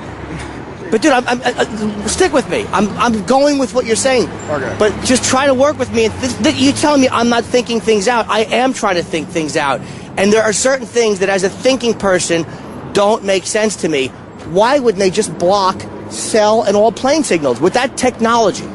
If going by that, if they possibly had that technology, why not just block the signal and save yourself a tremendous amount of explaining and possible error? Thank God they didn't block the signal, because then people couldn't call Ticketmaster and get their tickets for New Year's Eve. Jimmy Norton at the North Fork we Theater. all know that probably sold out already.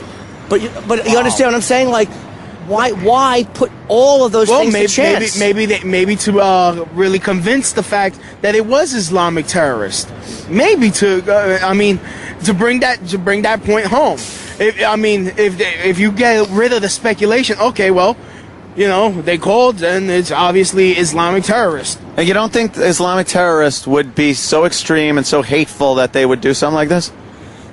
Sir? There is Islamic extremists. There is terrorists that hate this country. But the thing is, I want to believe the official story, but there's so many things just wrong with it. They just don't. But your version, there's even more wrong with it. There's no such thing as my version. There's a lot of things. Or whatever. Let's say the opposition to the official story. It's so out there and complicated and impossible to pull off that to stick to that story is silly. But alternative research, you're being given. Hold on. I'm sorry. Alternative research. Everything you guys are saying, we're trying to somehow rationally, like her thing with the phone call, or okay, let's walk through that a little bit. And all you guys do is go, well, we don't know. It's almost like you throw out a theory, and then when somebody like slowly says, okay, well, let's talk about that, when it's kind of proved to be ridiculous, you go, oh, all right, well, we're not saying that that's the case. We just don't know what the case is. I don't think you have proved it to be ridiculous. And you didn't think my example? Hold on, you didn't think my example about the phone thing was pretty good? See, this is what the problem with you guys is. You never concede a point. You don't think the point I made to her about calling your relatives and faking a voice and an interpersonal relationship is a lot more complicated than blocking a signal? You don't think that's kind of a good point? Come on. Are you really going to tell me that? You're supposed to be a thinking man? Here's what's going on. You guys are getting real nitpicky about little details and trying to call us out on this and that, when there's a bigger picture here, and maybe there's something we can agree on. There's been a serious lack of media integrity. Nitpicky? I'm talking about your media points. Integrity surrounding 9/11. You see what I'm saying? This is what I meant about the child. I'll say that there's a serious lack of media integrity.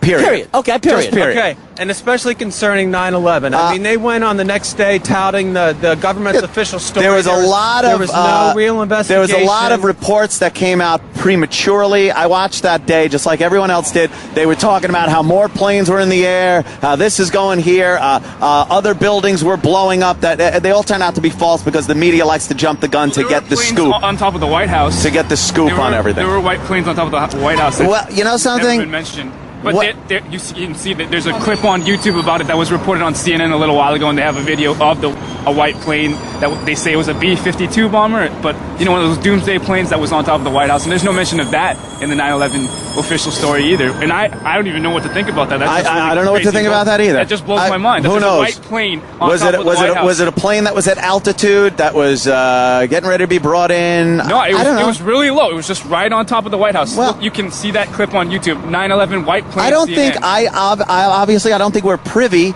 to every security measure that the government brought out after that happened.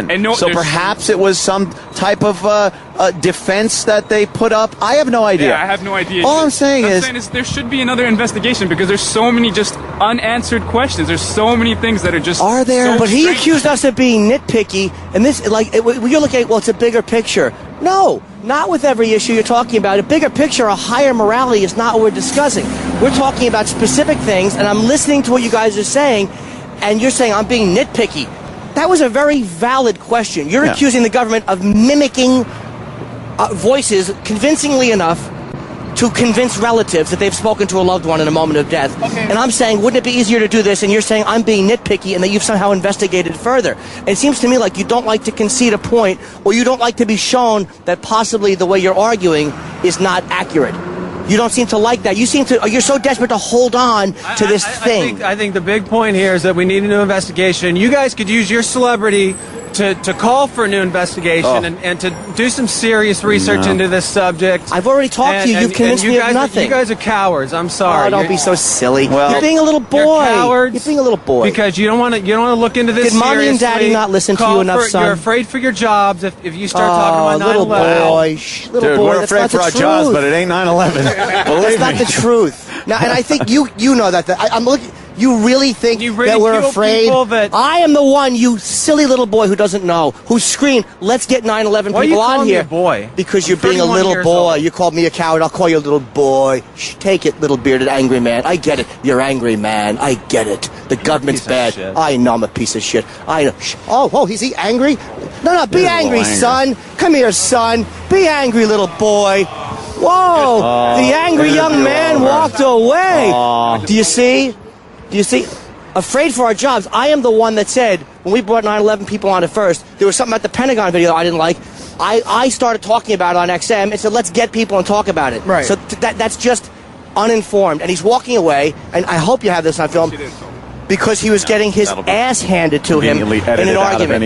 After O&A live. So that's what happens when truthers confront you on the streets. Thank God Opie Anthony and Jim were prepared for it. Specifically Jim. Jim, when he gets a point of view and there are people who contradict, especially something that controversial, that sort of divisive, he's ready to argue at any times. So, a bunch of kids coming up to him and talking about the truth movement was not the brightest thing to do.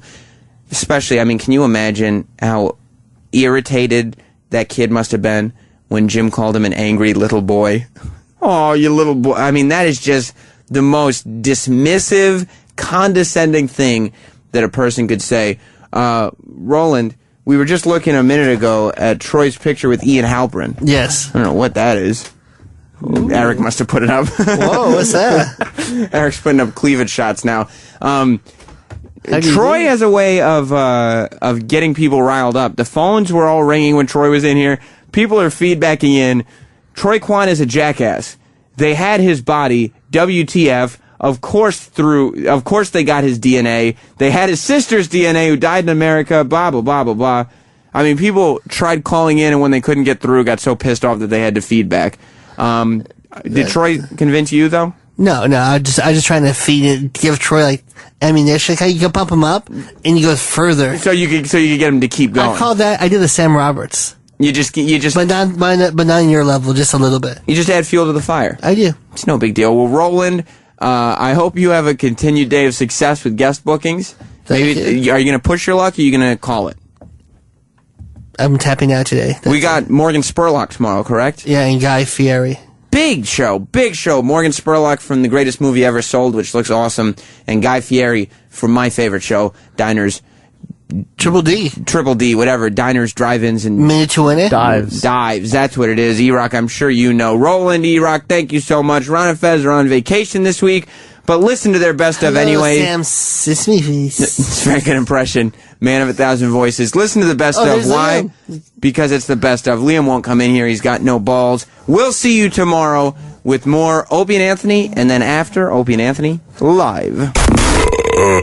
Opie and Anthony show is now over. For real this time. Check out the O&A show on Facebook at facebook.com/Opie and Anthony. And catch Opie and Anthony live Monday through Friday from 6 to 10 a.m. Eastern.